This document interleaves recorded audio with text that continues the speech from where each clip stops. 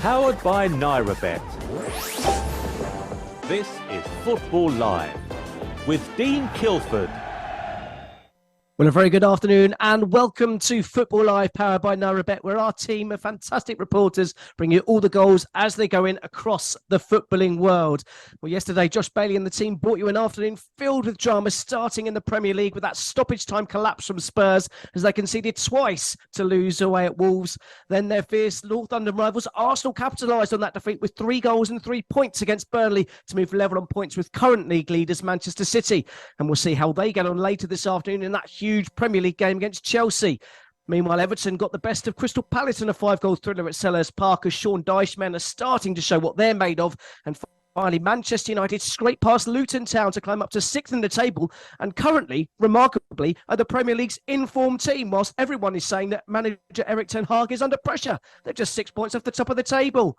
Elsewhere, Wayne Rooney's disastrous start to management at Birmingham City continued with a comprehensive 3-1 defeat at Sunderland in the Championship. And in Serie A, Lecce came from 2 goals down to salvage a point at home to AC Milan to stop the visitors closing the gap on leaders Juventus. And finally, in the Bundesliga, saw a late Guirassy penalty and Stuttgart lay a statement with a 2-1 victory over Borussia Dortmund. Meanwhile, today, we have a blockbuster day in the English Premier League to bring you, as well as all of the action around Europe, updates from the Nigerian Premier League and from the African Cup final. But we'll start at Anfield, where Brentford are the visitors. Liverpool are having their best start to the season since their title-winning campaign in 2019-2020 and could go level on points with Arsenal and Manchester City at the top of the table this afternoon. Brentford are on a fine run of form themselves, winning their last 3 in a row. They've never won 4 consecutive Premier League games before and are yet to score at Anfield in the Premier League. Richard Bond is in place for what should be a cracking game at Anfield. Good afternoon, Richard. Good afternoon, Dean. Good afternoon, everyone, and welcome to Anfield, where we just kicked off into a fascinating match between third place Liverpool and ninth place Brentford. Liverpool came into the match off a back of a disappointing week, which really saw points dropped against Luton last weekend, and a surprise to 3-2 defeat in Europe against French side Toulouse. After rotating his squad in Europe, Jurgen Klopp today has brought many of his first team regulars back into the starting lineup. Shows 4 changes to that Luton side as the Reds look to carry on an impressive 17-game unbeaten run at Anfield. Had to do without Alexis McAllister though in midfield, who serves a 1-match ban, whilst injuries to Ryan Gravenberch and Curtis Jones have seen starts for Endo and Cody Gakpo in a makeshift role in midfield. Joel Matip comes in for Konate in the back 4, which also sees Costa Tsimikas recalled. 3 wins in the bounce. Brentford have made minimal changes, understandably, from the 3-2 win against West Ham. Looks tactical with Ben Mee returning into a team which looks like a back 5, which also sees the starts for Mads Roslev on the left-hand side, with Frank Onyeka and Neil Maupay drop into the bench. Feeling there may be plenty of action and goals this afternoon. Both sides winning on their patch last season. For now, though, it's Liverpool 0, Brentford 0, about 2 minutes in. Brilliant stuff. Thank you very much, Richard. Very much looking forward to that game and where the goals go in. Meanwhile, let's go to Villa Park, which has become a bit of a fortress under Unai Emery, and Villa will be looking to bounce back in the Premier League following that disappointing defeat at Nottingham Forest last Sunday. Fulham are the visitors, and they're starting to look nervously over their shoulders. They're on a run of just 1 win in 5 and just 2 places above the drop zone. As Sandiford is at Villa Park to bring us up to date with the early goings on in this one. A very warm welcome to Football Live, Ash. Good afternoon, Dean. Good afternoon, everyone. Really excited about this game. James just kicked off. It's currently Aston Villa 0, Fulham 0, and it's a quiet start. To be honest with you, the teams just sussing each other out. As for the teams, there's some 1 changes for each team today. Belgian midfielder Yuri Tillemans, he comes in for the injured Nicola Zaliola, although he is on the bench, but he did pick up a knock in that last game away to Nottingham Forest. Funny enough, Villa have got a fantastic home record. The last time they lost a game at home in the Premier League was back in February against Arsenal in that 4-2 win. So they've got a great run at the moment. They've won 12 on the bounce since March 2023. So Aston Villa are absolutely buzzing at home, and it should be. And Unai Emery's men will be looking for 3 points. As for Fulham, both Nigerian internationals start today. Calvin Bassey starts at centre-half. He's got 13 caps for Nigeria. And Alex Iwobi, he's making his 231 appearance in English football. He also starts for Aston Villa, for Fulham. But as 1 change for Fulham today, Harry Wilson drops to the bench, and that comes in for Bobby Dekova-Reid. He comes in after that dramatic defeat that they had in that last game against Manchester United at home, losing in the dying minutes of the game. But as it stands currently, Aston Villa 0, Fulham 0, 2 minutes in. Thank you very much, Ash. Meanwhile, we've got 4 early games kicking off in the Premier League, and we've already had a goal. The goals, powered by NairaBet. And it's come in the capital. Patrick Norrin is the man describing the action. It's West Ham United have taken the early lead. It's been a gift given to them by Nottingham Forest. And here to describe exactly how that went in is our very own Patrick Norrin. Good afternoon, Pat. We'll be back with you, Pat, very, very shortly on the line there. But meanwhile, I can tell you Paqueta scored the goal for West Ham United. It was an absolute howler for Nottingham Forest, giving possession away deep in their own half. And West Ham United have taken an early lead in that game. Meanwhile, the other game we haven't been to is at the South Coast. And there's been a goal there too. The goals, powered by NairaBet. And it's the home side that have taken the lead. It's Brighton Hove Albion 1, Sheffield United 0. Brilliant goal for the home side, giving them the lead there, fresh off that European victory away in Amsterdam at Ajax. And it's Adingra with the finish in that one. Meanwhile, let's go over to Patrick at the Olympic Stadium to hear details of that Paqueta goal for West Ham United. Oh, it's all happening here, Dean. Forget about the teams who are playing. I'm saying that the changes made. But I'll tell you what, within a minute, West Ham was dominating, got through to the back line of Forest.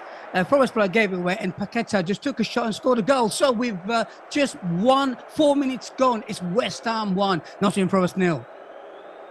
Brilliant start for the home side there, as is the case at the Amex Stadium. Let's go straight to Ethan Gardner, who can bring us back up to date with that Adingra goal that sees Brighton Hove Albion leading Sheffield United by a goal to 0. Good afternoon, Ethan.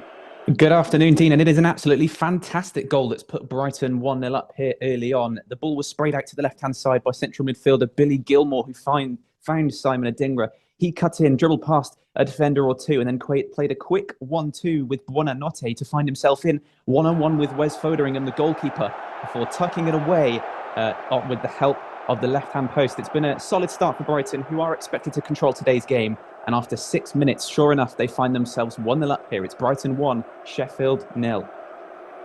Good stuff. Thank you very much, Ethan. And straight back to Anfield, where there's been an early chance for the home side in their game against Brentford. Richard Bond. Liverpool one-way traffic. Yeah, Liverpool started strongly in this one, and they've had a good chance with Cody Gakpo, came close. 2 players in midfield, Chobazai and Gakpo linking up the Dutchman, getting the ball back about 25 yards out before unleashing a shot towards goal, going towards the left, but Mark Flecken done very well to save that. Since then, though, we just had Brentford's first little foray forward, and they came close. They had a free kick on the right-hand side, which came out to Ethan, it was Pinnock who was on the end of it in the end, but came out, the ball was put in by Norgard into the box, flicked on by Ben Mee. There's Ethan Pinnock. He's headed it towards goal, just wide of the post. But promising start for goals here in this one. At the moment, though, 7 minutes in, Liverpool 0, Brentford 0. Brilliant stuff. Pinnock, of course, always a threat and a danger for Brentford, just as Chelsea at Stamford Bridge a couple of weeks ago. Let's just bring you up to date with some of the early games that finished around Europe this afternoon. We'll start in the Turkish Superliga. Pendikspor 1, Samsunspor 0 is a full-time score. In the Eredivisie in Holland, PSV 4, Zwolle 0. And in Serie A, Napoli 0, Empoli 1. A bit of a shock there in Napoli, which sees the visitors take all 3 points there. Napoli lose out on the chance to close on league leaders Juventus in Serie A. In the English Women's Super League, it's just finished. Manchester United Women 5, West Ham Women 0. It's currently about 10 minutes to go. It's Tottenham Women 1, Liverpool Women 1. It's half-time of the game between Everton Women and Chelsea Women. And it's 1-0 to the visitors there. Meanwhile, I believe there's been a penalty in the game at Villa Park. Aston Villa taking on Fulham, and VAR just checking, but I believe Aston Villa have been awarded a penalty in that game. So we will bring you up to date with Ash Sanderford as soon as we get confirmation of that penalty. Meanwhile, let's go back to the London Stadium. West Ham United against Nottingham Forest, and it's all West Ham, isn't it, Patrick? Oh yes, it was West Ham. West Ham's dominated from the first time the whistle went. They're just dominating the ball, and Nottingham Forest have not really had a shot on target, not even been in their half. So they're going to have to change things. Either what they're going to do is what they're doing, they're dropping back to the 4-4-2. What they need to do is pressurise West Ham, stopping them from playing. Different type of West Ham today, I'm seeing. Ball players moving the ball around. So with 8 minutes gone, it's still West Ham 1, Nottingham Forest 0. Brilliant stuff. Thank you very much, Patrick. Still checking that penalty decision at Villa Park. Meanwhile, let's go back to Anfield with Richard Bond, where Liverpool have had another good chance. Yeah, well, Liverpool pressing forward very early doors here, and there's a chance which was nearly of their own making by Brentford. It was Simicast on the left-hand side, pushing forward, playing through Nunez into space. He burst into the penalty area, sent a shot across the goal, trying to deal with it then. Nathan Collins has stuck a leg out, and Flecken saved his bacon, just tipping it off by the post, just wide of the post then. So good stuff from Liverpool so far. They're looking the better side in the first 10 minutes. Liverpool 0, Brentford 0. Brilliant stuff. Thank you very much, Richards. I'm just hearing that the penalty has not been awarded for Aston Villa. It went to a VAR check in that game. So no penalty, still Aston Villa 0, Fulham 0 in the English Premier League. I was just running through the games that are currently ongoing in the Turkish Super League. It's currently Besiktas 0, Başakşehir 0, Rizespor 1, Istanbulspor 0 is the latest score. They're just into the second half there. Let's go now to Villa Park. Let's hear about that penalty that wasn't a penalty, Ash. Yeah, still currently Aston Villa 0, Fulham 0, and a big penalty shout for Aston Villa at the end. They were absolutely going crazy for it, to be honest with you. It all broke down on the right-hand side where it came on the edge of the box, and it was smashed in, and it was Castillo. He put his hand up in the end. He just tried to kind of threw his body up in the air, to be honest with you. He's got his hand out, but I think it's hit him between the shoulder and the chin. The referee pointed to the spot straight away, but after a second review and going over looking at the monitor, it hasn't been given. He's had a second look at it, and he's decided that it's no penalty. And Villa started this game absolutely rapidly. So it's a good start from Aston Villa. No penalty in the end. Still Aston Villa 0, Fulham 0. You fear it could be a long afternoon for Fulham in the Midlands. Let's just bring you up to date with the African Cup final. Currently half-time in the game between Mamelodi Sundowns and Wydad. And it's Mamelodi Sundowns who take a half-time lead thanks to Shalulil's goal deep into stoppage time in the first half there. So it's Mamelodi Sundowns 1, Sundowns I should say 1, Wydad 0. It's a half-time score. In the Eredivisie, we're just coming up to half-time in the games there. Almere City 0, Ajax 0, and Volendam 1, Sparta Rotterdam 1, their latest scores. Let's go back to the Amex. Brighton Hove Albion 1, Sheffield United 0. Last time we heard any signs of a comeback in this early stage for the visitors, Ethan? Well, not really. Considering they got their first Premier League win of the campaign last weekend, you'd think Sheffield United would try and be a little more offensive here, but clearly they happen to just sit in and allow Brighton to control possession, and that's a very, very dangerous thing to do against the De Zerbi side. Brighton haven't really worked any clear-cut chances, but their domination is clearly showing, and after 12 minutes, it remains Brighton 1, Sheffield United 0. Great stuff. Thank you very much, Ethan. I can tell you that Nantes have just equalised against Metz in Ligue 1 in France. Moses Simon with the equaliser in that game. Just 15 minutes gone in that game. And I can also tell you that Sparta Rotterdam have come from behind to lead 2-1 at Volendam. It's Volendam 1, Sparta Rotterdam 2. And Catalano with the goal there just before the break, giving the visitors the lead in the Eredivisie. Games in Serie A currently goalless. Fiorentina 0, Bologna 0, and Udinese 0, Atalanta 0. Let's go back to Anfield and Richard Bond. As games started at about 100 miles an hour, chances for both sides. Liverpool maybe slightly on top. Is that still the case, Richard? Yeah, very much so in the possession stats and the shots on target. And we just had Mo Salah breaking free. First sign of goal for him this afternoon. Salah loves playing at Anfield. He's got 15 goals in the last 14 games. And he'd be looking to equal a record by Thierry Henry and Alan Shearer today if he scores at Anfield. But anyway, he had a little bit of an opportunity down the right-hand side. Cut inside himself. I think he was fed by Trent Alexander-Arnold. Cut inside the box, had a shot, just lofting over the bar. Didn't test the keeper. Mark Flecken looking relieved. He's been busy so far in this one. But at the moment, Liverpool 0 and Brentford 0 at 30 minutes gone. Brilliant stuff. Thank you very much, Richard. Let's go to the game at the London Stadium. West Ham United versus Nottingham Forest. It was all West Ham from the start. Is that still the case, Patrick? No, it seemed like Nottingham was getting you back into the game now. A nice move before you came to me. The ball was worked to the left-hand side. Toffolo crossed it, and Awani a wonderful header, and the goalie saved it. But Forest are getting closer now with 13 gone. Still, West Ham 1, Forest 0. So West Ham 1, Forest 0. West Ham looking to elude a run of 3 straight defeats in the Premier League. Both teams with a really poor record, both with just 1 win in their last 7 Premier League games. And it's the home side that's definitely making the better of the early starting in that one. Let's switch tacks and go back to Villa Park. Aston Villa versus Fulham. The home side denied a penalty last time we heard, but feeling buoyed, the atmosphere electric. Ash, is that still the case? Yeah, atmosphere still electric here at Villa Park. Still currently Aston Villa 0, Fulham 0, and Aston Villa again always on the attack every time they've got the ball. They're playing out from the back. Unai Emery's got this philosophy at the moment where they're playing out the back. They're playing it out in such tight corners and really doing well with it. The goalkeeper's doing well. He's keeping the ball quite well and trying to draw Fulham to press so they can create some space for Ollie Watkins in behind Fulham's back four. But yeah, Aston Villa started off really quickly. Tillemans is in today, so he's going to hopefully control the midfield at the moment. But yeah, still as it stands, Aston Villa 0, Fulham 0, about 13 minutes in. Great stuff. Thank you very much, Ash. Straight back to the Amex Stadium, Brighton versus Sheffield United, and the home side could have scored a second, Ethan. Yes, they could have and potentially should have. More domination here from the Seagulls at the Amex, but I said they weren't really making any clear-cut chances. Well, this one was almost gilt-edged from Ansu Fati.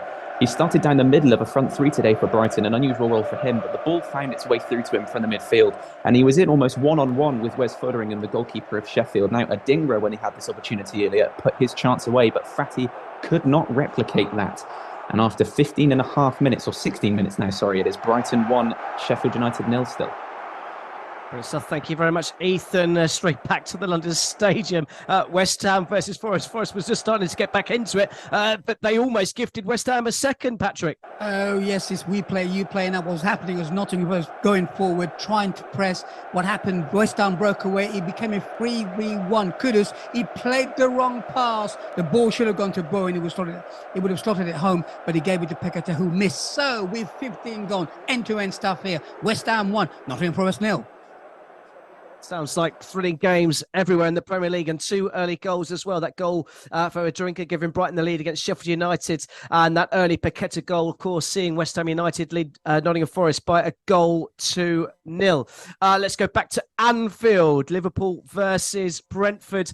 Chances are plenty, and there's another big chance for the home side, Richard Bonds. Yeah, and it's for Darwin Núñez. It wasn't an easy chance before you ask. It was quite a tough one he had, but it's all the makings of Mo Salah. Number 9 turning the Brentford defender just inside the Brentford half, sprinting away, takes on Ben Mee, goes past him, and he's found Núñez sort of on the far side, on the left-hand side, just by the touchline. He's cut inside, tried to beat Flecken on his near post, but he's made a really good save just to tip that ball wide. I told you he's going to be busy, Flecken, and he is so far. It's Liverpool 0, Brentford 0, 17 minutes on the clock. Great stuff. Thank you very much, Richard. Yes, how Liverpool fans want Núñez to find a regular pair of scoring boots. Meanwhile, there's a bit of an injury concern at Villa Park for the visitors. Ash, can you tell us more about it? Yeah, just a bit of a clash of knees, to be honest with him. Palhinha got down. He clashed his knee and clashed his head at the same time with Konsa at the back. It looked quite serious at one point where Palhinha was really clutching at his knee and arguably probably Fulham's best player over the season and probably back end of last season as well. So he's probably down at the moment. I think he's about to get up, but as it stands, yeah, Konsa's okay, but he's got a bit of a gash on his head as well. So yeah, bit of an injury concern. The game has stopped for a few short moments. That'll probably add some more injury time to the current injury time that's been going on in the Premier League this season. But as it stands, still currently Aston Villa 0, Fulham 0. So thank you very much, Ash. And there's an injury down at the London Stadium as well. The visitors not suffering well there either, Patrick. No, same. I think it sounds a lot what Ash said. Basically, it's a minor injury to Molino, who basically, I'm looking at him, he's limping. He's back on again, he's limping. But they've got a sub warming up. But let's see. I don't think it's that bad, but it's a slight knock he got. Let's hope he carries on. Will, with 17 gone, still West Ham 1, Nottingham Forest 0. Thank you very much, Patrick. Just seeing some of the possession stats from that game. West Ham dominating chance-wise, but Nottingham Forest dominating possession. They've had over 70% of the possession in the last 10 minutes, which is pretty crazy for a team that are a goal down and conceding the level of chances that they are conceding. I can tell you in the Turkish Super League, Jackson Malek has scored for Besiktas to give the home side the lead there against Başakşehir.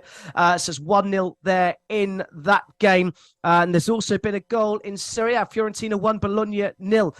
Bonaventura with the goal to give the home side the lead inside 20 minutes in that game. Let's go straight back to Anfield. It's like a game of basketball rather than football, Richard Bond. It's 100 miles an hour here at the moment, and both sides get possession. They go forward, 4 in numbers, lose the ball, it goes back to the other side, and then they're sweeping forward. Brentford this time on the counter-attack, and it's ball, I think it was Collins who picked the ball up to launch the attack. He's found in Buemo down on the right-hand side. He's driven as he usually does with pace, head down towards goal. He's lost the ball then to, I think it was Trent Alexander-Arnold got back just to recover, won the ball back, played it to another defender. It's come back to him, and then he's just given it straight to Visser, who's fed back in Buemo, who's smashed the ball, but it's gone over the bar. So after all that, it's still 0-0 here. Liverpool 0, Brentford 0. Thank you, Richard. It seems like only a matter of time between one of these sides breaks the deadlock at Anfield. It's nearing full time in the English Women's Super League game between Tottenham women and Liverpool women. Still one apiece in that game with about 3 minutes of injury time to be added. We're in the first of those. I can tell you it's half-time in the game in the Eredivisie. Volendam 1, Sparta Rotterdam 2. That late goal before the break, giving the visitors the lead there. Went to the 6th minute stoppage time at Elmere City as they're holding Ajax goalless there in that game. In the Premier League, it's Aston Villa 0, Fulham 0, Brighton Hove Albion 1, Sheffield United 0, Liverpool 0, Brentford 0, and West Ham United 1, Nottingham Forest 0. It is now half-time in that game at the Eredivisie. Elmere City 0, Ajax 0 is a half-time score. Let's go back to the Amex Stadium. Brighton Hove Albion 1, Sheffield United 0. The home side completely dominating this one.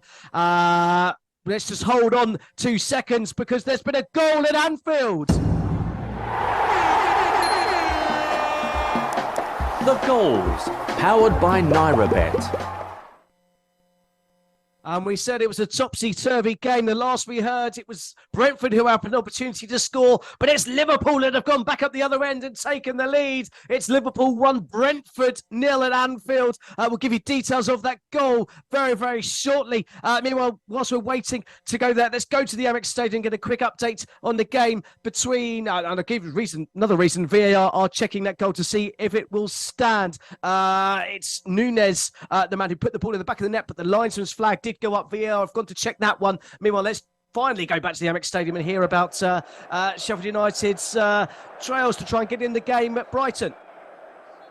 Yes, well, after 20 minutes, it remains 1-0 to Brighton here. They have also had 77% possession against Sheffield. They're looking incredibly comfortable despite all of the injuries that they have in their side. Also looking to avoid history today. They haven't beaten Sheffield at home in the league since 1987. But Brighton looking like they're going to be comfortably getting a second win at home against Sheffield to add to their total. After 22 minutes, it remains Brighton and Hove Albion 1, Sheffield United 0. Thank you very much, Ethan. I can tell you that goal has been disallowed for offside. Let's hear all about it with Richard Bond. Yeah, I think it's been disallowed. Just double checking on this actually, but I'll just go over the what happened. It was a ball that came in on the left-hand side, which found from Simicast. It found Shobolasai, who's kind of miskicked his cross when it's come into the box, finding Nunez, who's himself, I think, a yard off, and he's just tapped into the back of the net. So at the moment, we're just waiting on this one. You might want to come back to me in a sec. Sure, no problems at all, Richard. It'll be typical for Nunez. The one time he does find the back of the net, it's ruled out for him being offside. Meanwhile, let's go to the game at Villa Park. Aston Villa versus Fulham. We thought it might be a long afternoon for Fulham, but they're starting to make a game for it, Ash. Yeah, they certainly are. It's Aston Villa 0, Fulham 0, but it's a great break down the right-hand side for Fulham. It's come with a little bit of kind of them trying to hold some possession in the end. Nigerian international Alex Iwobi pulling the strings and popped it into the middle of the park and slipped in Timothy Castagno, and he got literally down to the byline, crossed it and flashed it across goal, and Raul Jimenez just couldn't get his toe to it before the defender got there in the end. So it was really a really good break from Fulham in the end. It could have been a goal, and it's really first real attack on target for Fulham. But Fulham will take good credit and confidence from this, getting themselves their first real attack of the game. But as it stands after 23 minutes, it's Aston Villa 0, Fulham 0. Brilliant stuff. Thank you very much, Ash. Let's go back to Anfield, where offside has been held up. Nunes offside, Rich Bond, but it was tighter than many may have thought. Just a toe, I think, to be honest. It was that close. You know, they looked at it for a bit and they came back with the referee, Paul Teeney's given it offside now. Liverpool looking a little bit gutted. They've deserved to take the lead in this bit. And Thomas Frank's he's kind of pacing a bit on the sidelines at the moment now as Brentford look to really try and get back into this game and defend a little bit more solidly if they're going to get something out of there this afternoon. But at the moment, we're Liverpool 0, Brentford 0 with 24 minutes on the clock. Thanks very much, Richard. Let's go down to the London Stadium. West Ham leading Nottingham Forest. The temperature's just turning up a little notch, Patrick. Yeah, tackles are flying in now. It seems that what Forest are doing, they're attacking down the left-hand side, which is where Kufol is, and they got the ball to Malenga. He took a run, and Kufol went in there and took him out completely. They got a booking for that. So it looks to me like it's like both teams know what they want to do. What they're doing is letting one team have possession of the ball and the other one's trying to attack. They overload and want to counter-attack. That's what they're doing. It's fascinating because they're both going at it and tackles flying in. So we've still with 24 gone, still West Ham 1, Nottingham Forest 0. Brilliant stuff. Thank you very much, Patrick. Well, it's a fantastic day here, and there's been a goal. I can tell you a second goal for Mamelodi Sundowns versus Wydad in the African Cup final. So it's 2-0 to Mamelodi Sundowns in that game. I'll give you details of that goal very, very shortly. But you are listening to Football Live. It promises to be an action-packed afternoon of football tomorrow afternoon on Football Live, right here on Brila FM. 5 big matches in the Premier League, including Chelsea against Manchester City. It promises to be an action-packed afternoon of football tomorrow afternoon on Football Live, right here on Brila FM. 5 big matches in the Premier League, including Chelsea against Manchester City. That's the late kick-off. Before that, 4 other big games. West Ham United against Nottingham Forest. Liverpool look to close in on the leaders with a home game against Brentford. Aston Villa's home form is second to none. They entertain Fulham, and Brighton take on bottom of the table Sheffield United. That's all coming up tomorrow afternoon from 3 o'clock in the afternoon with Dean Kilford, right here on Football Live, exclusive to Brila FM. CAF World Cup qualifying is next week and we are giving 10% of your stake back daily. Yes, you heard that right. Place a minimum of 5 bets on any CAF World Cup qualifying match to earn some money back. There are lots of games to get involved in, especially 2 important matches for the Super Eagles, who have Osimhen back from injury. Nigeria versus Lesotho is on Thursday, and then Nigeria travel to Zimbabwe next Sunday. Terms and conditions apply. Must be over 18. Must place 5 qualifying bets to be eligible. Bets must have a total stake of 500 naira. Offer is live until 21st of November 23. Bets must be placed and settled on the same day to qualify. General and free bet terms and conditions apply. Please gamble responsibly. Okay guys, welcome to the weekly Football Live production meeting. I've got a great idea. We go out and we ask all the top football managers what they think of the show. Let's do this. Jurgen Klopp, are you a fan of Football Live? It's super. It's just super. It's really a top. Mikel Arteta, how good is Football Live? I've been really impressed. Pep, Football Live love you, but do you love Football Live? They are unique and I enjoy a lot. Sean Dyche, do you listen to Football Live, the greatest football show on earth? What you're talking about now? They know and I know, and you probably do know, they've made a lot of mistakes along the way. Okay, so we need to work on Sean Dyche. Football Live. Football's never sounded so good on Brila FM every Saturday and Sunday. take Brila anywhere, everywhere. Yes, you can take Brila with you anywhere, everywhere. The Brila app is available for free download. Available for download on Google Play and the Apple iTunes Store.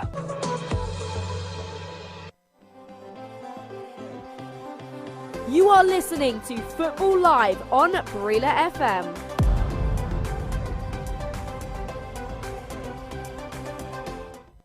Let's get back to the action on Football Live. Hit it, boys. Powered by NairaBet. This is Football Live with Dean Kilford.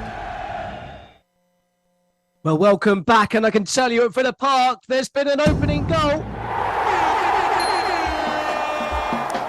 The goals, powered by NairaBet. And it's the home side who have broken the deadlock. Here to tell us all about it is Ash Sandiford. Yeah, it's Aston Villa 1, Fulham 0, and Fulham will be devastated and really disappointed. Anthony Robertson scored an own goal, but it actually all started with Anthony Robertson on the left-hand side trying to be a little bit too clever, trying to get himself... He tried to kind of beat the... I think the right-sided player for Villa, and he's just kind of lost the ball, and the ball broke down onto the left-hand side, and it was a big break on, and I think it was Yuri Tillemans who tried to whip the ball in between the two Fulham defenders, and I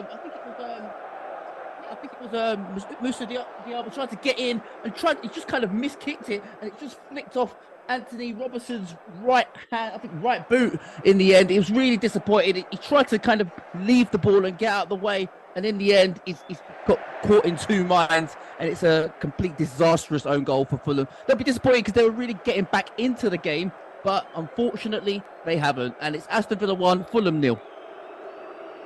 The usually ever so reliable Robinson scoring at the wrong end as far as Fulham are concerned. It's the home side that lead there.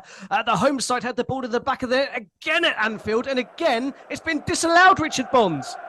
And again, it was Darwin Nunez, and he's furious. He's absolutely furious. He's turned into the Incredible Hulk, I think, at the moment. In this one, it was a lovely pinpoint corner came in from the left-hand side from Tsimikas. Found Virgil van Dijk, powering header. He scored here last year in this same fixture. And he picked out the keeper brilliantly, though, in the left-hand side, Fleck, and he's just got that hand up to push it to one side. But in comes Darwin Nunez. He's gone with a bicycle kick. Flown it, connected beautifully, gone at the back of that, gone to celebrate. Linesman's flags up. He looks disgusted with it, but it's the right call. VAR doing it right today. At the moment, it's Liverpool 0, Brentford 0 with 31 minutes on the clock. Great stuff. Thank you very much, Richard. So still goalless in that game, despite Nunez hitting the back of the net twice. It's certainly not turning out to be his day, or maybe it will still do. There's a long time to go in that one. I can tell you there's been a goal in Ligue 1 in France. Lille 0 to lose, fresh off the back of that victory over Liverpool in the Europa League on Thursday night. But they're a goal down to Lille in this game. Euro with the goal in that one to make it Lille 1 to lose 0. And let's go back to the Amex Stadium where it's all Brighton, Ethan Gardner. It is indeed. They're still enjoying utter domination over Sheffield, and another chance has come their way. It's young attacker Buonocore with this one. The ball was whipped into him by Billy Gilmore from midfield. He's tried to bring it down and actually accidentally chested it up into the air.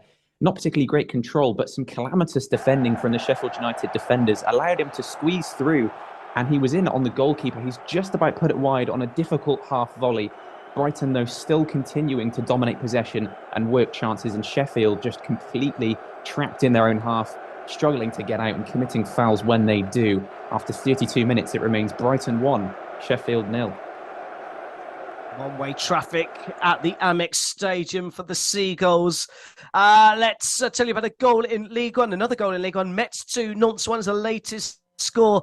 Elise Saw with the goal. It has restored Metz's lead in that one. That's a big result for Metz that would lift them out of the bottom three and up as high as 12th in the table. Let's go back to the London Stadium. West Ham United versus Nottingham Forest, the home side with the lead. Are they looking comfortable now, Patrick?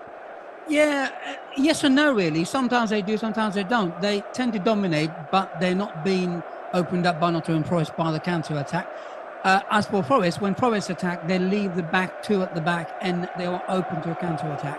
But at the moment, it's still stalemate with 32 gone. I say stalemate, no, with regard to the two teams, that is. 32 gone. West Ham are comfortable. 1, Nottingham Forest trying to get back into the game. 0. Good stuff. Thank you very much, Patrick. Straight back to Anfield. This topsy-turvy game continues. And now it's the visitors that are in the ascendancy, Richard. How have we not got a goal here? It's unbelievable stuff. Well, this time it's Brentford who've gone up the other end, and that man Brian Mbeumo. I tell you what, he's got such great pace, isn't he? You know, the lovely ball from Pinnock over the top. Alexander Arnold's backpedaling as he struggled as of late, and he with the injury problems. And Mbeumo's taken advantage of this. He's gone round him, and then he smashed the shot towards goal. But there's the big Brazilian Alisson just to make an absolutely tremendous save, just to push it round the post. Good signs for Brentford though that they're still in this one, and it's 0-0 still with 34 minutes on the clock. Thank you, Richard. Brentford do have a pretty good record against some of the so-called bigger sides, not necessarily at Anfield, but playing on the break. They're always a threat with the style of football that they play. I can tell there's been an equaliser in the game between Fiorentina and Bologna. It's the penalty from Xerxes has restored parity on the half-hour mark. Meanwhile, VAR has been a big controversial, not just this weekend, but all season. And various managers have had their talking points on it. No one really has quite changed their opinion as much as the Arsenal manager Mikel Arteta. A furious rant and a statement backed up by the board this time last week. Here was his response to VAR after yesterday's victory over Burnley. Well, really happy with the result, but especially the performance after playing in 72 hours with the last 3 games. How we play against Newcastle, how we play against Sevilla, how we play today, how dominant we were against teams that is very difficult to dominate. The amount of situations that we generated, I think we fully deserve to win the game. And with the red card, yes, thank you for asking me. VAR was right, the referee was right. Really good decision, really positive from Mikel to speak about that. Yeah, good decision. There we are, Mikel Arteta, maybe tongue firmly in cheek, talking about VAR on that occasion. Meanwhile, David Moyes, the Everton manager, of course, Everton currently in action, leading by a goal against Nottingham Forest, wasn't quite so flowery in his language when talking about VAR. You're asking us, mainly after the games, for 20 minutes after games, you're asking us questions which should actually put us in trouble about referees or about officiating. So most of the managers don't want to say anything about it because we know that we're locked down. So you don't get the managers' true emotions. We have to be defensive, we have to sit back, we don't give a lot of our true feelings. But that's because you ask us questions which we know we're going to be fined or we're going to be charged with, so we can't do it. So. There we go. VAR, certainly a contentious issue and a long debate until we find the perfect solution, if there ever is one. Meanwhile, let's go back to Anfield, where VAR has certainly been at the centre of attention for all the right reasons, Richard Bond, but it's the away side that may capitalise from those decisions going in their favour. Liverpool are starting to look a bit open in midfield at the moment now, and Brentford are looking decent on the counter-attack. It's Mbeumo again, this time on the left he's drifted on this time, and he's again, they've just counted in numbers going forward at pace. He's driven on the run forward, and he combined passes with Johan Wissa before Vissa's played through Christian Norgard, and he's one-on-one with Alisson, but his first touch is awful, and the ball just goes through to the Brazilian keeper. Good opportunity there for Brentford to maybe get something just before half-time, but we've still got 8 minutes here to play until the break. It's Liverpool 0, Brentford 0. Thank you very much, Richard. Chances continue to flow at Anfield. Just no one seems to be able to find the back of the net, at least not without the offside flag going up. I can tell you we're underway, about 8 minutes gone in the Bundesliga by Leverkusen take on Union Berlin. Goalless in that game. Let's head back to the game at Villa Park. Aston Villa versus Fulham. It's the home side that have the lead. Has there been any response from the visitors, Ash? No response really from the visitors, but it's still currently Aston Villa 1, Fulham 0, and a really fascinating little battle between John McGinn and Paulina.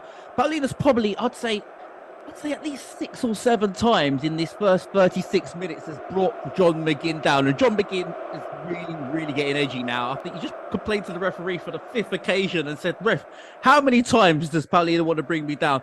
And funny enough, just as we spoke a few minutes before that, Paulina was literally just spoken to the referee. The referee called him over and just said, "That is your lot." So it's a really fascinating little battle blood, sweat and tears, to be honest with you. But yeah, to be honest with you, not really much happening in the game, except for some really feisty challenges between Villa and Fulham at the moment. But as it stands, 1-0 Villa, about 36 minutes in. Good stuff. Thank you, Ash. Yeah, certainly two players that would fit the label of midfield generals, John McGinn and Paulinho. No surprise that they are at battle. And it's currently McGinn and his marches that are in the ascendancy. The ball is in the back of the net for a third time at Anfield. But will this one count? The goals, powered by NairaBet. And for the third time this afternoon, it's Liverpool who have hit the back of the net. It's Liverpool 1, Brentford 0. This time, Núñez wasn't on the end of it. It's that man again, Mohamed Salah, who has given the home side the lead in that game. Of course, VAR are checking that, but I believe the goal has stood. Liverpool 1, Brentford 0 at Anfield. Finally, the deadlock broken with 5 minutes to go to half-time in that game. So let's just bring you bang up to date with all the goals in the Premier League. Aston Villa 1, Fulham 0.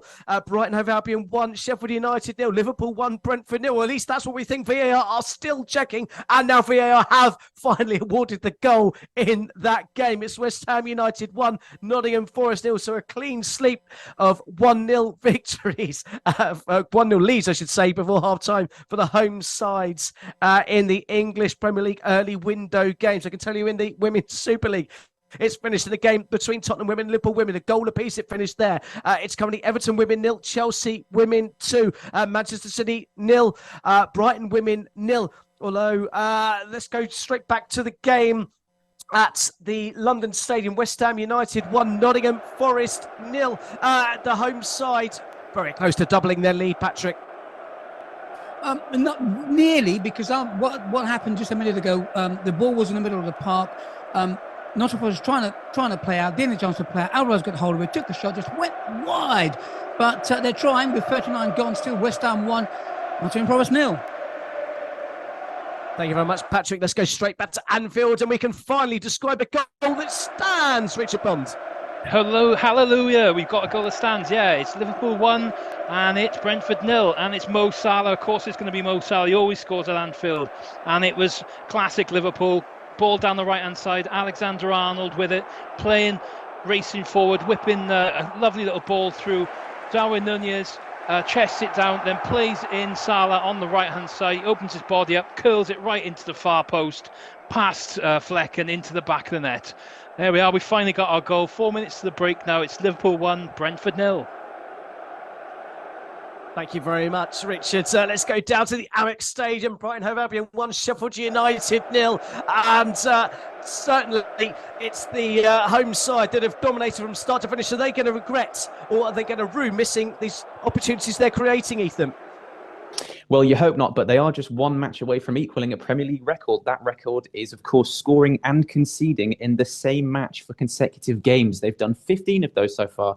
Today would be 16, and Sheffield have had a couple of forays forward, a couple of free kicks here and there. Nothing too threatening. In fact, the only shot that I've seen from Sheffield's perspective was from the right wing-back, Jayden Bogle, and it was a shot that came very much, well, it looked like it came from a right-back anyway. He sliced it, and it would have gone out for a throw-in had it not been for Simon Adingra keeping the ball in for Brighton.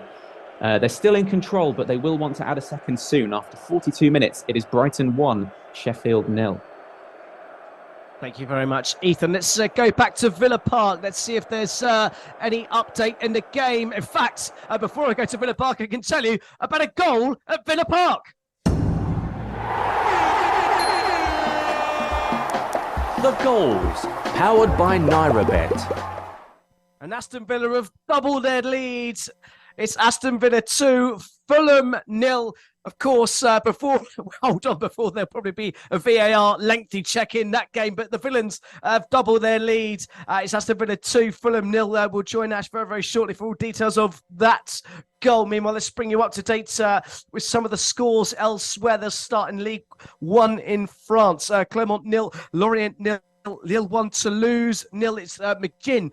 We were just talking about him with Ash before when we last spoke to him, and he's the man who has scored that second goal for Aston Villa. The home form from Aston Villa is absolutely fearful if you're an opposition player or an opposition team. They're looking to make it unlucky. 13 in a row at home, consecutive victories for the Villains under Unai Emery. Lille 1 to lose, Lille Metz 2, Nantes 1. Games just coming up to half-time in those games in League 1. In Serie A, Fiorentina 1, Bologna 1, Udinese 0, Atalanta 0. And in Germany, we're about 15 minutes into the game between Bayer Leverkusen and Union Berlin, goalless in that game. I can tell you in the African Cup final, it's Mamelodi Sundowns 2, Wydad 0. I should, of course, mentioned earlier that it's the second leg of that cup final. Wydad won the first leg by 2-1. So Mamelodi Sundowns currently 3-2 up on aggregate in the African Cup final. In the Eredivisie in Holland, it's Elmer City 0, Ajax 0. Elmer City thought they'd taken the lead. Goal was ruled out for offside shortly after the break and has fallen down 1, Sparta Rotterdam 2 in the other game in the Eredivisie. Let's go straight to Villa Park and hear about that John McGinn goal with us, Sandiford. Yeah, it's Aston Villa 2, Fulham 0, and it's a goal from John McGinn. He'd been battling in the midfield with Paulinho earlier on, and he's managed to get himself a goal, so he's been rubbing it in his face, probably with his celebration. In the end, it came from a free kick where Villa had the free kick. They tried to kind of curl it into the box, just kind of chipped it in. It broke down in the end, and it was a counter-attack from Fulham. They tried to get themselves up the pitch by trying to break from that free kick, and in the end that broke down with a great little last-minute ditch challenge from Matty Cash. And in the end, I think the ball popped out. They tried to cross the ball in. I think it was Musa tried to flick it on, and the defenders got the ball out. I think it was Tim Ream or Anthony Robertson tried to head the ball out, and it's popped into John McGinn. McGinn's controlled it with his right thigh, stepped in with the left, and just curled it and caressed it past Leno, and it's a great finish in the end. Fantastic stuff from John McGinn, and he's been buzzing with his normal celebration that he does with his hands over his eyes. It's Aston Villa 2, Fulham 0, 43 minutes in. There was a second goal at Villa. There's been a second goal at the London Stadium. The goals, powered by NairaBet. And for the first time in the Premier League this afternoon, it's the away side that have hit the back of the net. And it's the main man, Awoniyi, who's equalised for Nottingham Forest. It's West Ham United 1, Nottingham Forest 1 just before the half-time interval. Awoniyi tapping in to equalise for Nottingham Forest. So West Ham United 1, Nottingham Forest 1. That goal definitely does stand. I can tell you in the game in Serie A, there's been a goal in that game just before half-time. Udinese 1, Atalanta 0. Big game and a big goal. Wallace shot was deflected from the edge of the area to make it 1-0 to the home side in that game. So Udinese 1, Atalanta 0 in Serie A. Let's go and hear about that equalising goal for Nottingham Forest with Patrick Norrett. Yeah, it's a really good goal. What happened was that Nottingham Forest won the ball back on the halfway line. They went forward, went wide, and crossed it. The keeper pounded it. Awoniyi was there. Nigerian put it where. What a tap in. We've 2 minutes to go to half time, right? They get a goal back. Game on. We've 45 gone. It's West Ham 1, Nottingham Forest 1. An equalising goal scored in London, made in Nigeria. There was a shout for a penalty in the game, the Bundesliga, Bayer Leverkusen versus Union Berlin. Bayer Leverkusen thought they'd been awarded a penalty, but the offside flag has ruled out the penalty decision for Leverkusen. So still goalless in that game, and no penalty to the home side in Germany. Let's go back to the game at the Amex Stadium. Brighton Hove Albion versus Sheffield United in the closing stages of that game. And it's both case of both teams just settling down and seeing it out to the half-time break, Ethan? Well, I think that's the case from Sheffield. They definitely want to make it in just a goal down, but Brighton are actually turning on the attacking play even more slightly towards the end of the first half. Like we said in the last report, they want to make sure that it's not just a risky 1-0 lead that they have going into half-time. And indeed, they've just forced the first yellow card of the game. Sheffield's right-back Bogle cutting down Adingra. And from the resulting free kick, a great shot from distance from Billy Gilmore that was tipped over the bar by Sheffield's goalkeeper, Foda Ringham. We are in the 47th minute here. There's 4 minutes of added time just from a couple of players staying down from particularly physical tackles. But after that amount of time, after 47 minutes, It is Brighton 1, Sheffield 0 still here. Thank you very much, Ethan. There's 3 minutes added time at the London Stadium between the game West Ham United and Nottingham Forest. Let's go back to Anfield to see how Brentford have responded to conceding that opening goal. Well, they're still very much under pressure as Liverpool are piling forward trying to get their second goal before half-time. And it's that man again. He can't keep him out of the action, Darwin Nunez. And he's picked up the ball after being fed by Szoboszlai about 25 yards out. He's lashed an effort towards the top corner, smashing it there. But big Mark Flecken's there just to tip the ball over the bar. A bit of a camera save, really, but it was a splendid effort nonetheless. But as we're going nearly into the break now, about 2 minutes of stoppage time remaining, Liverpool 1, Brentford 0. Thank you very much, Richard. There's 5 additional minutes to be played at Villa Park in the game there. So Aston Villa with 2 goals to the good against Fulham. It's, of course, Brighton Hove Albion 1, Sheffield United 0, Liverpool 1, Brentford 0, West Ham United 1, Nottingham Forest 1. They're the latest scores. And I can tell you it's now half-time in the game. The Amex Stadium, Brighton Hove Albion 1, Sheffield United 0 is a half-time score. And the whistle has just blown at the London Stadium as well. Aaron E's equalising goal just before the break has left it all square in that game at the London Stadium. Half-time, West Ham United 1, Nottingham Forest 1. Just in the last couple of minutes, both Anfield and Villa Park. Let's go and just see if Fulham have responded at all, conceding that second goal, Ash. Yeah, Fulham did respond with you. They had a little bit of a counter-attack again, and it kind of seems that that's what they're trying to do. They're trying to absorb pressure from Aston Villa, then try and get on the counter-attack. And they had a little counter-attack on the right-hand side.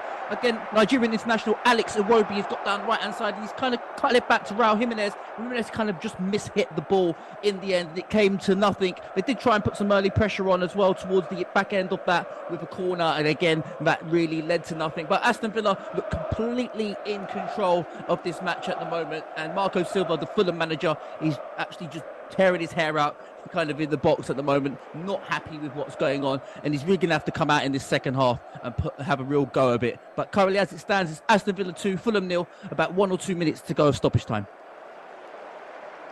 Brilliant stuff. Thank you very much, Ash. I can tell you that Bologna have come from behind to take the lead. Orsolini with a goal deep into added time in the first half, and a fantastic finish has taken Bologna.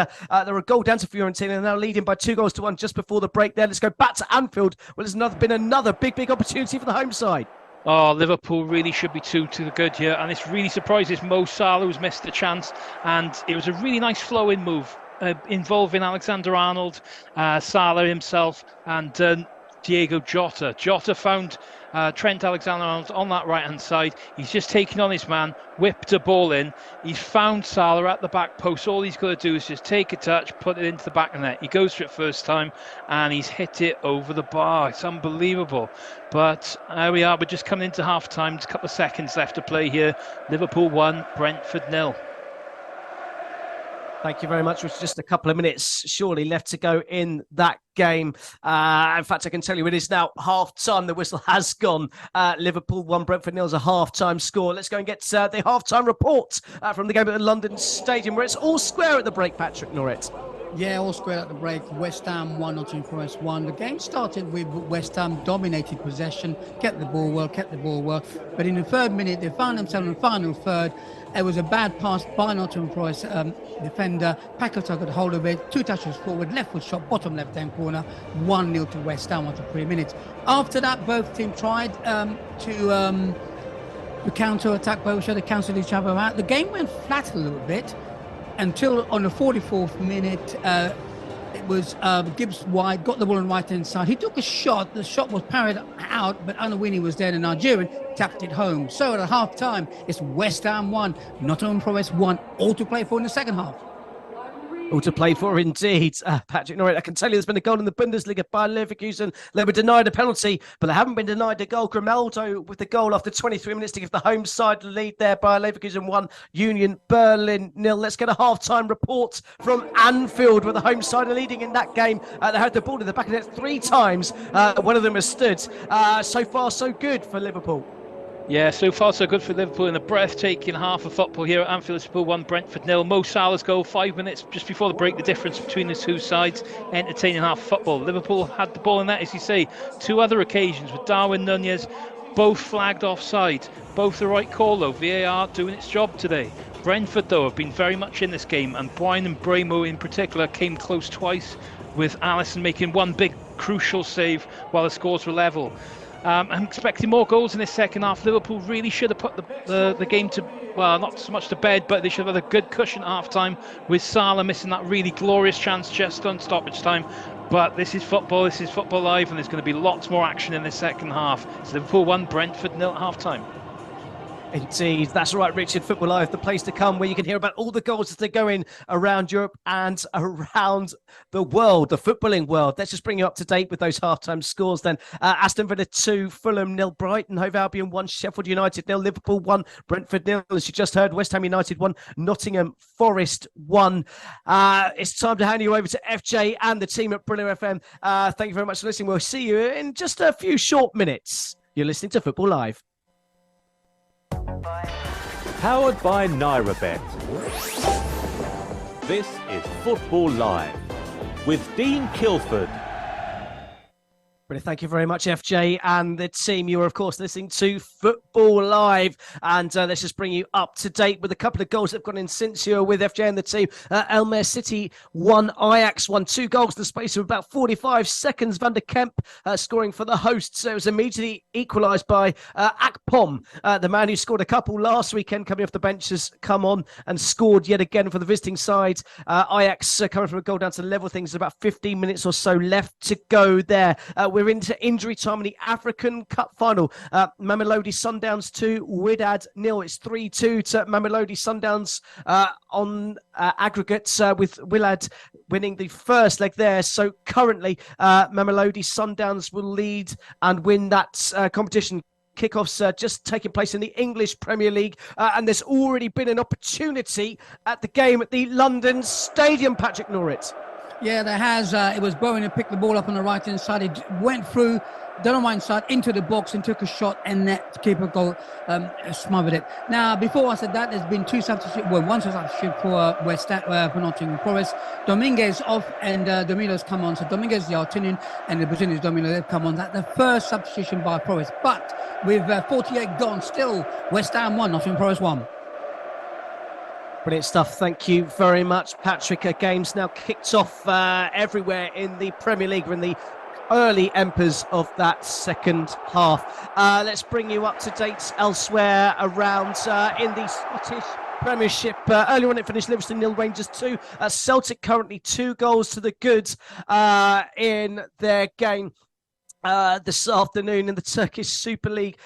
Besiktas 1, Başakşehir 0 is a full-time score, as is Rizespor 1, Istanbulspor 0. They're both full-time scores. In the Women's Super League, it finished Manchester City Women 0, Brighton Women 1, Everton Women 0, Chelsea Women 3. They're both full-time scores. So let's go and get the latest odds, powered by NairaBet. The latest in-play betting odds from NairaBet. Yes, the latest odds from NairaBet. Of course, all these prices are subject to change. It's more or less kicked off everywhere at the moment in the second half in the Premier League. Let's start with Liverpool. Liverpool leading Brentford by a goal to 0. It's not making it easy. 2 disallowed goals as well for Liverpool, but Mo Salah scored for them. They are 1.17 for the win. It's just gone up to 1.17. I know it's very low odds, but still is going up. The draw's gone down to 7.0, and an away win for Brentford is 23.0. We've seen Brentford before do the job, haven't they, before? Brighton, Sheffield United. Brighton are leading comfortably by a goal to 0. They've just gone down to 1.13 for the win, 8.50 for the draw, and Sheffield United just gone up in fact to 29.0. West Ham and Nottingham Forest, just heard from Patrick Noiret. It's 1-1 there in the 5th minute of second half. West Ham are 2.30 for the win. It's gone up for the draw as well for 2.50. It's just gone down slightly to Nottingham Forest to 5.0. Aston Villa, also in the second half, they're leading at home to Fulham by 2 goals to 0. In fact, Villa are 1.04, so more or less next to nothing. The draw is 17.0, and the Fulham away win is 51.0. The other games that we'll be concentrating on might be a bit of interest. There's 15 minutes left in the Dutch Eredivisie. Almere City 1, Ajax 1, as just been told by Dean Kilford. Almere City are home to win at 7.0. The draw is 1.83, and Ajax away win is 2.80. Volendam and Sparta Rotterdam. Volendam are losing at home by a goal to 2. 10 minutes to go in that game. Volendam to turn it around at home at 23.0. The draw is 5.0, and an away win for Sparta Rotterdam is 1.20. Syria, quickly, Udinese are leading Atalanta by a goal to 0. We've seen how Atalanta, how good they can be when they want to with Andrew Buonocore. Udinese are 1.67 for the win.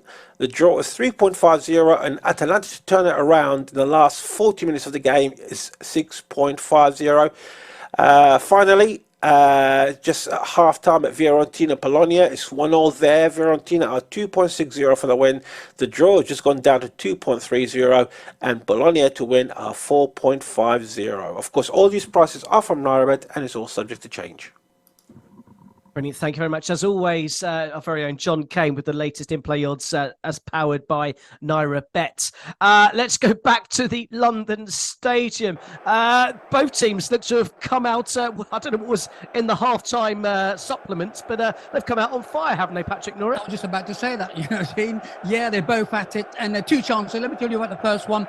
The goalkeeper caught it, which is the Nottingham Forest goalkeeper. He launched it forward, two-player, Alenga and Winnie up top. Winnie brought the ball down, gave it to Awenga. When I gave back to Winnie, then he gave it back to Awenga again. He took a shot, keeper saved it. And then it went down the other end, and Emerson got hold of the ball. I don't know what he's doing there, left back. He took a shot, and the goalie saved it again. So it's end-to-end stuff, really both at it for the first, it's 52 gone, still West Ham 1, Nottingham Forest 1. What a great game we've got. Brilliant stuff. Thank you very much. You feel like there's going to be more goals in that game down at the English capital. Let's go to Villa Park. Aston Villa with a comfortable 2-goal leads going into the break, but it almost wasn't quite as comfortable, was it, Ash?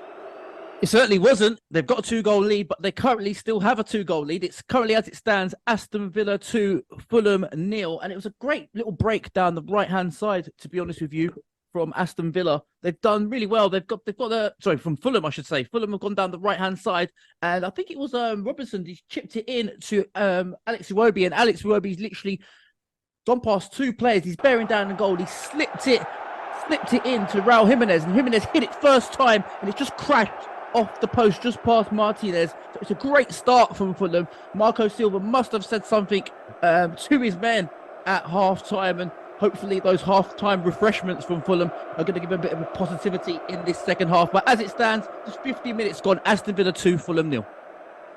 Brilliant stuff. Thank you very much, Ash. I can tell you about a couple of goals in a couple of games. The Nigerian Premier League, Plateau United 2, ABA Warriors 0. 9 minutes gone there on the home side, comfortably ahead in that one. And Sunshine Stars have just equalised against Enugu Rangers, a goal apiece after 13 in that game. Let's go back down to the south coast in the Amex Stadium. Brighton Hove Albion taking on Sheffield United. The home side with the lead thanks to that very early Adringa goal. Have there been as many chances at the start of this second half, Ethan? Well, they have. After their first half domination, Roberto De Zerbi clearly hadn't seen enough from Brighton. He brought on Kaoru Mitoma and João Pedro up front, and it was actually João Pedro who was introduced at half-time that has had the first big chance for Brighton in the second half. The ball was played long to him by goalkeeper Steele. He brought it down well, held it up, which was something that Brighton were missing in the first half, just some physicality up front. And after a quick exchange with the man on the right-hand side, Ansu Fati, he then found the ball back at his feet, shot first time and tried to whip it into the top right corner, and it wasn't a million miles away from the former Watford man. Brighton looking to continue their domination in the second half. After 54 minutes, it is Brighton 1, Sheffield 0. Thank you very much, Ethan. Well, a game that certainly had plenty of chances in the first half was the game at Anfield. Chances flowing like fine wine between both sides, but it's the home side that have the half-time lead. We're into the early stage of the second half. Have we got more of the same, Richard? No, it's the visitors who come out the stronger in the first few minutes of the second half. They've made a change. They brought Frank Onyeka on for Vitaly Janelt into midfield. That seemed to have made a bit of a difference, and they've had a bit more possession than the hosts in that play. So they forced the ball forward. I think it was Onyeka who found Brian Mbeumo, who's been so dangerous through this game so far. He was clipped by Joe Matip about 20-25 yards out, and then we got Vitaly. Then we got Thijs Jensen, who's so good on a set piece, really standing over a free kick. He's bent it over the wall, up and down, but you could see Alisson just dive in really well to his left. He was well aware of exactly where that one was going, just to make a fine save there. It looked so easy, and it wasn't. But, Brentford knocking the door a little bit in the early stages of the second half. Liverpool 1, Brentford 0, 52 minutes on the clock. So thank you very much, Richard. You know that Thomas Frank will certainly have a plan, and usually his team executes it, but they'll need to find a goal, and they'll need to find it quickly, as Liverpool will surely regain some of their momentum and some of their steam in this second half. I can tell you about a second goal for Fiorentina right at the start of the second half in Serie A. And Gonzalez has scored from the penalty spot to restore the hosts' lead. So Fiorentina 2, Bologna 1, 3 minutes after the restart. Penalty awarded early in that second half. And that man, Gonzalez, was there from 12 yards to step up to make it 2-1 to the home side. Ajax have turned it around against Elmar City. They were a goal down 10 minutes ago. Now they're 2-1 up. Akpom's equaliser. And it's Tyrovic who has scored the second goal for Ajax to a come from behind win. Certainly looks on the cards for the visiting side there. So it's been doom and gloom for much of the season for Ajax, but potentially now their season could be kicking into gear right now. Let's go back to the London Stadium where chances are coming along more frequently than London buses, Patrick Norett. Yeah, exactly. Second time now where the Nottingham Forest goalkeeper caught the ball, launched it forward. First time there was 2 Forest players up there, which this time it was Agenda and Wolves Price. Wolves Price got hold of the ball, took a shot and nearly scored again. And then we had a free kick. Bowen, with Prowse, Keith Prowse, a wonderful free kick just over the bar. At the moment, it's end-to-end stuff. I mean, one of them's going to win this game. So at the moment, 57 gone. It's West Ham 1, Nottingham Forest 1. Thank you very much, Patrick. Let's go and hear about a yellow card in the game at Villa Park between Aston Villa and Fulham, Ash. Yeah, currently still Aston Villa 2, Fulham 0, and you never guess who got that yellow card. It's Paulinho in the end, and guess who it was against?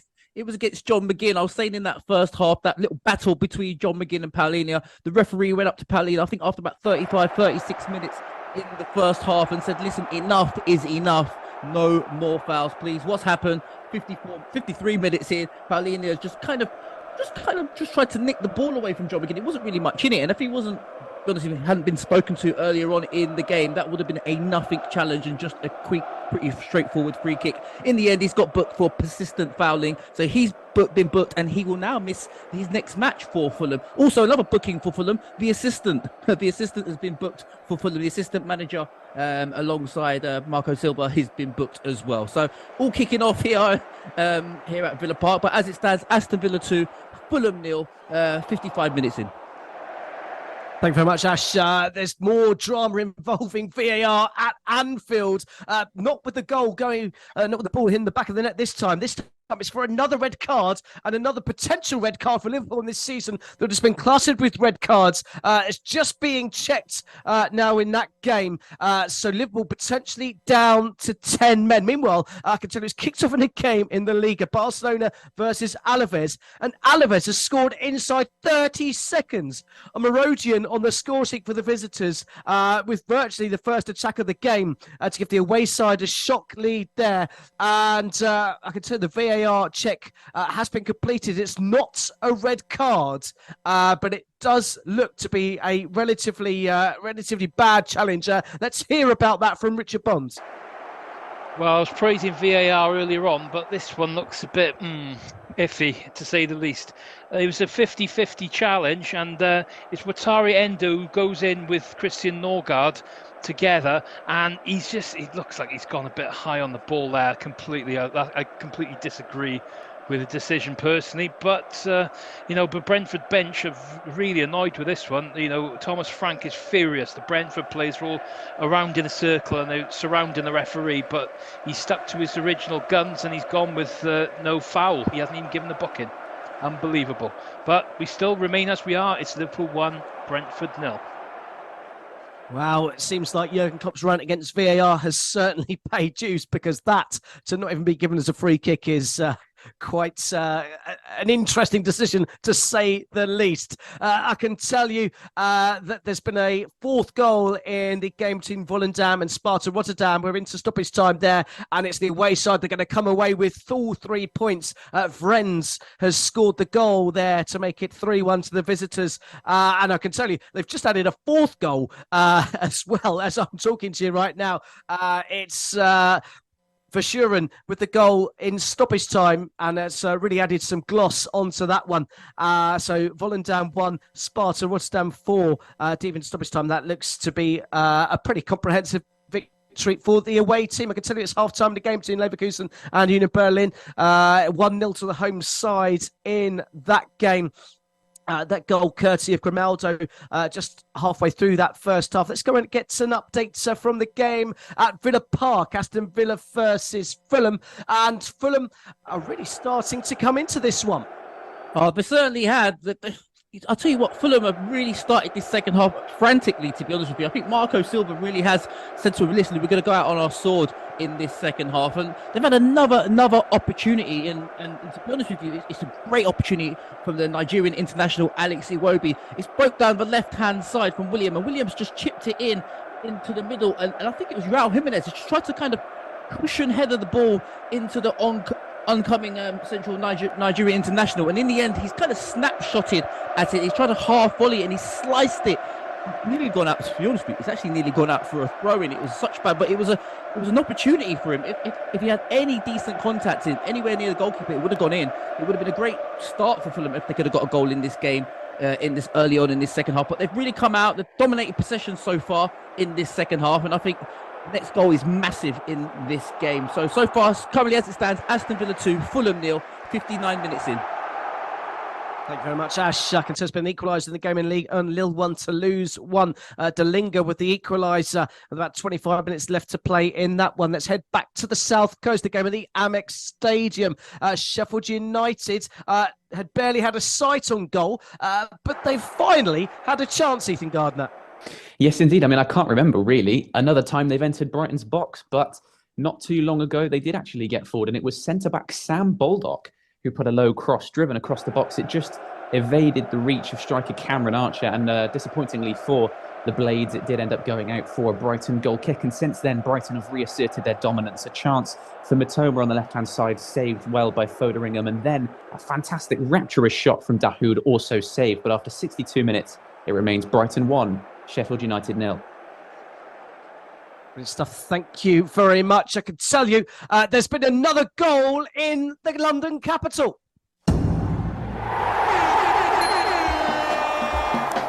The goals, powered by NairaBet.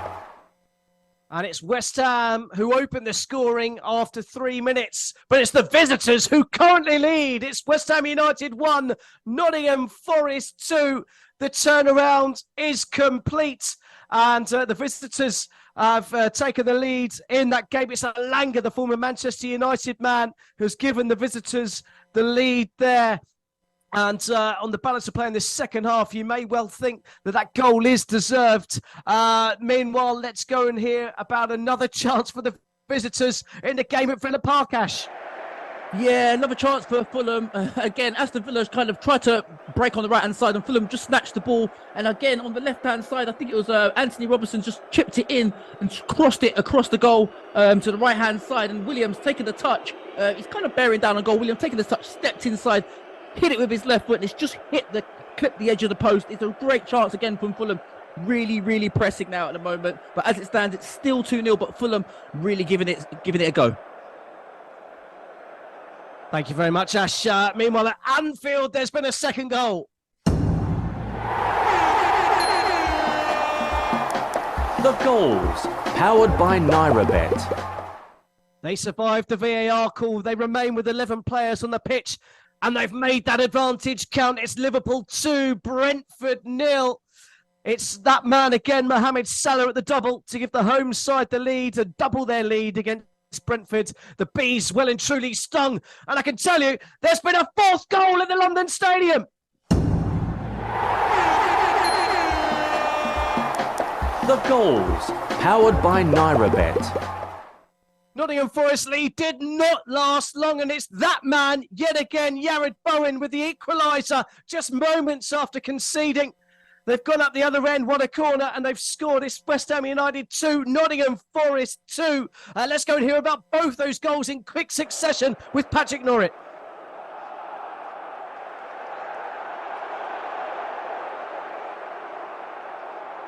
We'll join Patrick very, very shortly there to hear about both of those goals in that game. It is currently West Ham United 2, Nottingham Forest 2 in that game. Let's just bring you up to date with the goals. 3 goals in very quick succession. I can tell you there's been another goal at Villa Park. The goals, powered by NairaBet. And it's a third goal from the home side. And who else but Ollie Watkins has tripled Aston Villa's lead. It's Aston Villa 3, Fulham 0. A home victory and all 3 points well and truly on the cards for the Villains. Let's go and hear about the goals now at the London Stadium. West Ham United 2, Nottingham Forest 2. What a second half this is, Patrick Norrit. When buses comes, when one comes, the second one comes along. Is that the saying? I don't know. Look, that's it. There'll be a third soon as well. 2 goals. The Nottingham Forest one was a well-worked goal. They passed it, got the ball wide. The ball was crossed, and Alenga got in the hand of it and scored it. Wonderful goal. The second, the equaliser from West Ham, a simple one basically. The other corner left-hand side.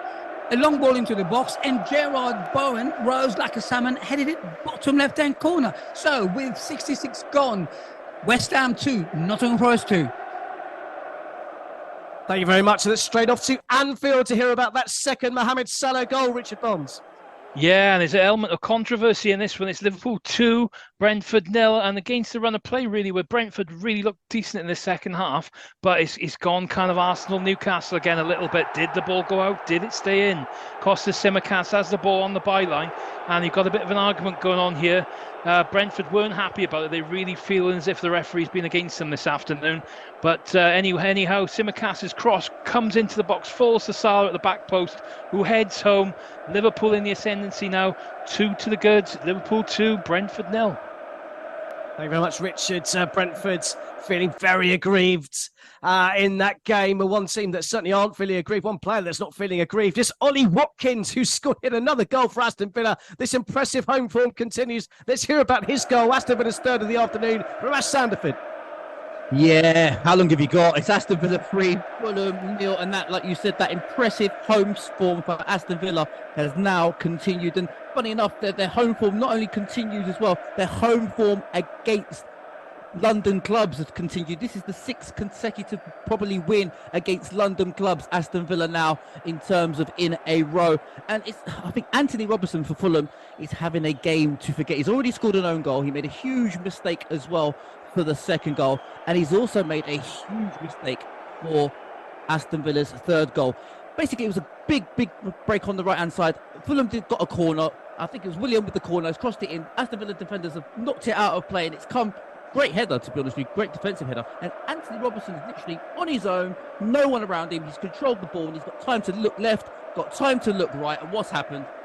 Lost the ball, kind of half slipped, to be honest with you. He's having an absolute nightmare. Leon Bailey on the break on the right hand side, bearing near enough down one-on-one with a defender. He's come to the left hand side, hit it into John McGinn. John McGinn has controlled it. He's kind of held up play, slipped it back to Leon Bailey. Leon Bailey has just come on the field with a substitution from Moussa Diaby on the left hand side. He's caressed it into the left, into the middle for Ollie Watkins, and it's just a simple tap in. It's a great finish. Game over here at Villa Park. Aston Villa 3, Fulham 0. Game over indeed. Well, it probably should have been game over at the Amex Stadium, but it's very much game on, Ethan Gardner. Indeed, the air in the Amex Stadium has just gotten quite a lot more nervy. Then Brighton's midfielder, Mohamed Dahoud, has seen red. He's been sent off. There was a little bit of just a battle in midfield, really. Billy Gilmore winning the ball for Brighton, competing against Ben Osborne of Sheffield. But to come in and help out, Mo Dahoud tried to win the ball back and ended up scraping the underside of his boot right down the calf of Ben Osborne. He stamped him, essentially. It's a terrible, terrible challenge.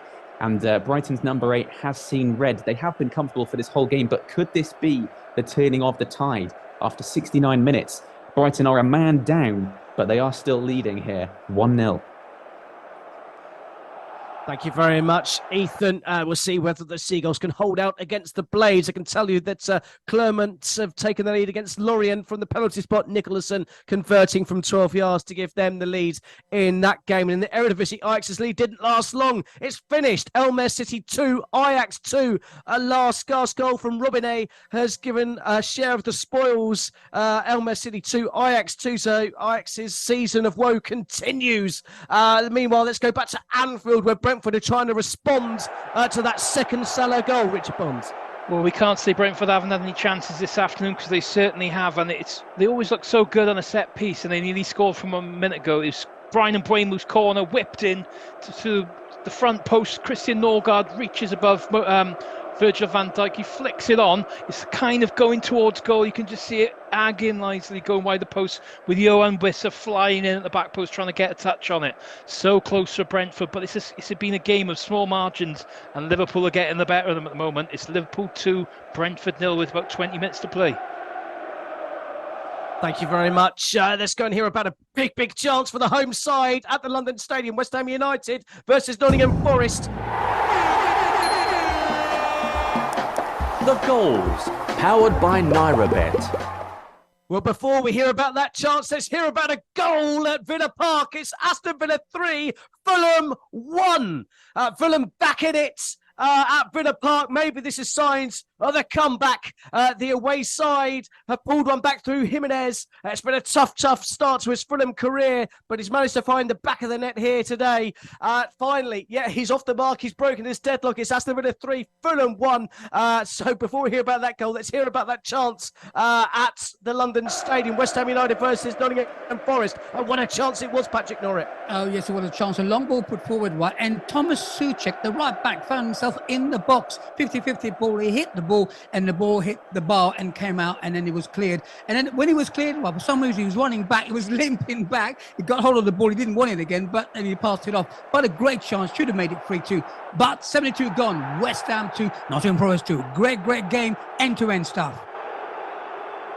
Sounds like a fantastic game, one you'd certainly want to be watching. And of course, we're covering all the goals as they go in the Premier League and all around Europe, because we are Football Live.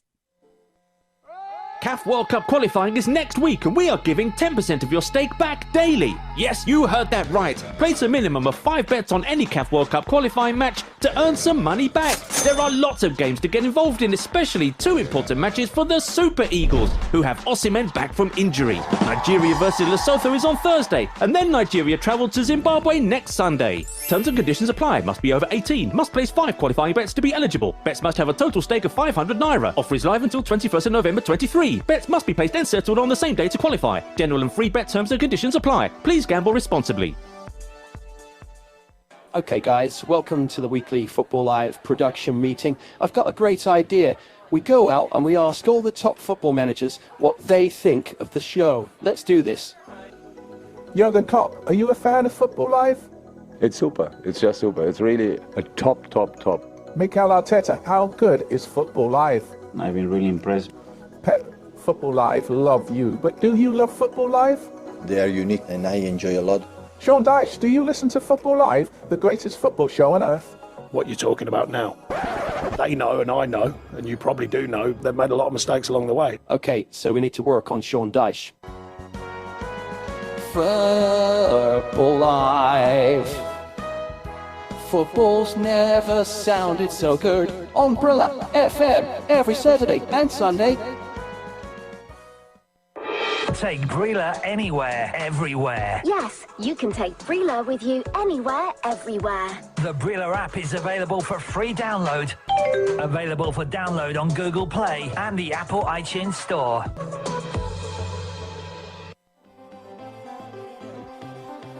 You are listening to Football Live on Brila FM.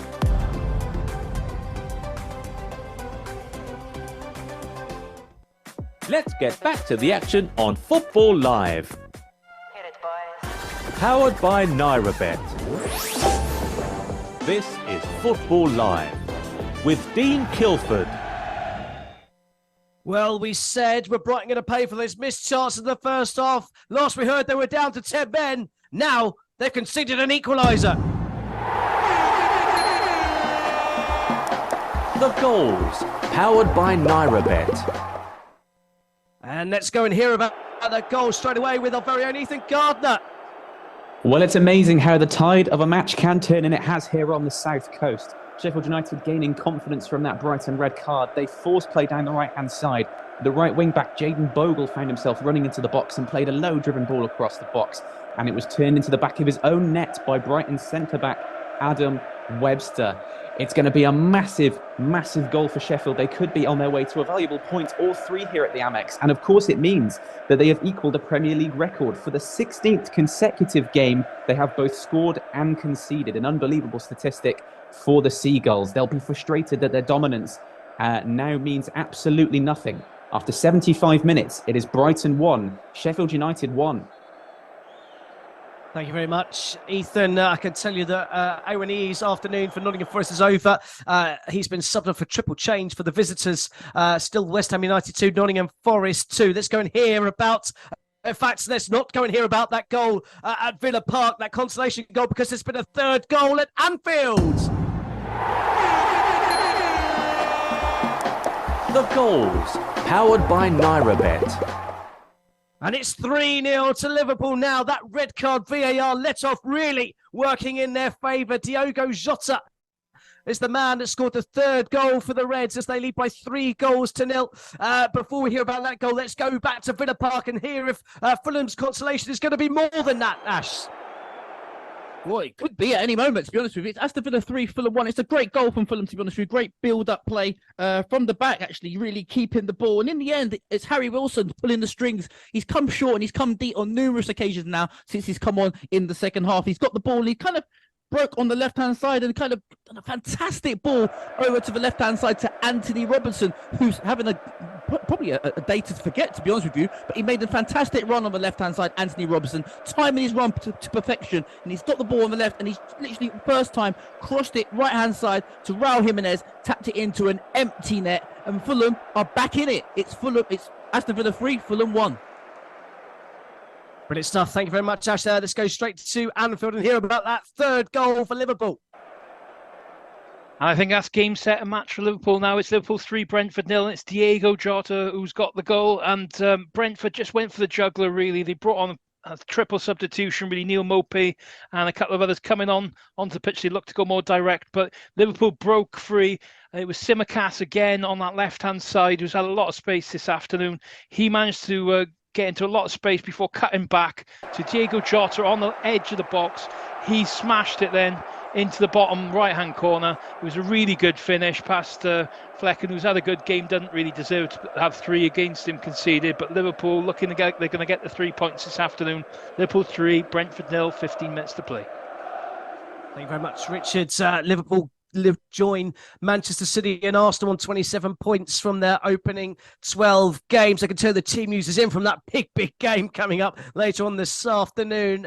Chelsea have made one change from the side that started last Monday. Mark Cucurella comes in at full-back. Levi Colwill, who was a pretty angry man that afternoon, or that evening, I should say, makes way for him. Meanwhile, Amanda Brocha is on the bench for the first time this season after recovering from injury. For Manchester City, well, there's 5 changes to them from that side that played in the Champions League in midweek. Bernardo Silva and Rodri return, as you'd expect, into central midfield. Alvarez and Doku play further forward, and Akanji comes in along the back line. So the two lineups in full. Let's start with the home side. Chelsea, Sanchez in goal. A back four, James, Disasi, Thiago Silva, Cucurella, Casido, and Fernandez in midfield, with Palmer against his former club, of course, Gallagher and Sterling, a three supporting the hat-trick scoring Jackson up top. For Manchester City, a back four of Walker, Ruben Diaz, Akanji and Gvardiol, Rodri and Bernardo Silva anchoring the midfield, with Foden, Alvarez and Doku supporting the impressive Erling Haaland, I should say. So that is the team news. Let's hear about the games that are going on right now. And it's funny how football goes. It was all Brighton until that red card, and now the flow of traffic is certainly going in the opposite direction, Ethan Gardner. Yes, indeed. It's become somewhat of a rescue mission for Brighton, really, because Sheffield now starting to finally show the quality and confidence that got them their first Premier League win last weekend. Chances starting to build, and it's Jayden Bogle, their right wing-back, who finds himself really in the middle of this game, having forced the own goal equaliser. He's just had a shot one-on-one with the goalkeeper that he's just put wide. He couldn't quite finish the opportunity, but Sheffield really starting to dominate, Brighton starting to get frustrated. And what's even more worrying for the Seagulls is the man they brought on to show up the midfield after the red card, Carlos Baleba. Well, he's committed a couple of fouls and actually picked up a yellow card himself. Could they be down to 9? Could they go from 3 points to nothing here after 80 minutes? And a man down. It is Brighton 1, Sheffield United 1. Well, thank you very much. There'll be some very nervous Seagull fans down on the South Coast, seeing if their team can hold on for a point that certainly looked to be all three up until about 10 minutes ago. One game certainly hanging in the balance is the game at the London Stadium. Two managers with their hands in their heads, not knowing which way it's going to go. It's West Ham United 2, Nottingham Forest 2. Any signs of a winner, Patrick Norrie? Not at the moment. 3 subs by Steve Cooper's made 3 subs. Actually, Willie Bowley's come on for Marino. He's gone off, and Ioni's gone off, and Stephen Cooper's come on for him. Chris Wood's come on for him. Stephen Cooper, the manager, isn't he? And you've got the right backs come back, and Serge Aurier, of course, ex-Spurs, isn't he? He's come on. And for West Ham, Antonio's come on for Alvarez. No doubt now there's going to be changes. The game sort of like settled down a little bit now, because although they're still both active trying to get the goals, but at the moment still 81 gone, with West Ham 2, Nottingham Forest 2. Thank you very much, Patrick. Let's just bring up to date with some of the scores that finished elsewhere. Mamelodi Sundowns have lifted the African trophy. They've beaten Wydad by 2-0. They win 3-2 on aggregate and claim the African Cup final. In the Eredivisie in Holland, it finished Elmer City 2, Ajax 2. A dramatic equaliser for Elmer City deep into injury time, and a share of the spoils there for the home side. And Volendam 1, Sparta Rotterdam 4 is a full-time score. I can tell you there's been another goal in the game at Villa Park. The goals, powered by NairaBet. We wondered whether the comeback could be on.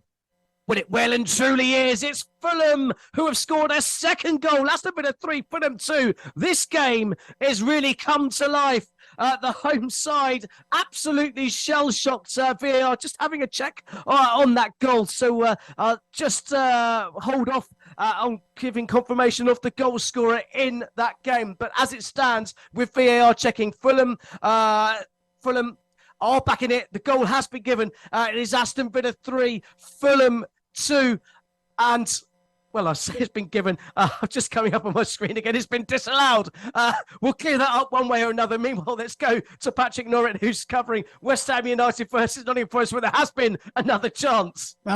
Chances are coming in this time. A free kick from the man himself, Prowse. And guess what? Kirk Zuma rose, and he just didn't get his header hard enough, but the keeper managed to stop it. Basically, they're all at it again now. It's 83 gone. We're going to have a winner, I think. It's West Ham 2, Nottingham Forest 2. So 2-2 there. It's Carlos Vinicius who put the ball in the back of the net. And there was an offside in the build-up to that goal. The goal has been disallowed following that VAR review.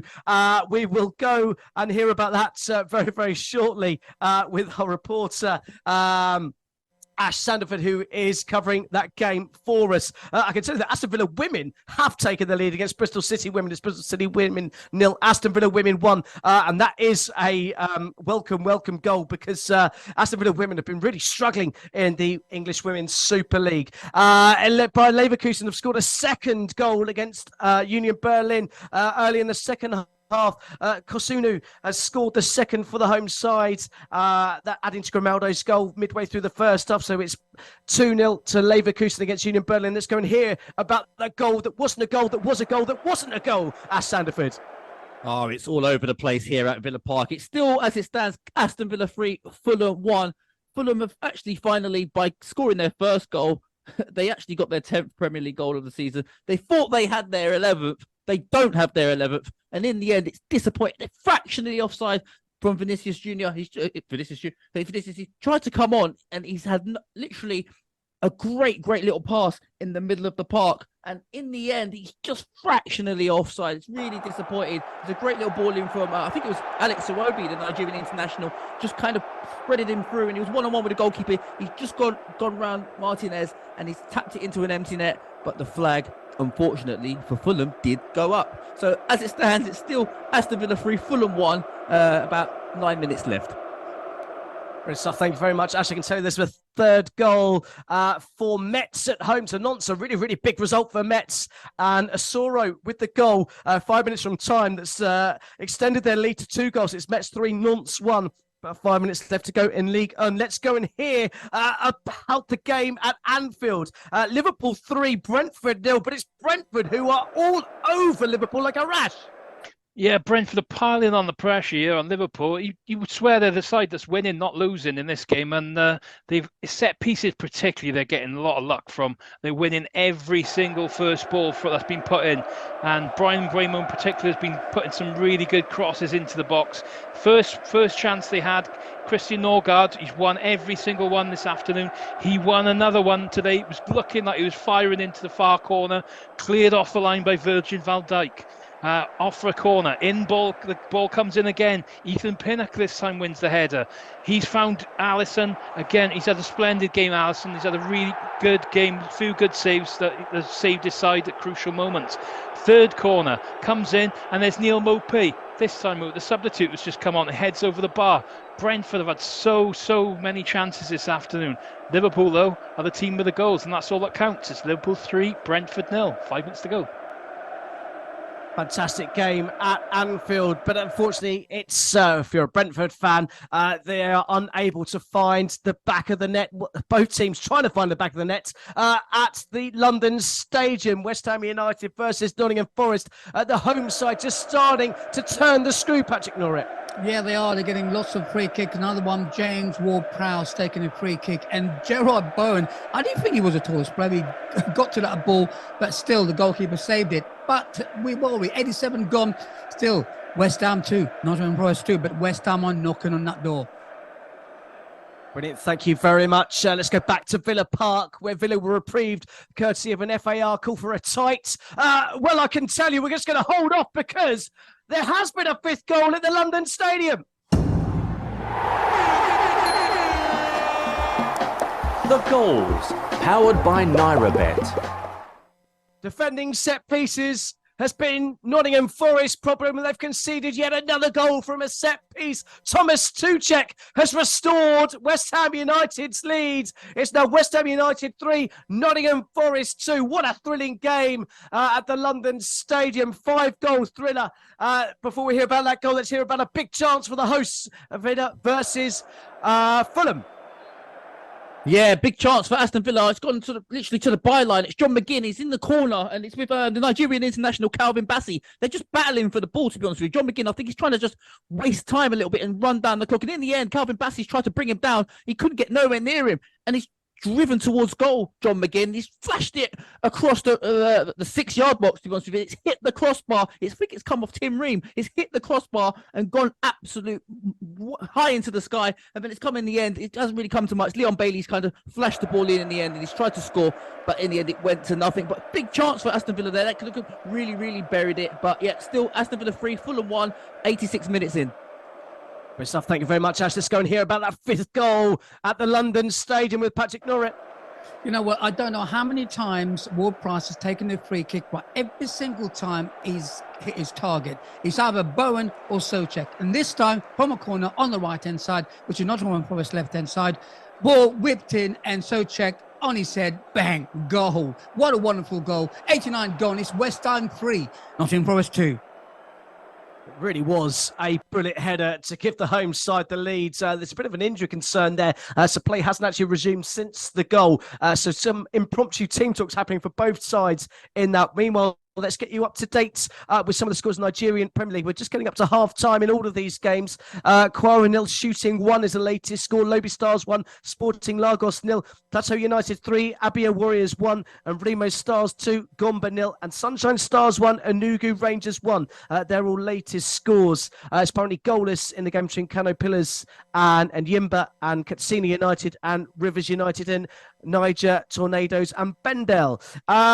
In the game in the Liga, it's still Barcelona 0, Alaves 1. That goal inside 30 seconds for the visitors, giving them a shock lead against Barcelona. I can say there's 5 minutes of injury time at the Amex Stadium. Can Brighton hold out? Let's check in with Ethan Gardner to see how Sheffield United are laying siege to their goal. Well, I can tell you that there are some Brighton fans leaving the stadium, and I don't know how they're doing it. Late drama looks to be the order of the day here at the Amex. Brighton just about holding on. Sheffield having a couple of chances here and there, but dominating the ball now. They sniff a potential massive 3-point upset, having won, of course, for the first time in the Premier League last week in the 100th minute of play. 5 minutes added time here. We'll see if they can get another late winner. They, of course, have the man advantage. After 90 minutes, though, it remains Brighton 1, Sheffield 1.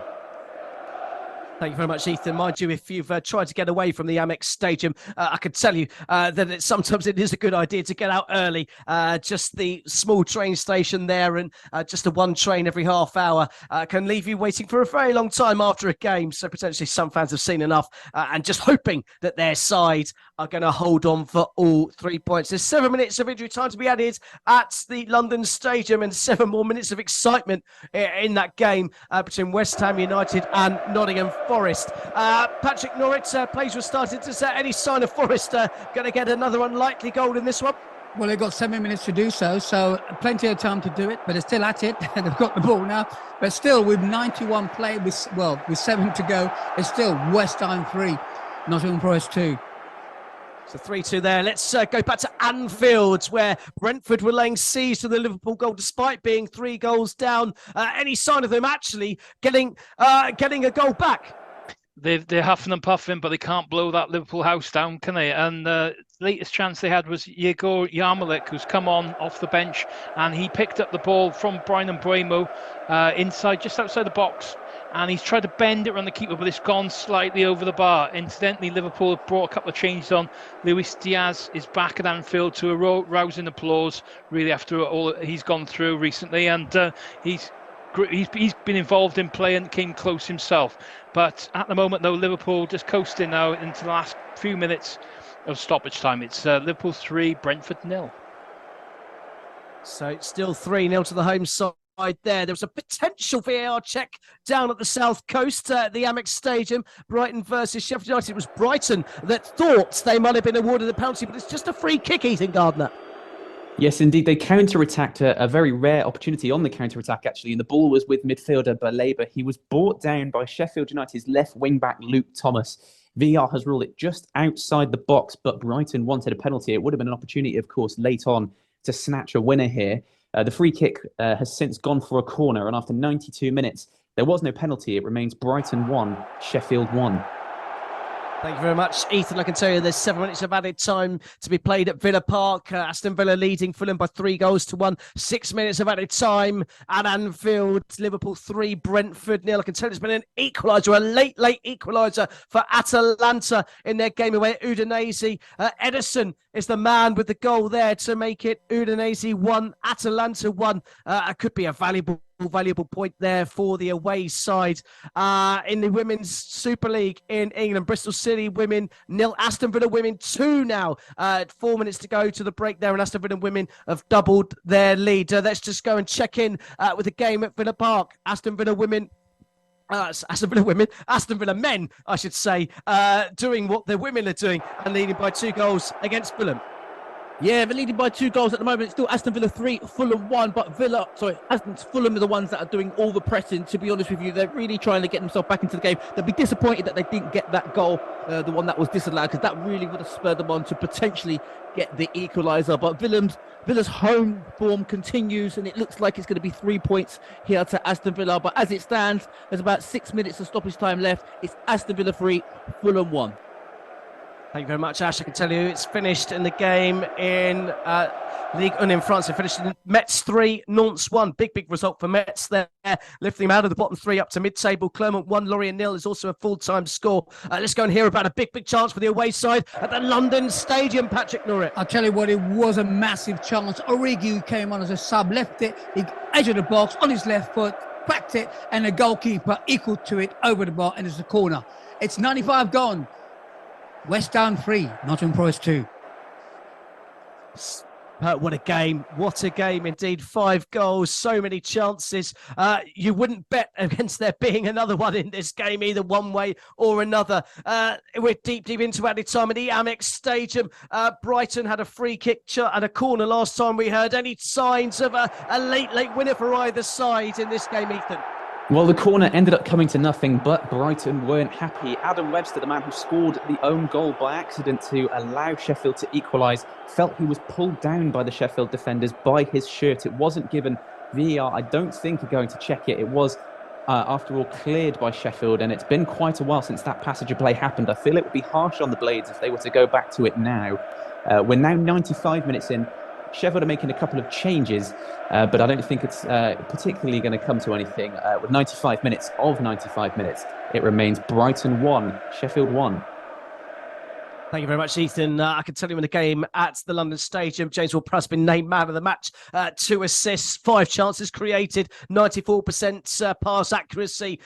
He really has been a catalyst in this midfield, and he's replaced, or certainly replaced to some degree, the man that left for Arsenal in Rice, of course. Considering it's full time at the Amex Stadium, Brighton did hold on to get a share of the spoils. It finished Brighton 1, Sheffield United 1. Brighton with that unwanted record of games where they've scored and conceded in consecutive games. It's still all going on at the London Stadium. West Ham United leading a breakaway. They had 4 players on 2 in that, and they managed to completely fluff their lines when they got near to the Nottingham Forest box. There's still a minute or so left to go there. There's still about 3 or 4 minutes left to go in the game at Anfield. Liverpool 3, Brentford 0. Let's check in with Richard Bond to see if there's been any late chances in that game. No, we've kind of gone into a bit of a lull. Jurgen Klopp has incidentally brought on young James McConnell for his debut for the club now into stoppage time. But they're trying to run the clock down a bit, Liverpool now. Brentford just didn't quite have enough this afternoon. It's Liverpool 3, Brentford 0 with about a minute to go with stoppage time. Brilliant. Thank you very much, Richard. I can tell you, just with about 20 minutes left to go, it's Bayer Leverkusen 2, Union Berlin 0 in the game. In the Bundesliga and in the Scottish Premiership, Celtic 2, Aberdeen 0 is the latest score. And there's a bit of confusion at the game at the London Stadium. An offside flag raised, or wasn't raised initially. West Ham thought they were through on goal again in that one. They have played over the 7 additional minutes in that game. Still West Ham United lead Nottingham Forest by 3 goals to 2. It's finished at the Brighton Stadium, at the Amex Stadium. Brighton Hove Albion 1, Sheffield United 1. Brighton in cruise control until a red card for Dahoud 20 minutes from time. Then Webster's unfortunate own goal levelled things for the away side, who hold on for a crucial away point for them, and importantly lifts them off the bottom of the table, and they build on that victory against Wolverhampton Wanderers last weekend. They're still playing at Villa Park. Aston Villa 3, Fulham 1. Fulham thought they had a second goal back, but the offside flag went up against Carlos Vinicius Jr. To deny him a probable Fulham fight back. So still 3-1 to the home side in that game. The full-time whistle has now gone at the London Stadium. It's finished West Ham United 3, Nottingham Forest 2 in an absolute thriller as the rain started to come down. It was quite the game indeed. It's also finished at Villa Park. It's finished Aston Villa 3, Fulham 1. So the only game still going on is the game at Anfield. Liverpool 3, Brentford 0. Mohamed Salah at the double, 2 for him, and Diogo Jota adding a third. The full-time whistle just gone now in that game. So Liverpool 3, Brentford 0 is a full-time score. It's now time to hand you over to FJ within the team. You are listening to Football Live. Powered by NairaBet. This is Football Live with Dean Kilford. Well, thank you very much, FJ and the team. I can tell you that Raheem Sterling was the last big signing to go from Manchester City to Chelsea. Of course, we're just under 10 minutes to go to the big game at Stamford Bridge. Chelsea versus Manchester City. Cole Palmer, understandably, the focus of attention playing against his former team. He let Pep Guardiola know at the start of last season that he wanted to leave the club, and Pep Guardiola wished him well on his way. I can tell you about some goals in the Bundesliga. It finished by Leverkusen 4, Union Berlin 0.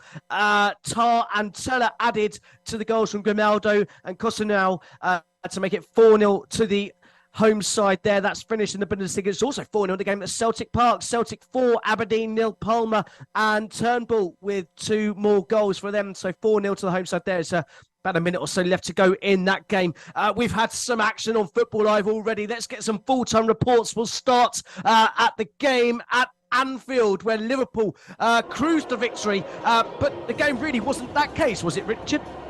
No, it wasn't at times, but it's all over here. It's Liverpool 3, Brentford 0. Mo Salah will go down as the hero with a well-taken double that took the Egyptian striker to 200 Premier League goals, whilst Diogo Jota added a third with 50 minutes to play to extend Liverpool's unbeaten home record at Anfield to 18 games. That would just tell half the story of a game full of VAR drama, seeing 2 disallowed goals from Darwin Nunez and the controversy over a nasty-looking foul that wasn't given from a Brentford's perspective, with Wadiro Endo perhaps lucky to stay on the pitch, going over the ball in a 50-50 with Christian Norgard, with the scores just at 1-0.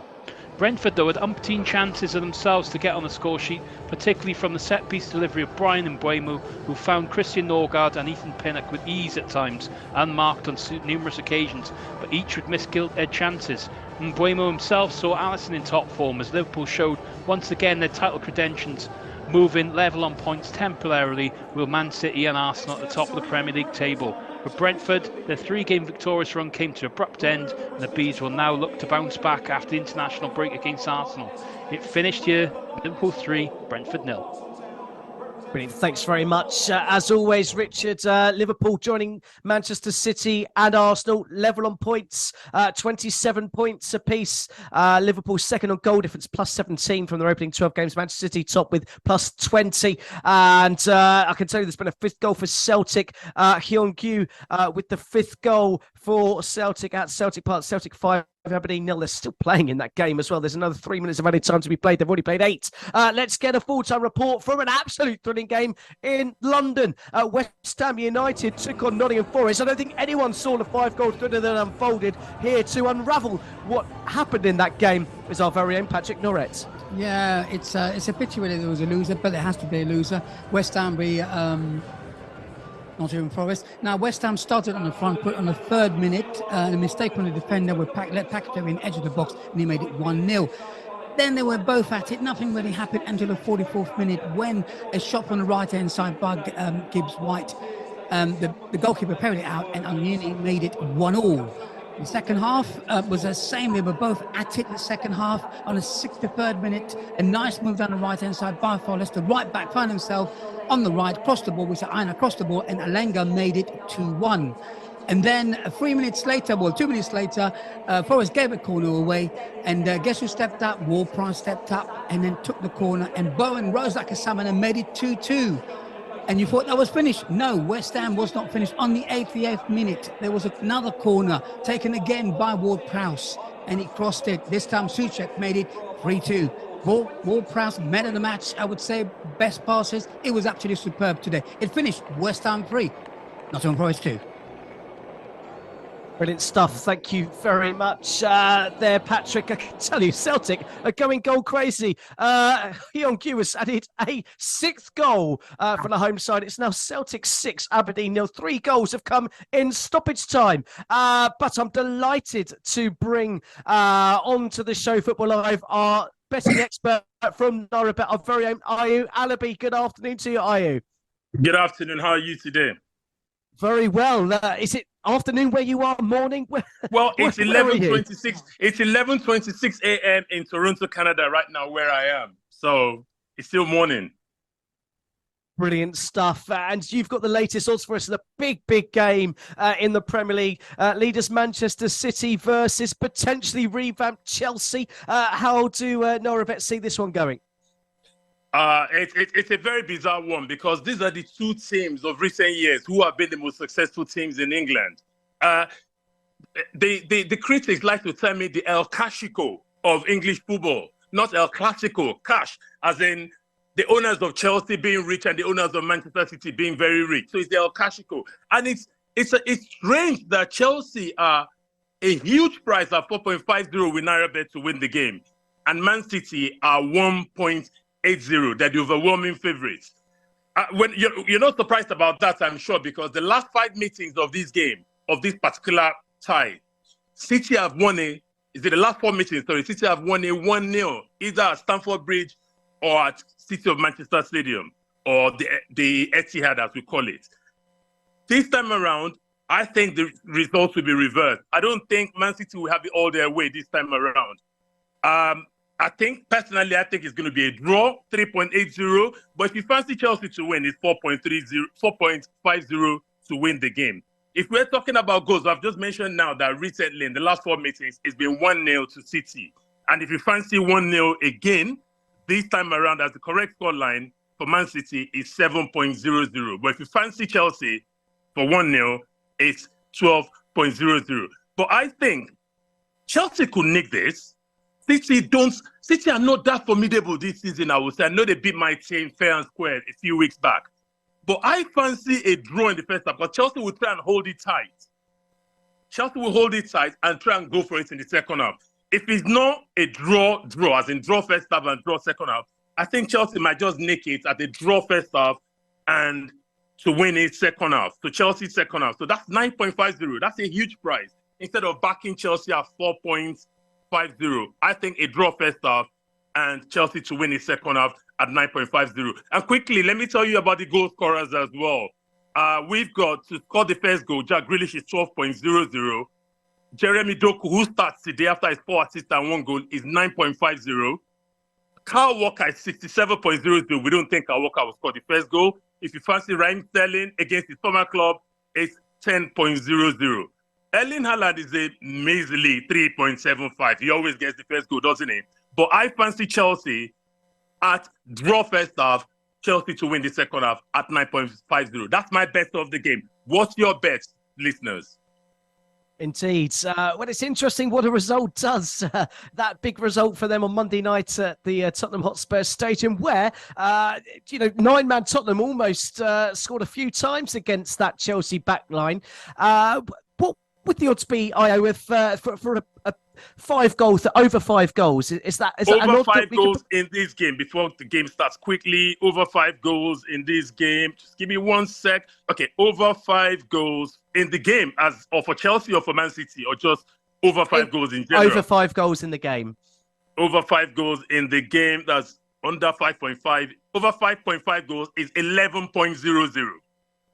I like those odds. I don't think that will be happening this time around because Tottenham were very naive. Playing a high line against 9 men, that was suicidal. It could have been 10 against Tottenham if it was a sharper team that day. It could have been 10. Indeed. Well, we'll wait and see. The teams are out on the pitch. Kickoff about to happen. Thank you very much. Joining us all the way over from Toronto. A safe flight back for you, Ayo. Thank you very much. We'll see you again very soon. Take care. Our betting expert, Ayo Alabi, there, as always, giving us the latest odds powered by Naira Bets. his big tip of the game draw at halftime, Chelsea to win. Meanwhile, we're not just covering the games in the Premier League, we're also covering games in Ligue 1 in France, and we're already well underway in the game between Rennes and Lyon. And there hasn't been a goal, but there has been a red card, Richard Freckleton. Yes, Dean. However, it's still 0-0 here between Rennes and Lyon. Well, what drama it was in the first 5 minutes with Douy, the right back, controversially being sent off. It was first initially a yellow card given by the referee, Miss Stephanie Frappart, but after consultation with VAR, it was changed from a yellow to a red. It stunned the crowd here at the Rosen Park, and it's really stopped them in their tracks. But so far, they're still holding out with 26 minutes gone, where it's still 0-0. But Lyon will never have a better chance, in my view, of taking advantage of Rennes with 10 men. They're bossing possession. They have not too much going on with action at the moment, but they will fancy their chances, I'm sure, of actually coming with the 3 points that they desperately need here. But so far, it's Rennes 0, Lyon 0. Brilliant. Thank you very much, Richard. I can tell you it's kicked off at Stamford Bridge. Chelsea's versus Manchester City. We'll join our Football Live reporter, Andrew Buonocore, very, very shortly to chat about all things in that game. Meanwhile, let's hear about the game that's finished at the Amex Stadium. It was all Brighton until that red card for Dahoud. Sheffield United coming away with the points that could have been all more. Here to describe all of the action, our very own Ethan Gardner. Well, it will very much feel like 1.1 for Sheffield United and 2 points lost for Brighton. After a 6th-minute opener from Simon Adingra and 70 minutes of pure domination, Brighton looked like they were heading to pick up their first win in 5 matches. They haven't beaten Sheffield United at home in the league since 1987. That looked like it was going to change, but a moment of madness from central midfielder Mo Dahoud saw him sent off. And suddenly the momentum swung, Sheffield United getting back into the game, creating chances. And Jayden Bogle, their right wing-back, fed a low cross into the box and forced Brighton centre-back Adam Webster to turn it into his own net. Suddenly 1-1, and Sheffield with a chance of coming away with 3 points. In the end, it did finish 1-1, but Sheffield will be relieved because no team has lost 10 of their opening 12 games and stayed in the Premier League in the same season. They've managed to avoid that fate by drawing today and picking up more points after their valuable first Premier League win last weekend. Brighton, however, will look to continue to build their form following impressive victories against Ajax in the Europa League. But for today at the Amex, it finished Brighton 1, Sheffield United 1. Great stuff. Thank you very much. As always, Ethan, covering action for Football Live down on the South Coast. Let's go and check in with Andrew Buonocore for the first time this evening on Football Live. Chelsea versus Manchester City. It is still a big game. Despite Chelsea's poor start to the season, a big focus around Cole Palmer, of course, £42.5 million signing from Manchester City in the summer. How's this game started, Andrew?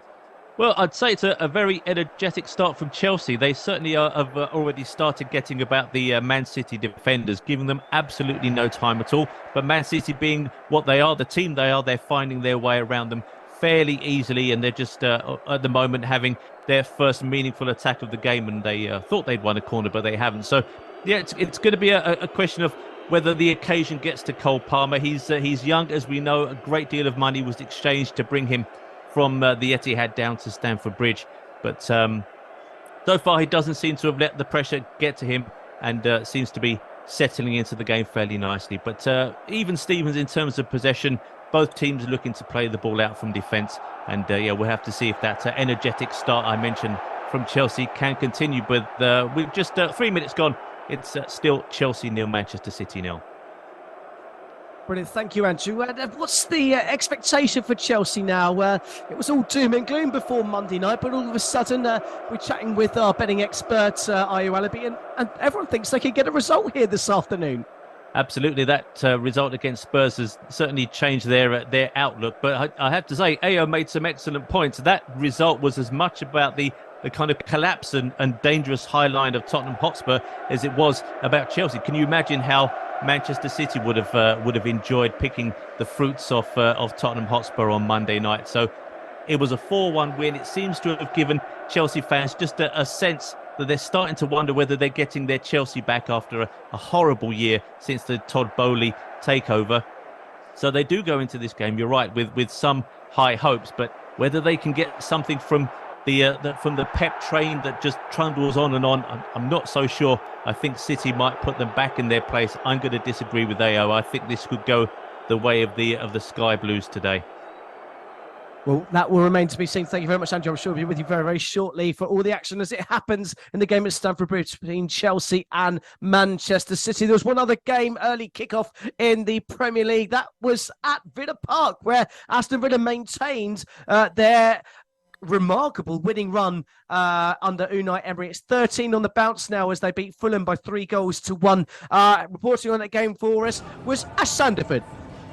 Full time at Villa Park is Aston Villa 3, Fulham 1, and it was a poor start from Fulham in the end. It's Anthony Robertson got himself an own goal. He tried to really clear the ball with a good cross from Yuri Tillemans, and Diaby was putting the pressure on, and in the end he got his feet mixed up. Anthony Robertson, the American international, and ended up putting it into his own net. After 42 minutes, John McGinn with a great shot on the right, to be honest with you, about 18 yards out. He controlled it on his right thigh and kind of caressed the ball to the goalkeeper's left. No chance for Bert Leno. Good finish in the end from John McGinn, and they went in 2-0 at half-time. Very, very comfortable. In the second half, again, more pressure from Aston Villa, and Leon Bailey just coming on. Straight swap substitution with Diaby. He's bared down on goal on the left-hand side, linked up again with John McGinn. McGinn's held it up and kind of just popped it again for Leon Bailey. Leon Bailey crossed it into the middle of the park, and a good finish from Ollie Watkins. Game over. But then João Jimenez got himself a goal, redeeming himself, Anthony Robertson, in the end with a good cross.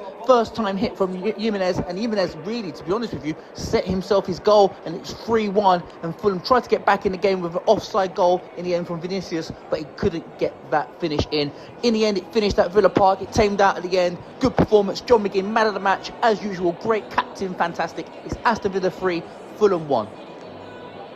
Brilliant stuff. Thank you very much, Ash. So Aston Villa climb up to 5th in the table, and it's really, really tight at the top of the English Premier League table. Manchester City currently top, 27 points from their opening 11 games. Of course, in action against Chelsea right now, goalless it stands. Although Chelsea had an early corner that was easily defended, Manchester City went straight up the other end and got a corner of their own, easily defended. No real chances as yet for either side in that game, but we'll join Andrew as soon as anything does happen at Stamford Bridge. So Manchester City currently on 27 points alongside Liverpool and Arsenal. Tight on goal difference. Liverpool's plus 17, Arsenal plus 16. Then come Tottenham in 4th with 26 points. And then Aston Villa 5th with 25 points. Just 2 points separating the top 5 seeds in the English Premier League. Then come Manchester United in 6th place. The Premier League's in-form team, despite all of the pressure on their manager, Erik ten Hag. That 1-0 sloppy victory over Luton has seen them come within 4 points of 5th place Aston Villa and 5 points off of 4th place Tottenham Hotspur. Then Newcastle in 7th, a point further back with 20. Now Brighton missed the opportunity to leapfrog both of those clubs with their draw at home to Sheffield United. They remain on 8th with 19 points. West Ham United jump up to 9th with 17 points courtesy of that 5-goal thrilling win over Nottingham Forest. While at the other end of the table, Burnley dropped to the bottom courtesy of that point for Sheffield United. Burnley on 4 points, Sheffield United in 5th, then Luton with 6 points for their opening 12 games. The 3 promoted sides make up the bottom 3. Then there's a 3-point gap to Bournemouth, who are in 17th. Then Fulham, who lost again today, have 12 points. Nottingham Forest with 13 points in 15th. And then Everton, 14 points in 14th from their opening 12 games. So that brings you up to date with the Premier League table as things stand. Elsewhere in the Nigerian Premier League, latest scores. We're into the last 10 to 15 minutes or so in these games. Kano Pillars 1 and Yimba 0. Katsina United 1, Rivers United 0, Kwara 0, Shooting 1, Lobi Stars 1, Sporting Lagos 0, Niger Tornadoes 0, Bendel 0 is the latest score. Plateau United 3, Abia Warriors 1, Remo Stars 3, Gombe 0, and Sunshine Stars 1, Enugu Rangers 1. There was a second goal in the game between Barcelona and Alaves, and Roberto Lewandowski has equalised for the home side in that game. So a goal apiece there in that one. Robert Lewandowski equalising just before the hour mark to make it Barcelona 1, Alaves 1. Alaves, of course, if you remember, scored inside 30 seconds to stun the hosts in that game. Barcelona certainly needing the points to try and keep pace with the leaders Girona, who are currently 2 points clear of Real Madrid, who had that convincing victory yesterday evening against Villarreal. Barcelona currently, as things stand, 6 points off the top. Let's go and check in at Stamford Bridge. Chelsea versus Manchester City, two teams that have the top two possession ratings in the league. Manchester City normally dominate the ball with 63%, Chelsea 61.9% of possession. One of those stats is going to fall today, but which way? How's things going, Andrew Buonocore? Yeah, still certainly even Stevens, but one thing I've noticed earlier, a couple of things to be fair. First of all, I want, it just feels a little bit like Chelsea are trying to get Man City into a bit of a fight. We had a real wrestling match at the far post for that Manchester City corner. Azizi, defending for Chelsea, was just wrestling and tussling with Julian Alvarez. The referee came and spoke to them twice, but when the corner came in, they were still just pushing each other. I think the referee just gave up. So I wonder whether Chelsea may think, you know, after that Spurs game, we kind of drew Spurs into a stand-up fight almost, and they ended up winning 4-1. I wonder if they're trying to kind of lure Man City into a similar trap. And another thing I've noticed as well, you don't often see Man City playing, 50, 60-yard passes, but they've done it a couple of times. You don't often see a switch from one side to the other in one pass. They tend to take 15 passes where some teams will play one or two. But so far, City have tried to beat that Chelsea press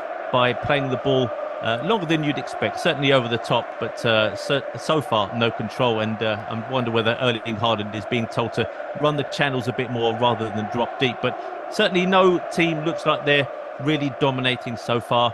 Chelsea, as I said at the start, very energetic, trying to put the Man City defenders under pressure, but no chances for either side so far. It still remains Chelsea 0, Manchester City 0. Brilliant. Thanks, Andrew. And what about Cole Palmer? A lot of talk about him before the game. Has he managed to get involved, managed to get on the ball at all in the opening sort of 12 minutes or so? Yeah, more involved in the first 5 minutes than the second five. But to be fair, he's a young boy or young lad, as we said earlier on. The occasion could get to him, but he's showing absolutely no signs. You would never guess that he was under the spotlight or feeling that he had to try and impress his former boss Pep. He's just gone about his business, and it seems a very steady performer, certainly on this showing so far. Brilliant stuff. Thank you very much, Andrew. So still goalless at Stamford Bridge. Chelsea 0, Manchester City 0. The big game in the English Premier League. Let's just bring you up to date with some of the other scores around Europe. In Holland, in the Eredivisie, Feyenoord 1, AZ Alkmaar 0 is a half-time score. Timber with the goal midway through the first half to give the home side the lead there. I can tell you Sunshine Stars 2 and Ugo Rangers 1 is the latest score. And Remo Stars got a fourth against Gombe. It's Remo Stars 4, Gombe 0.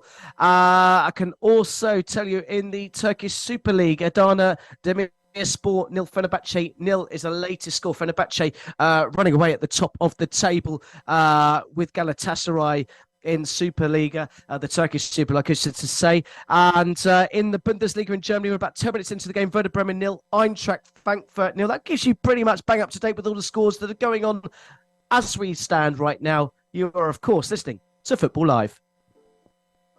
CAF World Cup qualifying is next week and we are giving 10% of your stake back daily. Yes, you heard that right. Place a minimum of 5 bets on any CAF World Cup qualifying match to earn some money back. There are lots of games to get involved in, especially 2 important matches for the Super Eagles, who have Osimhen back from injury. Nigeria versus Lesotho is on Thursday, and then Nigeria travel to Zimbabwe next Sunday. Terms and conditions apply. Must be over 18. Must place 5 qualifying bets to be eligible. Bets must have a total stake of 500 naira. Offer is live until 21st of November 23. Bets must be placed and settled on the same day to qualify. General and free bet terms and conditions apply. Please gamble responsibly. Okay, guys, welcome to the weekly Football Live production meeting. I've got a great idea. We go out and we ask all the top football managers what they think of the show. Let's do this. Jurgen Klopp, are you a fan of Football Live? It's super. It's just super. It's really a top. Mikel Arteta, how good is Football Live? I've been really impressed. Pep, Football Live love you, but do you love Football Live? They are unique and I enjoy a lot. Sean Dyche, do you listen to Football Live, the greatest football show on earth? What you're talking about now. They know and I know, and you probably do know, they've made a lot of mistakes along the way. Okay, so we need to work on Sean Dyche. Football Live. Football's never sounded so good on Brila FM every Saturday and Sunday. Take Brila anywhere, everywhere. Yes, you can take Brila with you anywhere, everywhere. The Brila app is available for free download. Available for download on Google Play and the Apple iTunes Store.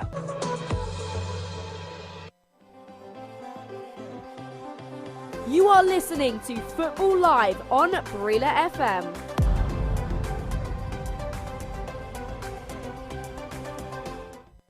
Let's get back to the action on Football Live. Powered by NairaBet. This is Football Live with Dean Kilford. Well, let's head straight to Stamford Bridge. Chelsea versus Manchester City. Any chances yet, Andrew? No chances so far. It's a game that's really searching for a pattern. It's difficult to say that either side is on top. City just shading it in terms of pure possession, but they've not managed to carve out a single opportunity. Chelsea so far really defending in numbers. I'm just looking at the Man City have the ball at the moment. Chelsea have 7 players lined up across their own penalty box, and actually that's City's first attempt on goal, falling to Julian Alvarez. But Chelsea decided to get players back in numbers, almost mirroring that Tottenham tactic against them on Monday night of trying to push as far as possible, maintaining a high line. But as soon as Man City get the ball, those Chelsea midfielders and defenders retreat to protect their penalty box, not quite allowing Man City over the top, but they're pushing as far as they can and then retreating as soon as they lose the ball. But I'd say Man City slightly on top, but absolutely no quality chances so far falling to either side. After 16 minutes, it's still Chelsea 0, Manchester City 0. Brilliant. Thank you very much, Andrew. Let's go and check in our feature game in Ligue 1 in France. Rennes versus Lyon. Rennes down to 10 men early on in that game, just approaching half-time. Richard Freckleton, the home side holding on comfortably, or is it backs to the wall stuff? Very much back to the wall stuff, I would say. What with 43 minutes on the clock, it's still Rennes 0, Lyon 0. Lyon having most of the possession, but they're playing very much low block defensively. Rennes, and they're not doing what we've sometimes seen in the Premiership with a high line at all. And they're managing well so far. And the goalkeeper Mandanda is not overworked, and the manager for Rennes will be very pleased that coming into half-time, they're still 0-0 at this moment in time. Bruno Genesio, of course, who is steeped in the history with their opposition, Lyon, having played for them as a boy at senior level and managed them very well over 4 or 5 years, where they were constantly in the top 4. But they were having mixed emotions about this, especially at the start, what happened, with after 5 minutes, Dua was sent off. So he's looking quite calm on the touchline there so far, and just hoping that it will be still 0-0 at half-time, as there's just about a minute left on the clock. Brilliant stuff. Thank you very much there, Richard. Let's just recap for the early games in the early window here on Football Live. In the English Premier League, Aston Villa 3, Fulham 1, Brighton Hove Albion 1, Sheffield United 1, Liverpool 3, Brentford 0, West Ham United 3, Nottingham Forest 2. What a fantastic afternoon we've had already. It's currently Chelsea 0, Manchester City 0. In the English Women's Super League, it finished Manchester Women 5, West Ham 0, Tottenham Women 1, Liverpool Women 1, Everton 0, Chelsea 3, Manchester City 0, Brighton 1, and Bristol City 0, Aston Villa 2.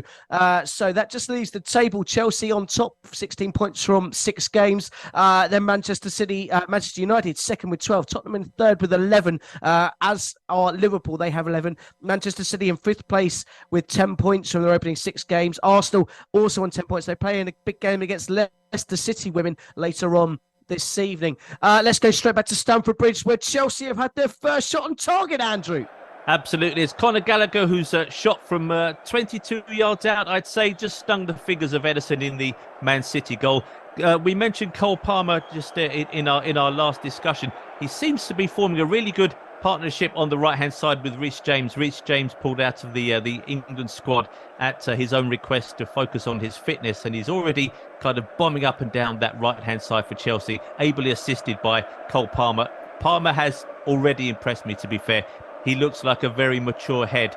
And another young man playing for Chelsea, Conor Gallagher, just controlled the ball with 22 yards out, clipped the ball on the volley. But I think a couple of feet either side of Ederson, and it would have been a more difficult save. But Ederson just palmed it down, took the sting out of the ball, and it was a comfortable save. So that's the first attempt we've had from either side on goal. And it's still Chelsea 0, Man City 0. Brilliant. Thank you very much, Andrew. Of course, former Tottenham manager Mauricio Pochettino in charge at Stamford Bridge, getting that big victory at the Tottenham Hotspur Stadium. We actually caught up with him ahead of this game, just telling us exactly how good Manchester City are. For me, it's the best team, the best coaching staff, the best coach or the manager. We need to prize. I think we need to tell the truth. And all the organization is one of the best or the best organization on the world. Because when you show the result that you are showing, it's because from the top and the bottom, you are doing the thing really, really well. And we need to give credit to all the organization of Manchester City from the top and the bottom. And of course, it's going to be a challenge. We want to compete against them. We really know that it's going to be tough. But I think we're going to go and try to compete in our best and try to, what we want is to win the 3 points because that's important for us. Well, saying Manchester City are the big game. There's still that massive VAR controversy in the game against Tottenham Hotspur. VAR called more times than I've had hot dinners this year, I think. And VAR are checking for a penalty at Stamford Bridge, Andrew Buonocore.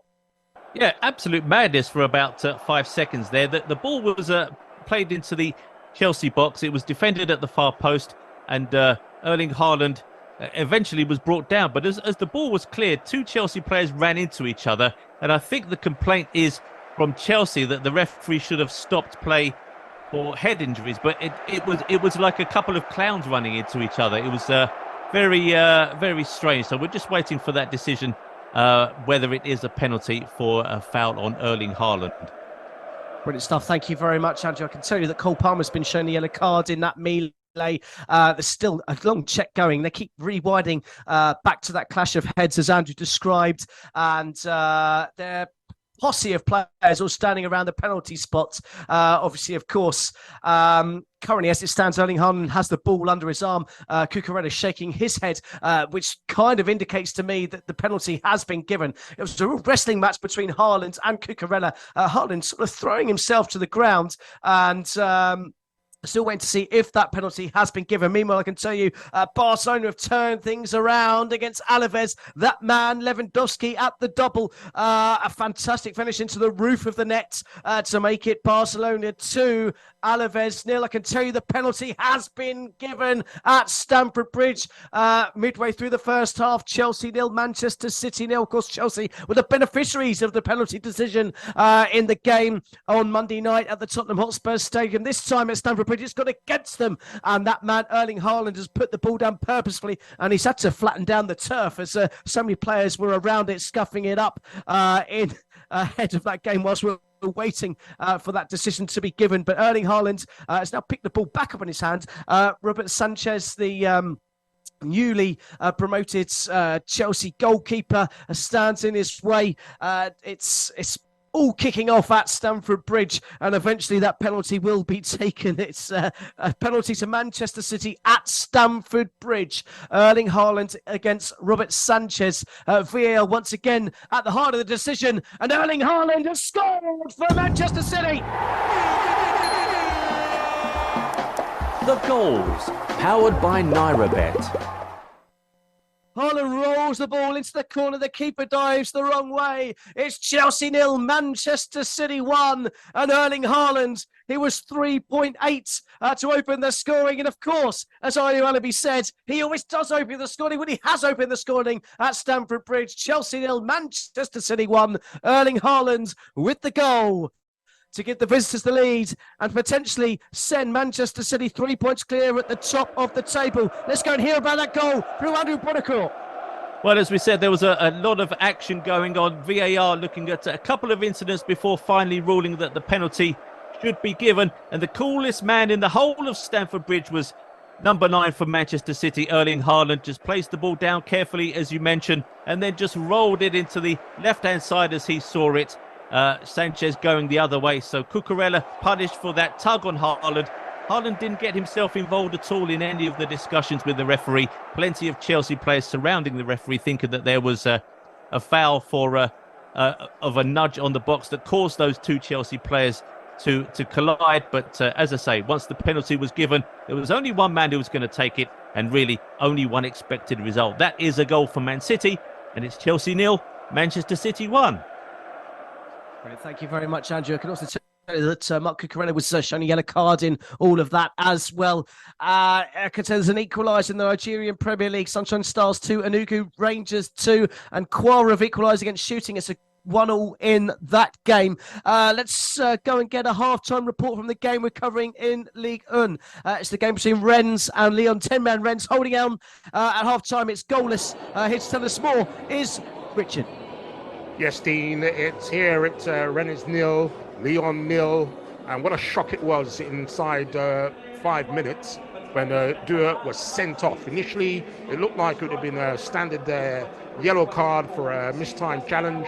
But with advice from the sidelines, Miss Stephanie Frappart changed it to a red, which totally was a shock to the crowd here, and it changed the plans that obviously Bruno Genesio, the manager of Rennes, had from the start. And since then, they've been very much on the defensive, naturally so, and Lyon have been very much on the attack, but you have to admire the defensive qualities that have been shown from Rennes so far, because they've limited Lyon to just 1 or 2 efforts that haven't really troubled Mandanda in the Rennes goal.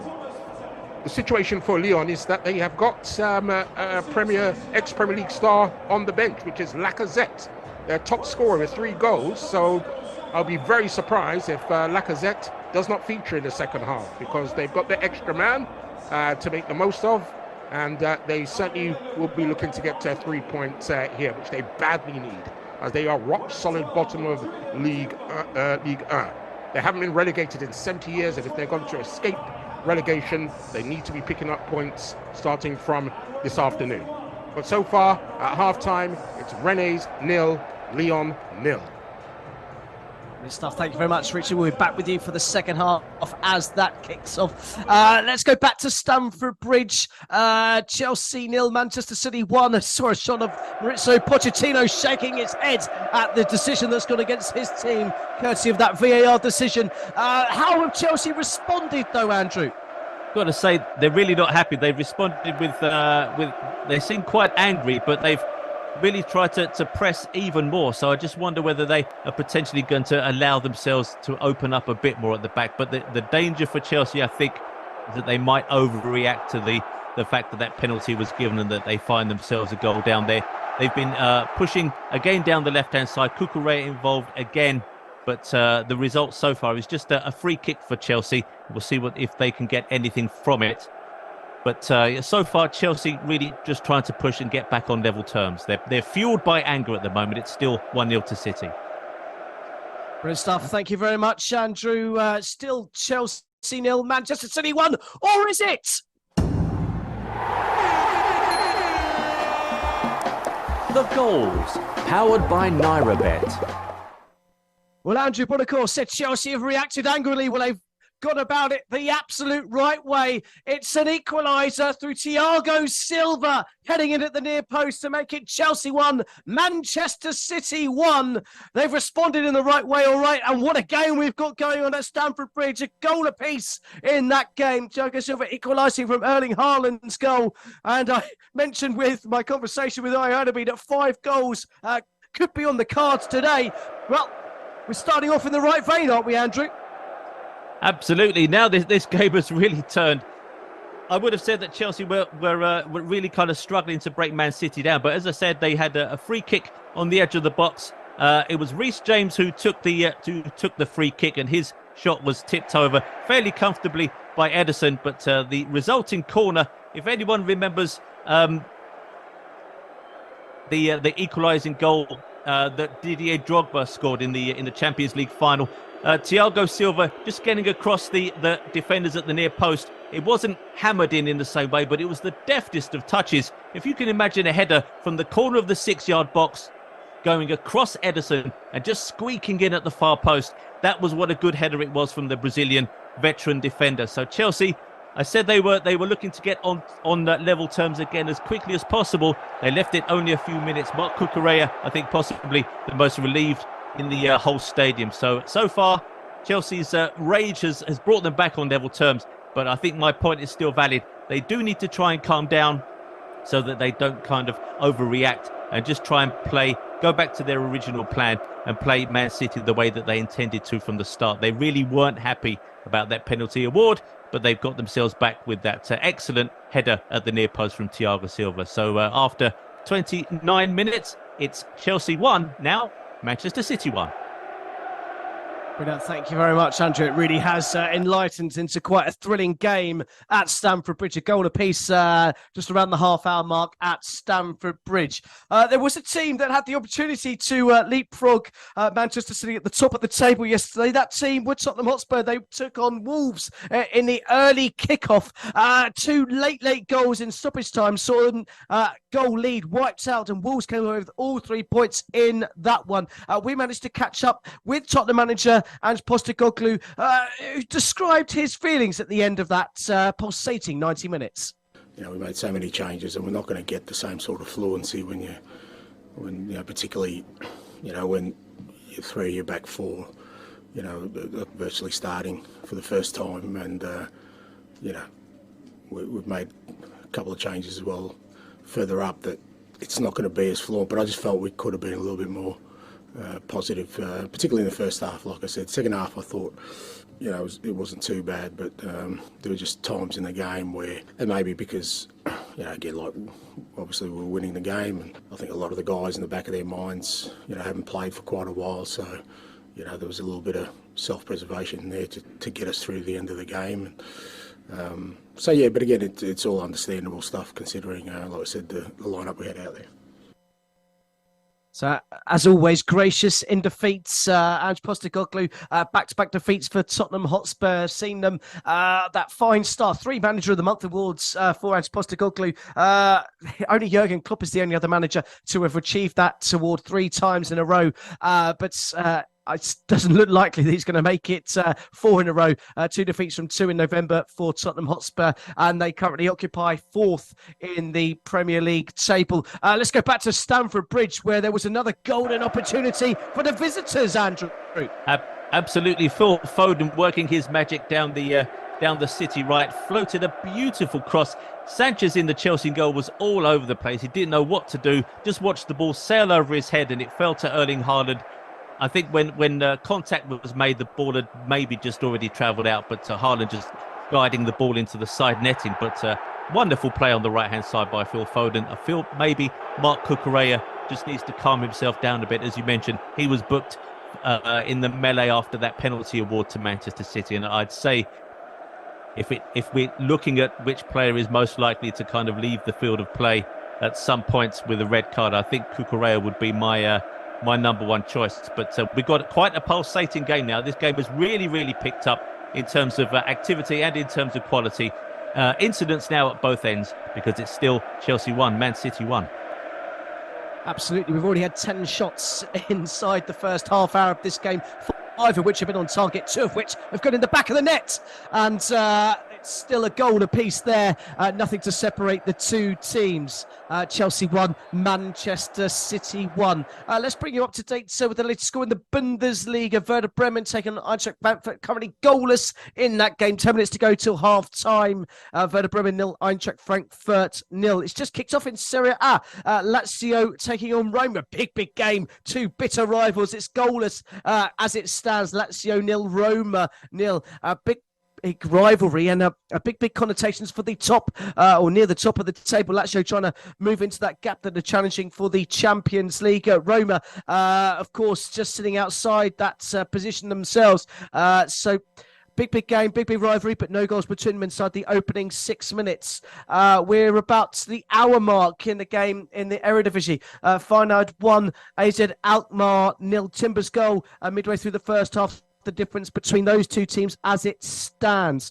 Games have now all finished in the Nigerian Premier League. We'll wrap you up with those scores momentarily, but there's been a huge chance at Stamford Bridge, Andrew Buonocore. Oh, Phil Foden again from the right-hand side. This time not floating the ball to the far post, cut inside and curled an exquisite shot with his left foot. From here, from my view, I really thought that was going in. Sanchez beaten, all ends up, but the ball just inches wide, probably less than inches, a centimetre, no more than that, past the far post. And it was a lovely attempt from Phil Foden. He's certainly City's most creative attacking player in the first half, at least. And a great deal has come from that lovely right and now left foot of Phil Foden. But so far, Chelsea not quite living on their nerves, but they're having to work a lot harder at the back than Man City are at the moment, and Cucurella in particular is being given a very, very tough time by Phil Foden down the City right. But it's still Chelsea 1, Man City 1. Andrew, I just got to see that equalising goal once again, and it's actually Erling Haaland that lost Thiago Silva for the goal. That defensive kind of work just switched off there. Do you think that's a bit of a flaw in his game? Yeah, it was a strange one because he, as you say, he let him go, but he just didn't attack the ball at all. And maybe he thought that Thiago Silva, who really was running away from goal, and it's testament to how good a header it was. Maybe Haaland thought, well, there's no way that running away from goal that he's going to get anything from that. But you could say that he possibly wasn't as focused as he could have been. Indeed. Okay, well, thank you very much, Andrew. We'll be back with you shortly, very, very soon, I'm sure. So, still Chelsea level on. So, oh, no, they got this. Another goal. The goals, powered by NairaBet.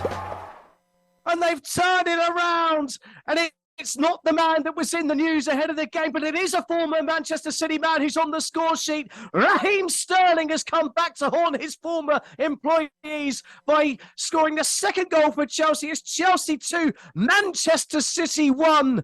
And all from all of about 5 yards, Sterling has tapped into the back of the net. Chelsea 2, Manchester City 1. Let's hear about that goal through Andrew Buonocore. Well, this game has completely turned on its head. As you said, Raheem Sterling left Man City in the start of last season. He's turned this game around, and it's a great cross from the right-hand side. Chelsea attacking down that right, and I think it was an overlap with Reece James crossing the ball in, and it found its way across Ederson in that no man's land between the defenders and the goalkeeper. Man City just couldn't defend it, facing their own goal, didn't really know what to do, and the ball made it all the way through to Raheem Sterling at the far post, who just hammered it home. It was, it was Reece James who played the ball in. Man City tried to slide in and keep the ball from getting to the Chelsea number 7, but he's already had a great impact on this game. In fact, I just wonder, possibly a hint of an own goal there, because there was a Man City defender sliding in. Not 100% sure, but no, I think it was Raheem Sterling with the final touch. Mauricio Pochettino, well, he's not wagging his finger or shaking his head now. He's shaking his fist, because it's now Chelsea 2, Man City 1. It's an unbelievable game unfolding here at Stamford Bridge. They're involved in a thriller Monday night. They're involved in another thriller here on Sunday night. It's Chelsea 2, Manchester City 1. Sterling's goal has turned things around after that controversial penalty scored by Erling Haaland had given the visitors the lead. And let's check in with our very own John Kane. Let's try and get the latest betting odds sponsored by NairaBet. The latest in-play betting odds from NairaBet. Well, yes, the latest odds from Nairabet. Of course, all these prices are subject to change. As you can expect, Chelsea are now favourite, but they're even money. They are 2.05, in fact, just gone up to 2.10 for the win.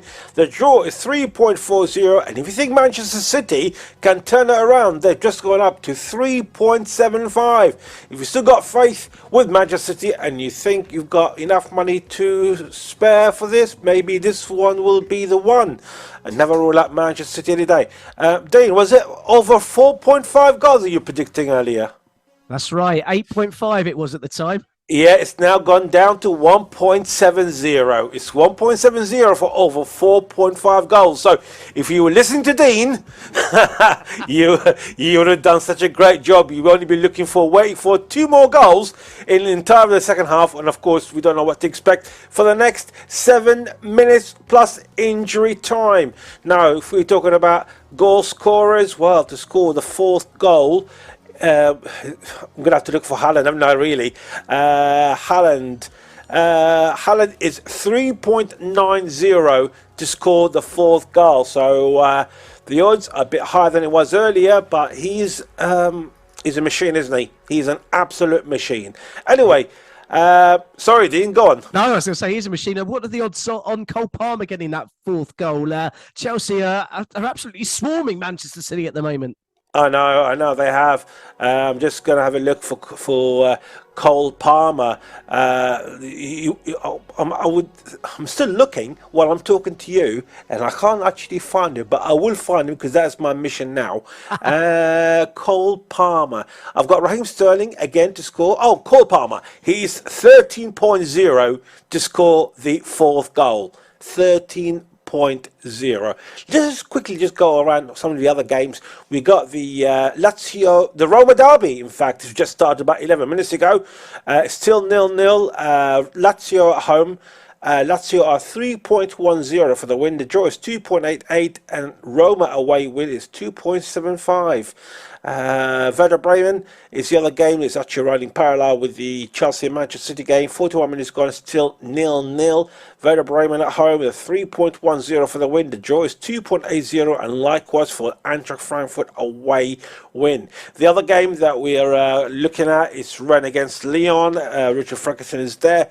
It's in the second half, Rennes playing with 10 men. Rennes are 7.50 for the win. The draw has just gone down to 2.50 and 1.95 for Lyon away win. Just before I come back to you quickly, Dean, just a reminder of the Manchester City one. Chelsea are leading Man City by 2-1. We are playing in the 42nd minute. Chelsea are 2.10 for the win, 3.40 for the draw, and it's 3.75 for Manchester City away win. Of course, all these prices are from Nairabet, and of course, all subject to change. Brilliant stuff. Thank you very much. As always, John, the latest odds powered by Nairabet. Of course, the odds always subject to change. And let's go straight back to Andrew Buonocore, because this game at Stamford Bridge is on fire. Oh, it's an absolutely brilliant game. This is Premier League quality at its very, very highest. Chelsea swarming all over Manchester City. Raheem Sterling with a chance to make it 3-1. Certainly Chelsea are not taking their foot off the pedal, but then Man City get the ball. They clear it upfield. The ball finds its way to Erling Haaland. He looks odds on to cash in that bet that John just mentioned. And it's Sanchez. The shot was fired low and hard, but Sanchez managed to keep the ball out. Haaland found space really well, and the Spanish goalkeeper just went down quickly to his left. If someone had been following up, of course, for Man City, they would have tapped it into an empty net. But Chelsea doing great work up front. They just need to be careful that they don't leave those spaces at the back. That was a real warning sign for Chelsea from Manchester City. But on the balance of play, Chelsea very much worth their lead. They've been absolutely excellent once they took control of the game.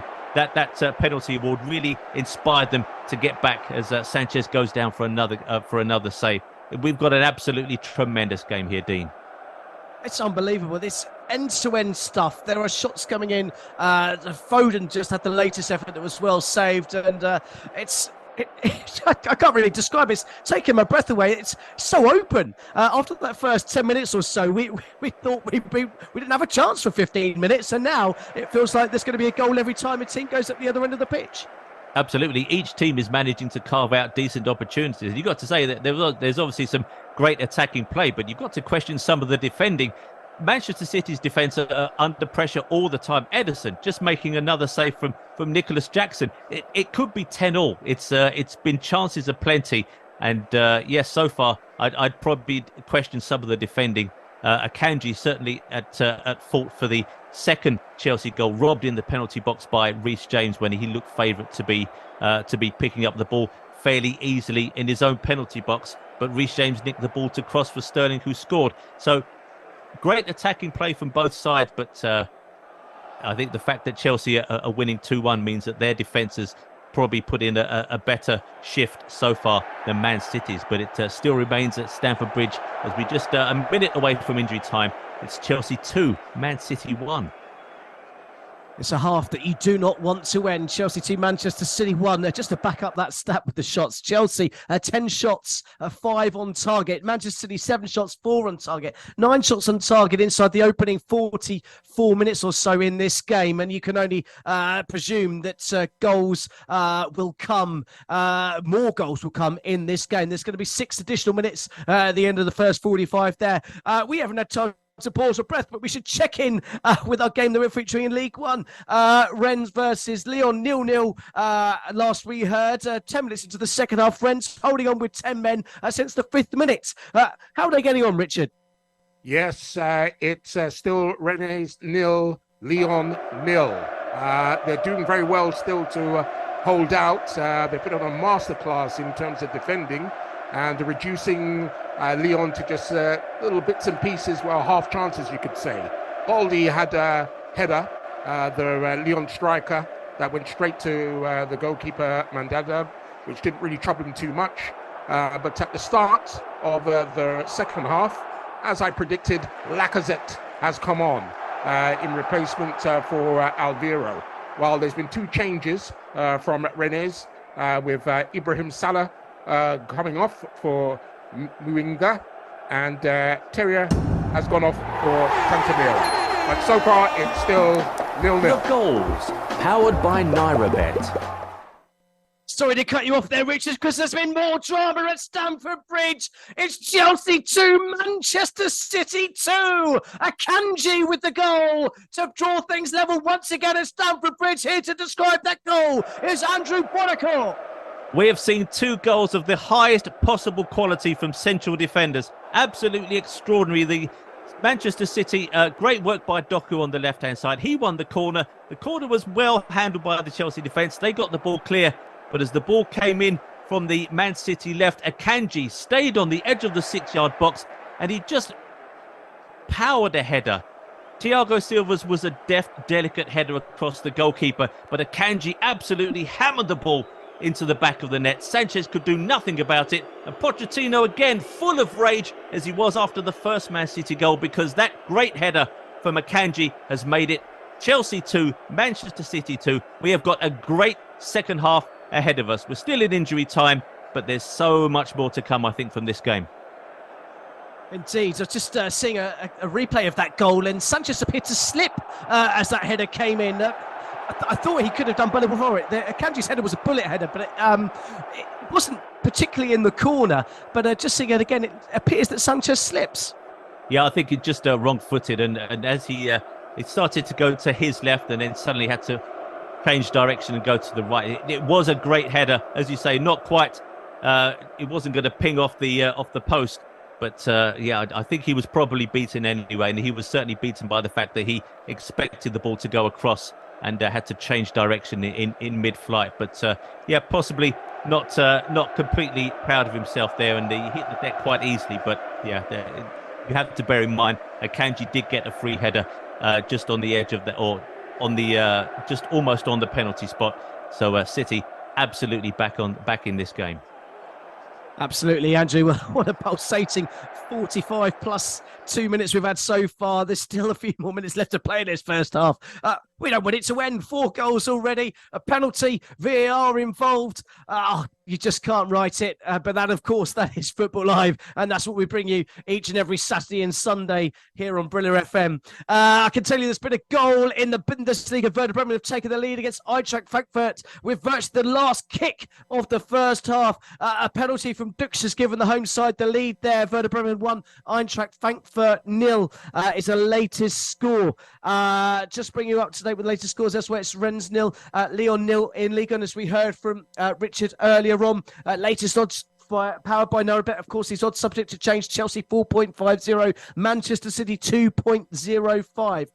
Of course, those are the latest odds and subject to change by Narabet. The draw 3.00 is the latest from Narabet. I can tell you in the Eredivisie, it's about 15 minutes left to play. Final 1, AZ Alkmaar 0. That early first half goal from Timber. The difference between the two teams are still playing at Stamford Bridge. We're into the 4th minute of injury time. 6 to be added. There might be a bit more because of that second Manchester City goal that has things level. Chelsea currently camped outside the edge of their own area, but Manchester City can't find a way through. Let's bring you up to date with the full-time scores of the Nigerian Premier League.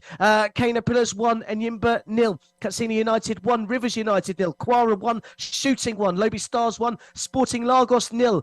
Niger Tornadoes 0, Bendel 0. Plateau United 3, ABO Warriors 1. Remo Stars 4, Gombe 0. And Sunshine Stars 2, Enugu Rangers 2. They were full-time scores in the Nigerian Premier League. And I can also tell you in the Liga, it's finished. Barcelona 2, Alaves 1.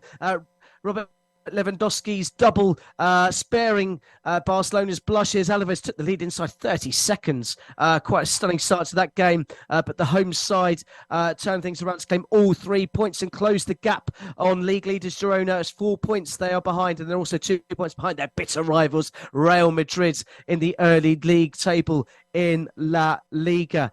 In the Turkish Superliga, we're about an hour into the game. Adana Demirspor 0, Fenerbahce 0 is the latest score. Mauricio Pochettino is parading, it's not even a real word, pacing and parading his technical area. He's not happy with how things are going for his team. I think it would be a combination of his team's decisions and just the quality Manchester City possess and that frustration, but he's not happy with what he's seen so far. His team, of course, being held by Manchester City 2-2 in what a thrilling game. What an advert for the Premier League, the English Premier League, that is, at Stamford Bridge.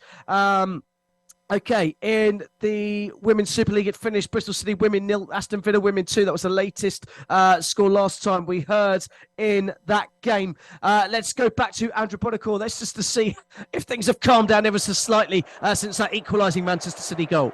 I would have to say that they haven't really calmed down. There's certainly no intention from either side to let things peter out to the half-time whistle. Both sides are still going at it in the last minutes of injury time of the first half, as if it was the last few seconds of injury time at the end of the game. So Chelsea just trying to exercise a little bit of control on the ball, but Manchester City hitting them long whenever they can, and forcing Chelsea to retreat again. But yeah, absolutely no drop in the energy levels, no drop in the attacking intent, certainly from Chelsea, and no drop in the number of corners conceded. So yes, we'll have to see how the defences in the second half cope, because so far, as you said, many chances, great attempts on goal, and both keepers have been busy. And so far, just the final seconds of first half injury time, it's still Chelsea 2, Man City 2.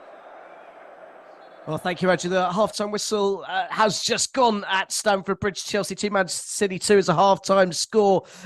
There's no way the first 12 minutes you'd have seen what was to unfold in the last half hour there at Stamford Bridge. 4 goals, including a penalty. Those of you that may well have listened to me in my conversation with Ayo Alabi and put your money on that over 4.5 goals at 8.05, you might be looking on some hefty winnings in this one, in that game. Half-time score, Chelsea 2, Manchester City 2. And let's quickly just check in with the game in France. Rennes 0, Lyon 0 last time we heard, just at the hour mark. Any change in the score there, Richard? No change so far here, Dean, with 62 minutes on the clock. It's still 0-0 between Rennes and Lyon. It's a very impressive from a Rennes point of view, but not from a Lyon, because they've been playing with an extra man advantage since the 5th minute, and they have yet to breach the defence, and they don't look like breaching the defence so far. But Lacazette, as I said, is now on the pitch. He came on immediately for the second half, and I can see exactly what Lyon are looking to do. They're trying to stretch the Rennes defence by playing a lot of diagonal balls and pumping crosses in, from left to right, right to left. But they're looking for someone to get on there with a header to actually breach the defence of Rennes. But so far, it's not working. And that is obviously going to be frustrating the manager of Lyon, which is Mr. Fabio Grosso. And they're under a lot of pressure, of course, because, as I said, they are rock solid bottom. And this is a great chance for them to get 3 points to look to climb that ladder and get out of trouble. But so far, Rennes are doing a fine job, and it's still Rennes 0, Lyon 0. Brilliant. Thank you very much, Richard. I can tell you in the Roma derby, it's still Lazio 0, Roma 0. We'll bring you the goals as they go in around Europe. The biggest leagues, the biggest games, the biggest goals. You're listening to Football Live. Powered by NairaBet. This is Football Live with Dean Kilford. Well, thank you very much, FJ and the team. I can tell you our featured game in League One. There's been a goal. The goals, powered by NairaBet. Rennes' resistance was finally broken. It came from an unlikely source. Jake O'Brien has given the visitors the lead. To hear about that goal, let's head over and join Richard Freckleton. Yes, it's Rennes 0, Lyon 1. And Jake O'Brien, the centre half for Lyon, is the hero so far. My goodness, he really put his head where others wouldn't dare, with boots flying across from the right, which took a slight deflection, looped up into the box, and he powered in a header to put Lyon 1-0 ahead. It's something that I expected for them to stick with, because they have been getting crosses in from left to right, right to left, and that's where the goal came from. Now the question is, can they hold out for the next quarter of the game to get a much-needed win? And it looks like Rennes, they're losing their grip on things. Matic, another...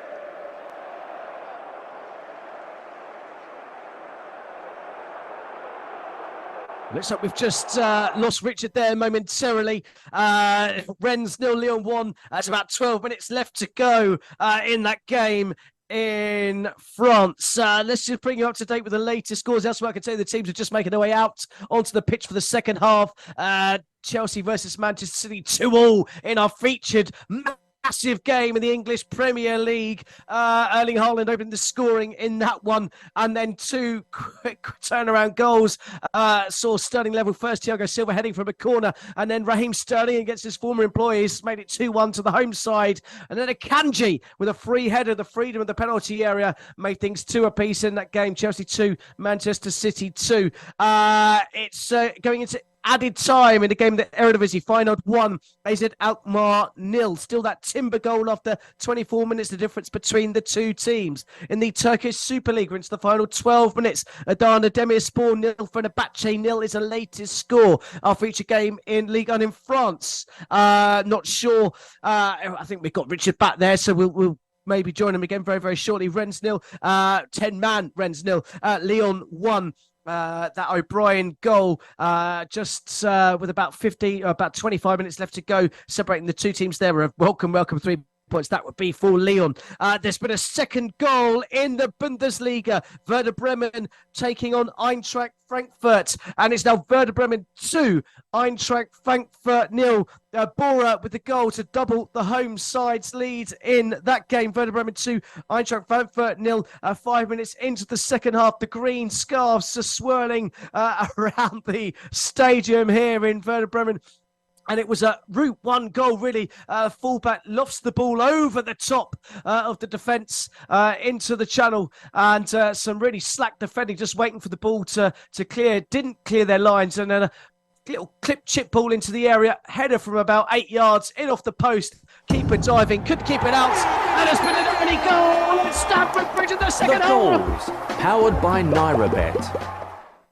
Well, the first half started on fire. The second half has started on fire. And it's 3-2 to Manchester City. Oh, what a goal. This was simple stuff. Erling Haaland has restored Manchester City's lead for the second time in this game, this topsy-turvy game. Inside 2 minutes of the second half, it was a beautiful goal. We'll hear all about it from Andrew Buonocore very, very shortly. But Erling Haaland has slid the ball in from all of 2 yards to make it Chelsea 2, Manchester City 3. Let's go and hear about it right now through Andrew Buonocore. Crikey, Dean, it started again already. It's Manchester City now who are 3-2 up against Chelsea. And it was a goal made and scored by Erling Haaland. The ball was played to the Norwegian on the edge of the centre circle in his own half. He played in Phil Foden down the Manchester City right-hand side. Lovely skill from Foden. He just hammered the ball across goal. And who was there in the goalkeeper's 6-yard box? Erling Haaland himself. He'd sprinted all the way, almost the entire half of the pitch, to get on the end of that ball, and he almost exactly the same as the Raheem Sterling goal earlier on in the game. Erling Haaland scores at close quarters, Sanchez beaten, all ends up, and it's now Chelsea 2, Manchester City 3. I've just seen a replay of that goal. VR are actually checking this goal for a potential handball. If this goal is ruled for handball, I'd be absolutely flabbergasted. As Haaland appears to have scored with a part of the body you wouldn't normally think of scoring with. It's sort of come between his legs, doesn't it? He slid through. But as the ball hadn't quite gone over the line, it just caught the back of his elbow on that one. Sevilla are still checking this one. They're lined up ready to take the corner. The goal has been given. Erling Haaland waving to the fans, the away fans that are congregated behind that goal to where that was scored. Manchester City's goal has stood. That was quite a bizarre turn of events, wasn't it, Andrew? Absolutely. On first viewing, it looked like a classic striker sliding in and getting the ball just over the line. But as you said, Haaland didn't really have control of the ball. He slid towards where the ball was going to be, and as you said, it's a fairly delicate part of the male anatomy used to just get the ball finally over the line. But he slid in, legs open, and just managed to kind of guide the ball over the line. So there was a slight suspicion of handball. Thankfully, that wasn't given. And that goal stands. So with just a couple of minutes gone in the second half, it's Chelsea 2, Man City 3. Absolutely, and all those of you that listened to me in my conversation with Ayo Alabi earlier on, well, you'd have had your money paid back to you and then some at 8.05. What a great game this is turning out to be at Stamford Bridge. Chelsea involved in a couple of Premier League classic encounters. On Monday night, we thought we may have seen the game of the season. But they're doing again here on a Sunday evening at home at Stamford Bridge. But this time, they're the wrong side of the scoreline. It's Chelsea 2, Manchester City 3. And I'm sure there'll be more goals to follow in this one. So that Werder Bremen goal that I just described to you before we were interrupted with that Manchester City goal has stood. There was a VAR check on that one for potential offside. There was no offside at all in that one, and Boris goal stood. Werder Bremen 2, Eintracht Frankfurt 0 is the latest score 10 minutes into the second half. In the Rome derby, it's just approaching half-time. Lazio 0, Roma 0 is the latest score. We've kicked off in the latest game in La Liga. Seville 0, Betis 0 is a latest score, about 15 minutes gone in that game. Let's go and catch back up with a game in Liga. We lost you momentarily, Richard, but you're back now, and we can finish off how this game's going. Is there Rennes any opportunity of getting back in this one, or are they still holding a Lyon Storm at bay? Well, with under 10 minutes left on the clock, it's still Rennes 0, Lyon 1 since you last were here, but they've put on a little bit of pressure in the last few minutes with set pieces from corners, and there's been some last-ditch desperate defending at times from Lyon, but so far Lyon have held out. But it all changed, obviously, when Jake O'Brien became the hero by putting his head in where others perhaps wouldn't dare do, with boots flying about. And this is going to be a vital win for them if they can hold out for the next 8 minutes or so and get a vital win to get 3 points and climb up the table if possible. But I wouldn't count Rennes totally out of this, because they're trying everything they possibly can, to actually get back in this game. So they're going to have to change their tack somewhat, which they are doing. But at this moment in time, it's still Rennes 0, Lyon 1. Brilliant stuff. Thank you very much, Richard. In the closing stages of that game in Ligue 1. I can tell there's been a goal in the game in the La Liga in Spain. Sevilla 0, Real Betis 1. And former Arsenal man Hector Bellerin is the man with the goal to give the visitors the lead in that one. Let's go back to Andrew Buonocore at Stamford Bridge. Chelsea 2, Manchester City 3. How have Chelsea responded to that early second half goal for Manchester City? Well, they've responded pretty much the way that they did to the first goal that Manchester City scored. They again fueled by a little bit of rage. Pochettino certainly showing his opinion at the side of the pitch, but closest to extending that lead again has been Manchester City. It's just been outrageous. We've had 10 minutes and no goals and no major incidents, but this game is starting to really spice up. Chelsea are snapping away at their tackles, and I might start to get the sense that Man City are taking control of the game. Chelsea not particularly focused as they were in the first half. A few fouls, a few silly challenges. Manchester City just trying to exert some control. But to be fair, I thought that's how the first half was going, and Chelsea managed to get ahead in the first half as well. So such has been the topsy-turvy nature of this game so far, that who knows what the remaining 35 minutes or so will bring us. But after 54 minutes, it's still Chelsea 2, Manchester City 3. Brilliant stuff. Thank you very much, Andrew. I'm sure we'll be with you many, many more times before that game is finished. 8 minutes into the second half there. I can tell you that Hector Bellerin goal has been ruled out via VAR for offside. So it's still goalless in the game between Seville and Betis. It's half-time now in the Rome derby. Lazio 0, Roma 0. Let's get a latest in-play odds updates with John Kane, courtesy of our sponsors, NairaBet. The latest in-play betting odds from NairaBet. Yes, the latest odds from NairaBet. Of course, all these prices subject to change. And what I would say, really, if you want to listen to any tips in the future, just listen to what Dean Kilford say, because he got it spot on today. He thought more than 4 goals. We got 5 today. You know, we've been absolutely laughing, even, 2-3 minutes after the restart in the second half? Anyway, I'm going to go a bit one further. If you think it's going to be over 9.5 goals in this match, so we're talking about 10 goals in this game, it's 17.0. I won't go that far, but maybe over 8.5 goals, so 9 goals or more, it's 9.0. Over 7.5 goals, which is not far, isn't it, really? It's 4.0, which I think that's probably the most reasonable one. And if you think is over 6.5 goals, so you just need 2 more goals in the game, is 1.95. As for the odds themselves, Man City are firm favourites at the moment. They're 1.30. The draw is 5.0. And Chelsea at home is just gone up to 13.0. So 13 is not a lot, really, when you consider. But, they are still at home. And they have scored goals, haven't they? So they have scored goals. Now, if you think there won't be any goals at all in this game, in fact, it just got suspended. And I can tell you why it's got suspended, because Dean is going to tell us in a second. I am going to tell you because there has been... Well, I thought a penalty has been awarded, but... it's actually been given a free kick the other way. So he's also been suspended because Doku went down in the box. Seeing in real time, you thought, the referee's pointed to the spot, but he pointed at the player and told him to get back up and immediately showed Doku a yellow card in that game. So that's why the odds are suspended, John.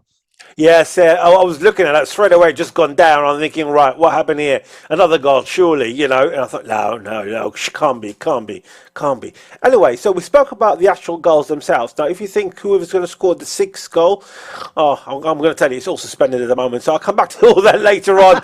You know, it's all suspended. Let me look on the other games that are happening at the moment. Of course, we got the Roma derby, Lazio via Roma. It's half time. It's still 0-0. Lazio at home, so to speak. They are 3.25 for the win. The draw is 2.30, and for the Roma away win, a 3.40. It's very hard for Roma winning these days, isn't it? It's not really.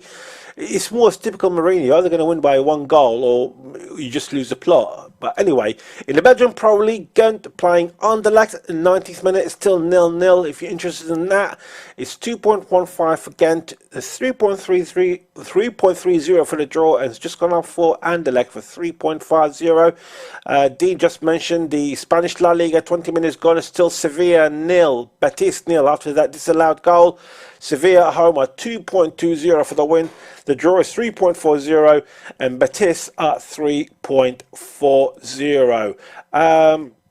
I'm just going to try and go back to the Chelsea-Man City game, Dean, just trying to see if there is any betting on the next goal scorer. And I have got the sixth person to score in this game, and I'm actually looking, probably the favourite is going to be Haaland. Well, if you look at Cole Palmer, if you think he'll be the next one to score, he's 12.0.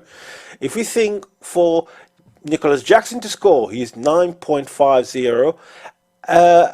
Erling Haaland, he is 4.75, and Julian Alvarez is 9.50. Of course, these are the persons who score the sixth goal, so the next goal. Of course, all these prices are from Nairabet and all subject to change. Brilliant stuff. Thank you very much, John. Let's go straight back to Andrew Buonocore, because whilst we're having that conversation, we could have well had another 3 goals, Andrew. Absolutely, end-to-end stuff again in the second half as it was in the first half. I've written one name down, Reece James, because I wanted to point out what an excellent game he's been having. But he was bombing down the Chelsea right, was brought down, didn't get the free kick, and he left his defence a little bit exposed. Jeremy Doku, for the second time in a few minutes, has found quite a lot of space down the Man City left. But after cutting inside, he probably 12 yards out, shot straight at Sanchez in the Chelsea goal. Should have been a goal, I'd say. That should have been 4-2 Man City.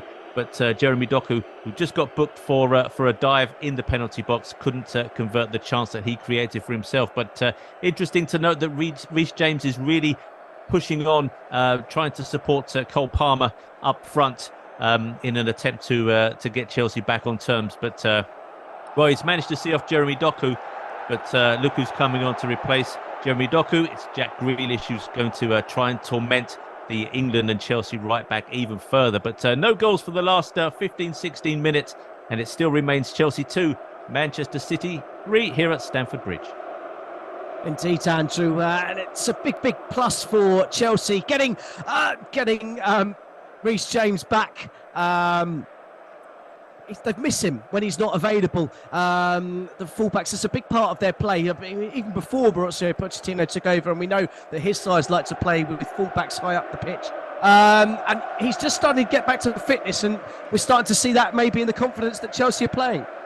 Absolutely. I mean, he's been a massive loss. He does have a history of injury problems, and Chelsea right back and left back have been really short of numbers at times. Ben Chilwell has not seen a great deal of action, and Cucurella was out injured as well. But Chelsea really rely on Reece James. He is, of course, club captain, and he decided not to take part in the England squad this week so that he could focus on his fitness. But having watched him for the first 60 or so minutes, there's nothing wrong with his fitness at all. He's been absolutely excellent. But now he's got a fresh challenge. Jeremy Doku off, and Jack Grealish has come on as Chelsea carve out yet another chance, and it was an opportunity, goodness me, for Cole Palmer to score against his former team, but maybe just panicked. He dinked his way through, beat 3 or 4 players, a little bit Maradona in the way he kept his balance, went into the penalty box and tried to just shove the ball past Ederson, but Ederson kept the ball out at close quarters. So really interesting game. We're starting to see some changes, and I would suggest actually that Chelsea could probably do with the changes more than Man City because of the levels of energy they had to put into that first 45 minutes. I think we might start to see some Chelsea changes, but so far they're just trying to get back on terms because it's still Chelsea 2, Man City 3. Brilliant stuff. Thank you very much, Andrew. Palmer really had to score in that position and from about 12 yards out, the goal at his mercy, but he failed to get the ball past Edison in the Manchester City goal. I can tell you about a third goal in the game between Werder Bremen and Eintracht Frankfurt. And Eintracht Frankfurt are back in it. An absolute stunning strike from Skiri from the edge of the area, kissing the inside of the post before cracking into the back of the net. It's 2-1 there. The goals, as they go in on Football Live, we'll join you very, very soon. CAF World Cup qualifying is next week and we are giving 10% of your stake back daily. Yes, you heard that right. Place a minimum of 5 bets on any CAF World Cup qualifying match to earn some money back. There are lots of games to get involved in, especially 2 important matches for the Super Eagles, who have Osimhen back from injury. Nigeria versus Lesotho is on Thursday, and then Nigeria travel to Zimbabwe next Sunday. Terms and conditions apply. Must be over 18. Must place 5 qualifying bets to be eligible. Bets must have a total stake of 500 naira. Offer is live until 21st of November 23. Bets must be placed and settled on the same day to qualify. General and free bet terms and conditions apply. Please gamble responsibly. Okay, guys, welcome to the weekly Football Live production meeting. I've got a great idea. We go out and we ask all the top football managers what they think of the show. Let's do this. Jurgen Klopp, are you a fan of Football Live? It's super. It's just super. It's really a top. Mikel Arteta, how good is Football Live? I've been really impressed. Pep, Football Live love you, but do you love Football Live? They are unique and I enjoy a lot. Sean Dyche, do you listen to Football Live, the greatest football show on earth? What you're talking about now. They know and I know, and you probably do know, they've made a lot of mistakes along the way. Okay, so we need to work on Sean Dyche.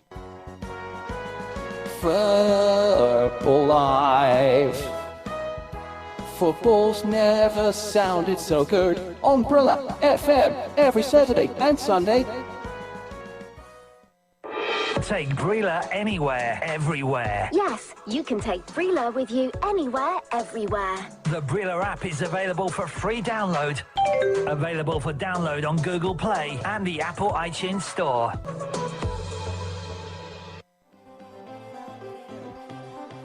You are listening to Football Live on Brila FM.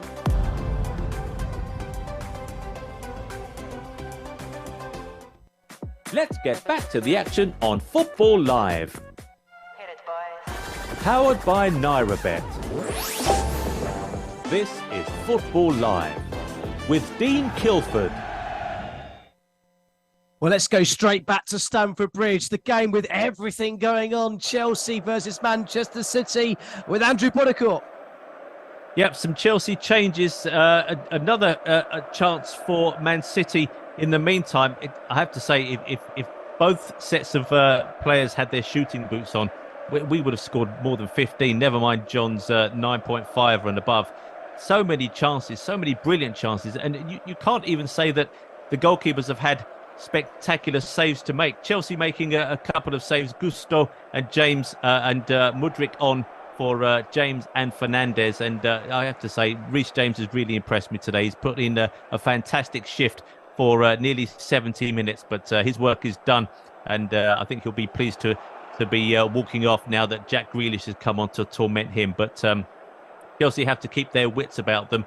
But yeah, just back to that number of chances. As I say, I think both goalkeepers have made 2 or 3 really good saves, but a lot of the shots have been straight at them, and not a great deal for them to do.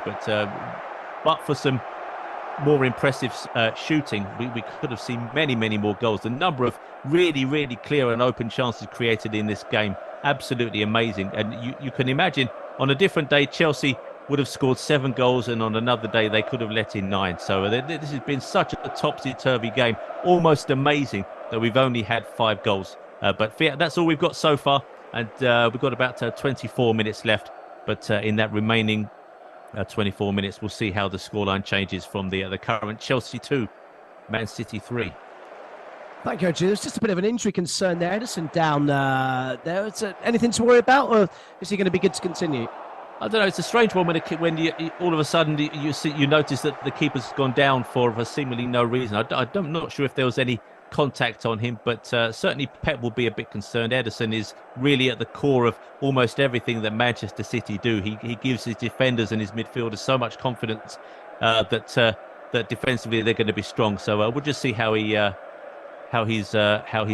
progresses in the next couple of minutes. Brilliant stuff. Thank you very much, Andrew. Oh, it's happened again. We've left Andrew, and it's been another goal at Stamford Bridge. The goals, powered by NairaBet. It's Chelsea 3, Manchester City 3. And it's that man who scored a hat-trick on Monday night who's at it again to level things for the hosts. Chelsea level for the third time in this game. It is quite unbelievable. Shot from the edge of the area, and who was there at the right time in the right place to get that goal? Well, it was Jackson. Let's go and hear about it from Andrew Buonocore. Well, I mentioned that neither goalkeeper really had some spectacular saves to make, but that was probably as hard as Ederson has had to work. A shot was thundered in for the edge of the box, and the ball was parried out. It fell to Nicholas Jackson, who's now got his 4th goal in a week to get Chelsea back on level terms. Pochettino just handing out some instructions to his team. And, this game again, I have to say, good play by Mudryk. He used his speed to great effect down the Chelsea left, squared it, and as I say, that shot was hammered in from a good 25 yards out, parried by Ederson. And Nicholas, good striking instincts. He's been criticised by a few former players for not really being what they call a proper striker, but he showed some great striking instincts there, and just snuck in ahead of a Man City defender on the deck to glide the ball past Ederson and bring Chelsea level.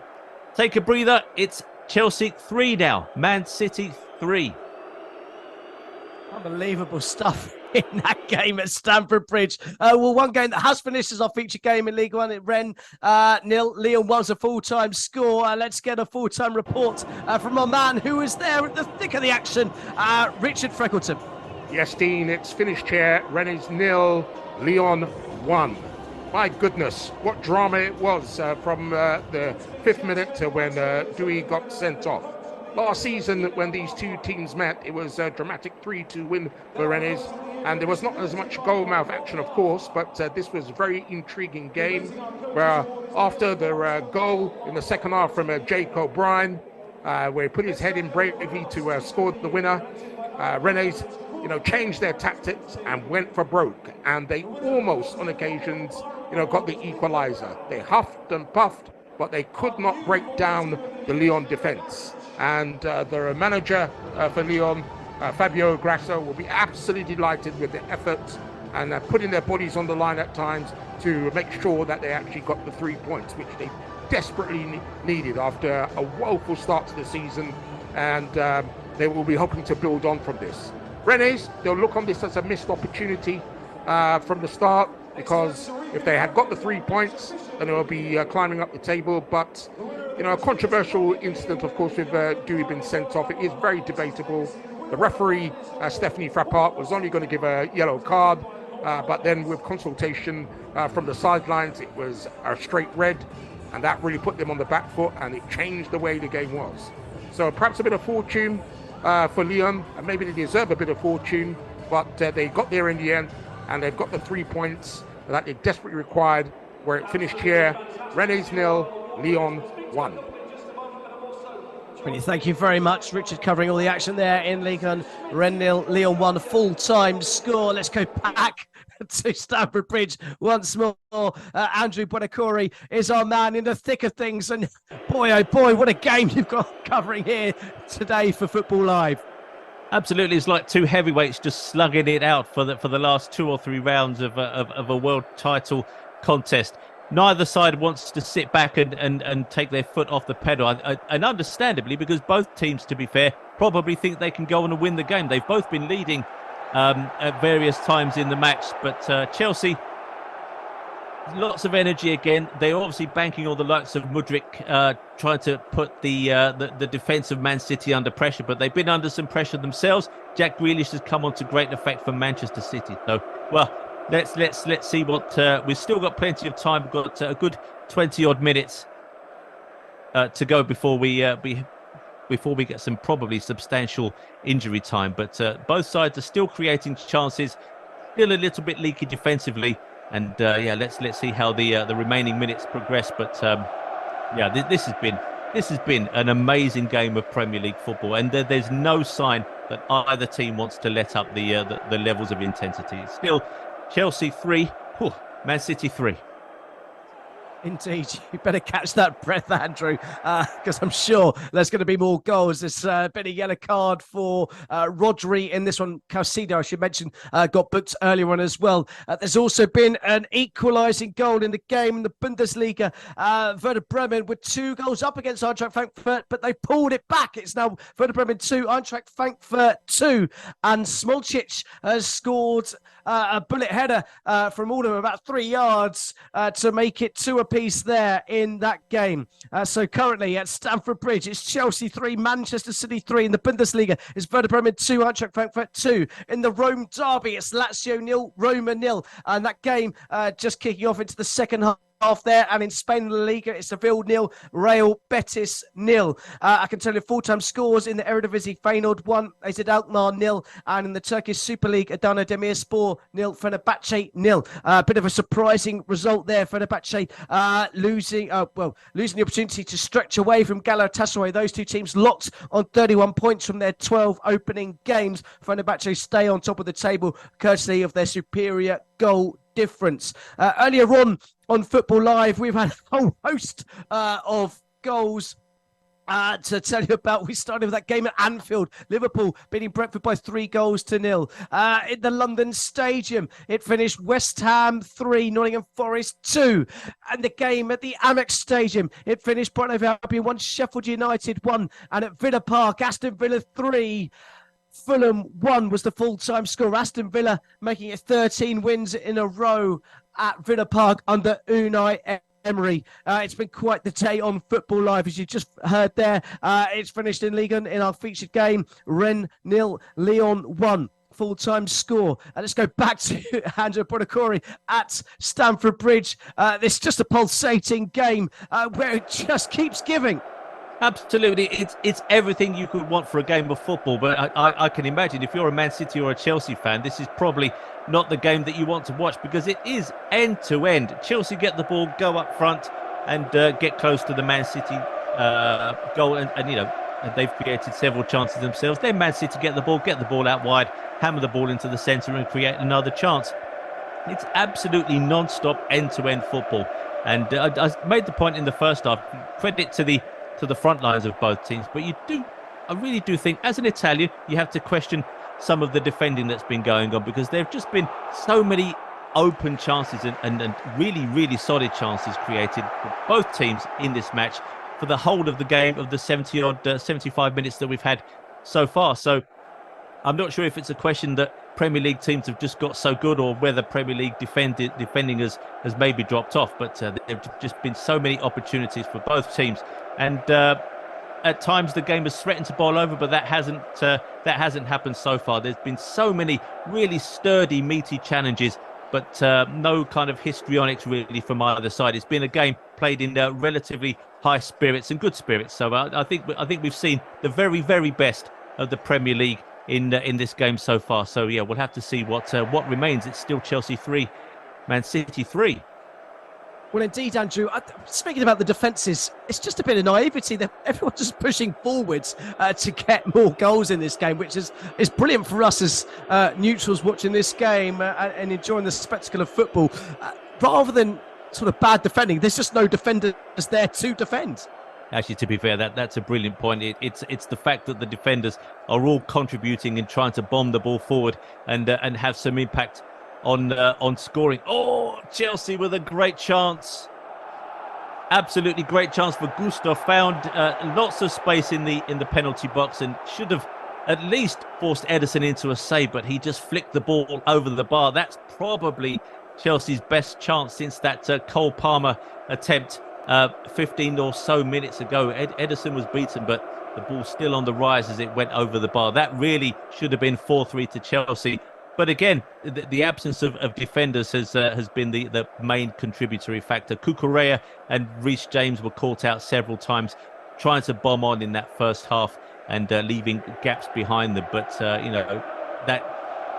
that piles responsibility on the central defenders, who then have to cover, and that creates space for runners coming in from the opposition. So, yeah, such is the desire to use the wing backs as the pacemen down the side to try and overload and get the ball squared. And to be fair, a lot of the goals this afternoon have come from those overloads, with a nice little pass inside the channel, hammer the ball across for the strikers to score. So, yeah, we've seen lots of that, and that's caused chances at the other end. But it's just been a pulsating match. And as I say, played in a relatively high spirit. Still, with just over 10 minutes to go, it's Chelsea 3, Man City 3. And that really was a gilt-edged chance for Gusto. Just needed to get it on target, keep the shot down. It flew high into the stand behind them. And maybe Chelsea won't get a better one in the remaining 15 minutes or so left in this game. I think it's time that we should try and get the latest in-play odds with our very own John Kane. The latest in-play betting odds from NairaBet. Yes, the latest odds from NairaBet. Of course, all these prices are subject to change. We're playing the 78th minute at Stamford Bridge. It's still 3-3. Only 3-3. Chelsea have just gone up to 5.50 for the win. The draw's gone down to 1.91, and Manchester City away win has gone up to 3.0. It's very hard to guess who's actually going to win this game, or even the draw. If you think it's over 6.5 goals, that means you only need one more goal. It's 1.70. And if you think it's over 7.5 goals, so you need 2 goals or more in the remaining 12 minutes or so, it's 3.80. Now, we spoke to goals. We mentioned a few players who score next. On the 7th player to score, so the next one to score a goal, Jack Grealish, he's 17.0. Haaland, he's 5.50. Alvarez, in fact, Haaland just gone up to 6.0. Grealish gone up to 19.0, and Alvarez gone to 12.0. Chelsea-wise, Cole Palmer, he's 17.0. You can see it, can you? You can see someone who's an ex-player is going to score the winner, which probably will be Cole Palmer, and he's 17.0. We did mention... Speaking about former players, sorry, John, to interrupt, but Kovacic has just come on for Manchester City. Could the script be written for him to come on and score the winner? What would the odds be for that remarkable... he's not a man known for scoring goals. No, absolutely. He's the next... If he scores next, he's 29.0. So, and if you think Kovacic will score at any time, I'm just looking at it, he's 21.0. So if he scores, doesn't matter when he scores, could be next, could be the one after, he's gone up to 23.0. So if the script's running as we expect at the moment, Dean, he's going to be very, very fascinating. And if you think it's Carl Palmer will score at any time, he's 13.0. So regardless if he's with 6 or 7 or the 8th goal, other ones are there. So I'm trying to find for Haaland because he's always everyone's favourite, isn't he? But I can't seem to find it. I always find that trouble to find. Alvarez, he's just been substituted, isn't he, Alvarez? So I'm going to have to leave it out. Bernardo Silva has gone up as well, 17.0. Unless you think the next Spurs player, Kyle Walker, he's 34.0 to score at any time. So these are the latest odds. Just going to give you the latest odds quickly on some of the other games that are happening at the moment. We know there is the Roma derby, Lazio via Roma, still 0-0 after 54 minutes. No one's breaking the dreadlock. Lazio and Roma are both on 3.75 to win, and the draw is 2.0. Sevilla Betis, 43 minutes gone, still 0-0. Sevilla are 2.80 for the win, 2.70 for the draw, and Betis away win is 3.20. You've just heard about the Eintracht Frankfurt goal a few minutes ago. It's 6 minutes to go. It's 2-2 now after Frankfurt were trailing by 2-0. Werder Bremen at home are 6.50 to the win, 1.40 for the draw, and 5.50 for an Eintracht Frankfurt away win. We've got about 6 minutes plus stoppage time there. Just before I come back to you quickly, Dean, I'm just going to remind you of the latest on that big game that we're concentrating on. Chelsea, Manchester City 3-3, 10 minutes to go plus stoppage time. Chelsea are 5.50, the draw is 1.80, and finally Manchester City are 3.30. Of course, all these odds are from NairaBet, and it's all subject to change. Brilliant stuff. Thank you, as always, John. Let's just check back in with Andrew Buonocore to hear about there's more chances happening. Just in the couple of minutes we go away from Andrew, there are more and more chances. Yeah, absolutely. And just Chelsea shooting from distance, but not troubling Ederson. And we had a 2-minute period, I think, of complete Manchester City possession, which we've not had in the whole of the match. Neither side has been able to really put their foot on the ball. It's just pick up possession and start bombing forward, because there've been so many overlaps and so many good positive runs being made that midfielders have been able to pick them out. Jack Grealish, I have to say, has had a good impact coming on in the second half for Man City. He's found a lot of space, but yeah, possibly that final ball just lacking. But as you say, chances are still being created on both sides. Maybe not clear cut, but going back to John's bets, he didn't mention the name of Raheem Sterling, and Sterling has had a lot of the ball. He's had a lot to do and has done most of it very, very well. He's had a really good impact on this game for Chelsea. So I'm going to say that Raheem Sterling will probably be my most likely player to get the winning goal in this match, if indeed there is to be one. We've got just under 10 minutes to go in the second half, and things are still on as even at Chelsea 3, Man City 3.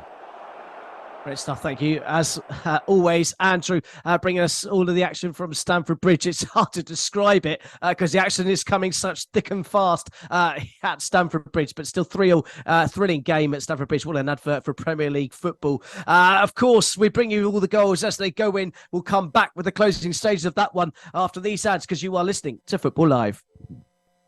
CAF World Cup qualifying is next week, and we are giving 10% of your stake back daily. Yes, you heard that right. Place a minimum of 5 bets on any CAF World Cup qualifying match to earn some money back. There are lots of games to get involved in, especially 2 important matches for the Super Eagles, who have Osimhen back from injury. Nigeria versus Lesotho is on Thursday, and then Nigeria travel to Zimbabwe next Sunday. Terms and conditions apply. Must be over 18. Must place 5 qualifying bets to be eligible. Bets must have a total stake of 500 naira. Offer is live until 21st of November 23. Bets must be placed and settled on the same day to qualify. General and free bet terms and conditions apply. Please gamble responsibly.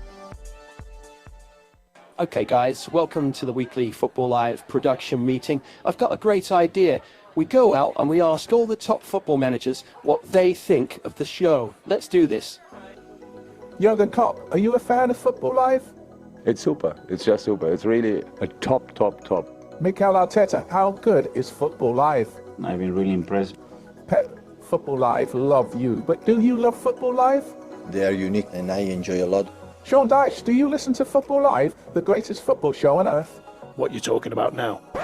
They know and I know, and you probably do know, they've made a lot of mistakes along the way. Okay, so we need to work on Sean Dyche. Football Live. Football's never sounded so good on Brila FM every Saturday and Sunday.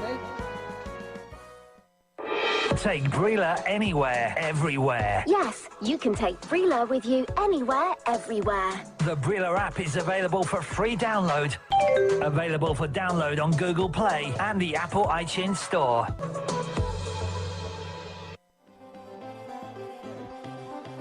You are listening to Football Live on Brila FM.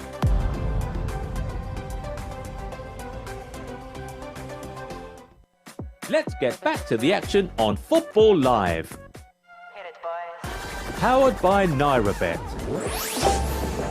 This is Football Live with Dean Kilford. We're into the closing stage at Stamford Bridge. Still Chelsea 3, Manchester City 3. An absolute thrilling game at Stamford Bridge. I said it was 3-3, but there's been a 7th goal at Stamford Bridge. The goals, powered by NairaBet. It's Chelsea 3, Manchester City 4, and Rodri with a thunderbolt from outside the area, took a wicked deflection, wrong-footed Sanchez, and it's Manchester City have regained the lead for the third time in this game, their fourth goal in this game. The away fans jubilant behind the goal, the players celebrating with the fans. It's Chelsea 3, Manchester City 4. What a game at Stamford Bridge. Oh dear. Well, it was such a wicked deflection. It came off Thiago Silva. Just crept inside the post. Absolutely nothing Robert Sanchez could do about it. And let's go and hear about it in more detail with Andrew Buonocore. Well, it just felt like Manchester City was starting to control possession and starting to control the game. The ball worked its way down the right-hand side. Couldn't really get to a clear crossing opportunity, but from the right, the ball was crossed in, headed out, and it fell to Rodri, who tried to smash the ball in as he did in the Champions League final. He got a great connection on the ball, but it was Thiago Silva who just sliding in, trying to block the shot, just deflected it, as you say, Dean, past his own goalkeeper. Absolutely nothing Sanchez could do. Just the outstretched foot of Thiago Silva, just prodding the ball the other way. Probably Sanchez would have had it covered. In fact, it wasn't the greatest of shots from Rodri. He probably picked the wrong side of the goal, but thanks to that deflection from the right foot of Thiago Silva, Sanchez was already going to his left and the ball went to his right, and there was a massive gap on that side of the goal, and the ball just went into the to the far side, just inside the post. Thiago Silva absolutely gutted after his excellent contribution in the first half. But goodness me, this game, it's not over, but Manchester City have just got their noses in front, and it's given them the opportunity to just put their foot on the ball, maybe stop bombing forward quite so much and try and control possession a bit more to preserve this 4-3 lead. It's now, as we go into injury time in a couple of minutes, it's Chelsea 3, now it's Man City 4. Well, just seeing that goal again, the man at the heart of it, they made a change. They took off Alvarez and put on Kovacic, and he was the man that won possession in midfield for Manchester City, really started that attack. And that's what might be called a defensive move. Maybe Pep Guardiola looking to just at least come away here from the point. Well, Kovacic had a point to prove. Absolutely. You said earlier on, Kovacic not known for his goal scoring and not really known for kind of his, let's say, his contributions going forward. He tends to be a disruptor, but he won the ball back there and immediately had an impact. There have been lots of turnovers of possessions for both sides, and any praise you could give either side, you could equally criticise the other teams, because both teams have played very well going forward. But as I mentioned, some defensive gaps have been allowed at the back, and really now with City being 4-3 up with just over a minute to go of normal time, moving into injury time, they're in the driving seat. They've got the opportunity to just sit back a little bit and try and control. But this is Man City. They generally don't say, okay, 4 midfielders, let's sit the 4 midfielders in front of the 4 defenders and shut up shop. They tend to try and defend by maintaining possession far further up the field. So that will still, if Chelsea can create to carve out another chance, that will still offer them the opportunity to maybe find some space going forward. So harsh on Chelsea if it stays this way, but there's absolutely no guarantee that it will do, of course, Dean. Absolutely. Well, Chelsea are making a really positive change. Amanda Brozier, there'll be Chelsea fans relieved to see him back in action. He's come off the bench for Moise Caicedo. So Chelsea really going gung-ho, losing a defensive midfielder, throwing on another striker. Let's see if we're going to get some more chances for the remaining few minutes of that game. So we're into the final minutes of the 90. Chelsea 3, Manchester City 4. What an unbelievable game here on Football Live. It just gives me time to tell you that we're not back again for a couple of weeks with the international break. We'll be back again with our very own Josh Bailey on the 25th, and then 2 weeks from today, Barry Swain is in the hot seat on that big game, which will see Manchester City and Liverpool in quite a thrilling game. It looks like it's going to be first versus second on that occasion. I can tell you it's going to be 8 minutes of stoppage time at Stamford Bridge. 8 long minutes for Manchester City to hold on, for Chelsea to find an equaliser. Who knows? This game's gone either way. You know there's going to be at least a chance or two, and maybe Brozier just coming on could be the man to unlock that Manchester City defence. let's just bring you up to date with the latest scores elsewhere. We're into the 6th minute of added time in the Bundesliga. Werder Bremen 2, Eintracht Frankfurt 2 is the latest score. Remember, Werder Bremen with 2 goals to the good up in that game and 2 second-half goals. Saw Frankfurt right back into that game. In the Rome derby, there's about 20 minutes left to go. It's stalemate. Lazio 0, Roma 0. Both teams trying to push for the Champions League places, and both teams finding it hard to break each other down. Of course, it's always a stubborn and tough game to play against a Jose Mourinho side, particularly away from home. When it is their home, Lazio 0, Roma 0 was the latest score.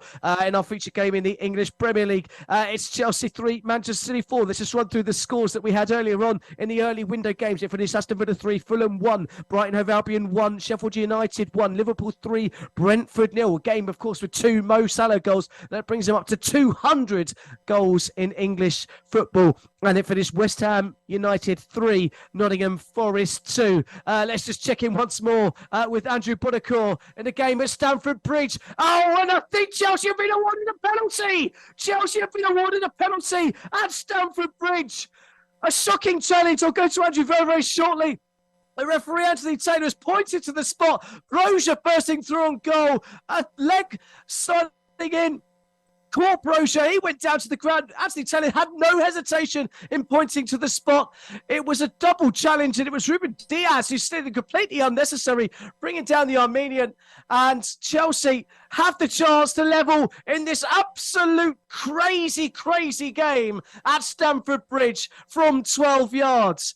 We'll just see. I think it'll be Cole Palmer who will take this penalty as well. What irony that would be for Manchester City if he's the man that steps up to take this winning penalty or levelling penalty from 12 yards. There's an absolute melee around the penalty spot at the moment. Everyone surrounding Anthony Taylor. Jackson, once again in the thick of it, completely lost his head. He's picking a fight with everybody. Kovacic is trying to calm him down. Those two players, of course, on opposing sides. They never played with each other. Let's go and join Andrew Buonocore here just to just fill in the blanks as to what exactly went down there. Well, as you say, the ball was played into Brozier in the Man City penalty box. I mean, I can't even. I know they all have to be checked, but. Yeah, that just has to be a penalty. Ruben Diaz slid in and not only slid in and took his foot away, but also kind of raised his own leg to almost make sure that Brozier went down. I'm not sure what the melee is about. So the Chelsea players, especially after all the antics and events from Monday night's game at Spurs, they're well within their rights to just, okay, let's hang back. Penalty's been awarded. Let's see if VAR, underlines the on-field decision. And we go ahead. There's no need to really get involved. Man City, you can understand that they'll want to complain. But as you say, Cole Palmer looks like he's got the ball under his arm. There's still a lot going on. And I think this is probably Man City just trying to delay things as far as possible. But we'll come back shortly and see what the result is of the penalty if we ever get to see it taken. Indeed. Thank you, Andrew. The yellow card was flushed out a few times there. Jackson was certainly one of those, and Kyle Walker had to be restrained by his own goalkeeper. He wasn't one of those shown a yellow card. I think Grealish may have been shown a yellow as well. Meanwhile, Palmer's going to step up from 12 yards. And there's been a goal! The goals, powered by NairaBet. And it just had to be Cole Palmer against his former club to make it Chelsea 4, Manchester City 4. What a game at Stamford Bridge. Cole Palmer coming back to haunt his old club with the equalising goal from the penalty spot in the 94th minute. They scored 2 goals in stoppage time on Monday night. They've scored a goal in stoppage time here. Can they find the back of the net to get a stoppage time winner in this one? It's Chelsea 4, Manchester City 4. Cole Palmer, unbelievably, has levelled things for the home side. What a game here at Stamford Bridge. Let's go and join Andrew Buonocore once more to describe the action. Okay, it's 4-14, as you know. We've had 8 goals. I've got to say, I am stunned by what I've just seen. Cole Palmer, the camera zooms in on his face. You would never guess that it was an injury time penalty against his former team to level things up at 4-4. He was as cool as you like And the quality of the penalty, he absolutely struck it beautifully, gave it just enough air. Ederson with absolutely no chance. He curled it inside the left-hand post, but he gave it just enough lift so that Ederson had absolutely no chance of getting near it. Celebrated a little bit, nothing too over the top. Raheem Sterling probably more happy than Cole Palmer was, but cool as you like. I mean, you've got to say it's so impressive for a young man of such, of his age. Just steps up, no problem at all. Give me the ball, I'll put it down, and I'll smash it past Ederson, one of the best keepers in the world. It's an absolutely extraordinary end, if it is the end of an absolutely extraordinary game. Absolutely brilliant stuff. I have so much admiration for Cole Palmer. Just so calm under that level of pressure. But again, from his face, you would never imagine that he was under any pressure at all. He's levelled it up, and it's now Chelsea 4, Man City 4. Absolutely. What an extraordinary game. That is exactly the right word to use, Andrew. 4-4 there. And Manchester City have got a free kick right on the edge. An absolute shocking challenge from Raheem Sterling on his former teammate or England teammate. He's earned himself a yellow card. Manchester City have a free kick in a really promising position about 25 yards from goal. We've still got a minute of the 8 added at the end of this game. There's going to be at least 2 or 3 minutes more than that. The free kick is just lined up to the right of the D, about 25 yards from goal. And Kovacic could potentially be the man to stand over this one. It's Cole Walker, Bernardo Silva. There's a big discussion. Cole Palmer trying to get involved. He's pushed away by Erling Haaland. Interesting stat there from Cole Palmer. He's had 4 penalties this season for Chelsea. He scored all 4 of them, 100% record. And as Andrew said, he looked like an Iceman there, coolness personified, to make it 4-4 in this unbelievable game at Stamford Bridge. We're just going to hold up here as Chelsea have got a free kick. Manchester City have got a free kick. Cole Walker and Jack Grealish are the 2 standing over it. Foden now back on his feet, although he's moving rather gingerly. You just wouldn't bet against there being another goal in this. And our betting expert, John Kane, calling it right with his ludicrous 9 goals in this game. I can tell you the free kick has sailed over the top into the stands as the away fans congregated behind that goal. A wasted opportunity there for the home side. Just a reminder, I said we're back in 2 weeks with Josh Bailey bringing you all of the action. It's going to be a big week once we return from the international break. As I said, we've got Manchester City versus Liverpool. We've got Aston Villa versus Tottenham. That's 4 of the top 5 playing off against each other. But as it stands, Manchester City's lead at the top of the table is going to be just by a point and not by the 3 points they thought they were going to be ahead of the table a couple of minutes ago. But we're still playing. We're into the 9th minute of added time at Stamford Bridge. Let's join back in once again with Andrew Buonocore. Just it's pulsating, isn't it? It's just absolutely amazing that both sides are still going for it. And you know, we're in the 8th, 9th minute of added time. And this game's not over. It's 4-4, Dean, and this game is not over. Both teams trying to land that killer punch.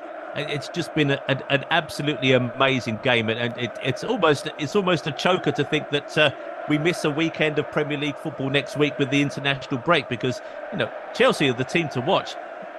They're not the best team in the league by any stretch of the imagination, but the last 2 games they've been involved in have been absolutely amazing, incident packed from start to finish, VAR and loads of goals. So yeah, we're just waiting for the clock to run down. Pep will be disappointed if it stays like this, but goodness me, he knows he's been in a real fight this afternoon. It's still 4-4. Still 4-4, 13 goals in Chelsea's last 2 games. It's quite unbelievable. And they're still going at it hammer and song. Challenges flying in all over the pitch. Both teams trying to find a winner in this game. Still Chelsea 4, Manchester City 4. Let's just catch up with all of the games we've been covering on Football Live here this afternoon. Finished early on, Aston Villa 3, Fulham 1, Brighton, Hove Albion 1, Sheffield United 1, Liverpool 3, Brentford 0, West Ham United 3, Nottingham Forest 2. And it has finished at Stamford Bridge. Chelsea 4, Manchester City 4. What a game, if not the game of the Premier League this season. Mauricio Pochettino is completely furious, storming the pitch at the end of this game. He's having to be held back by his own assistant team.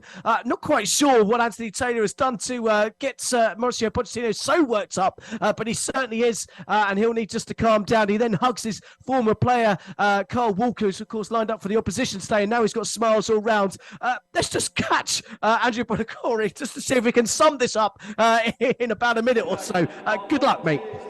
Well, yeah, thanks for that, Dean. Yeah, it's just an absolutely extraordinary game. I'm not quite sure what Pochettino is enraged about. Maybe with the additional VAR check, I wonder whether he thought there could have been 1 or 2 minutes added at the end of added time on top of what was given, or in fact, I think he might be complaining that there was a potential red card in there somewhere. But there were lots of bookings, but I've got to say, in terms of the spirit of the game was absolutely brilliant. The quality on display was non-stop, absolutely fantastic. End-to-end stuff. After a relatively quiet first 15 minutes, it went one way then the other. When Manchester City scored early on, I just wonder whether that could be a problem for Chelsea after the emotional game that they had against Spurs on Monday night. But Chelsea got themselves ahead. City fought back, and going into the second half, we just wondered whether the second half could match the quality and the drama of the first half. But it went up not 1 notch, but 2 or 3 notches. Loads of challenges flying in. The game really like thunderous effort from both sides, and neither side let up for a single moment in that match. Even going into injury time, the drama just kept on going. The tension just kept on raising, and everything at the end of the game, Dean, just rested on the shoulders of a young man, Cole Palmer, up against his former team. Pep said earlier on during the week it was Palmer's decision a long time ago, a year ago, to leave the club, and he wanted to go and try his chances elsewhere. And all of a sudden he finds himself in the 7th minute of injury time with his team, Chelsea, 4-3 down against his old team, Manchester City. And as I said, you would never guess from the expression on his face that he was under any pressure at all, almost lapping up the drama, thinking, when I score this penalty, it's going to be brilliant. He stepped up and stroked it beautifully past Ederson to level things up at 4-4. Pochettino finally is all smiles. I think he can be proud of his team's efforts at the end of an incredible week for Chelsea Football Club, and certainly the end of an incredible game. It finished here at Stamford Bridge. Finally, Chelsea 4, Manchester City 4.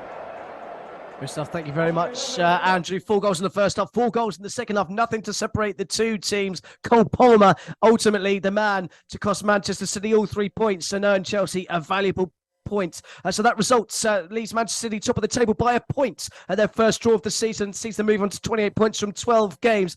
Liverpool, after their 3-0 victory over Brentford, up into second on 27 points, level with Arsenal, but above them on goal difference. Tottenham dropped to 4th with 26 points from their 12 games. Then it's Aston Villa into 5th with 25 points from 12 games, and that makes up the top 3, just 3 points separating the top 5 in the English Premier League. At the other end of the table, Sheffield United climb off the bottom with their point earned at the Amex Stadium. They have 5 points from 12, Burnley below them on 4, and then Luton on 6. They make up the bottom 3. Bournemouth just above them with 9 points from their opening 12 games. What an afternoon on Football Live. We'll see you again in 2 weeks. Thank you very much. I've been Dean Kilford. Thank you for the reporters around the ground here this afternoon. I'm going to go and have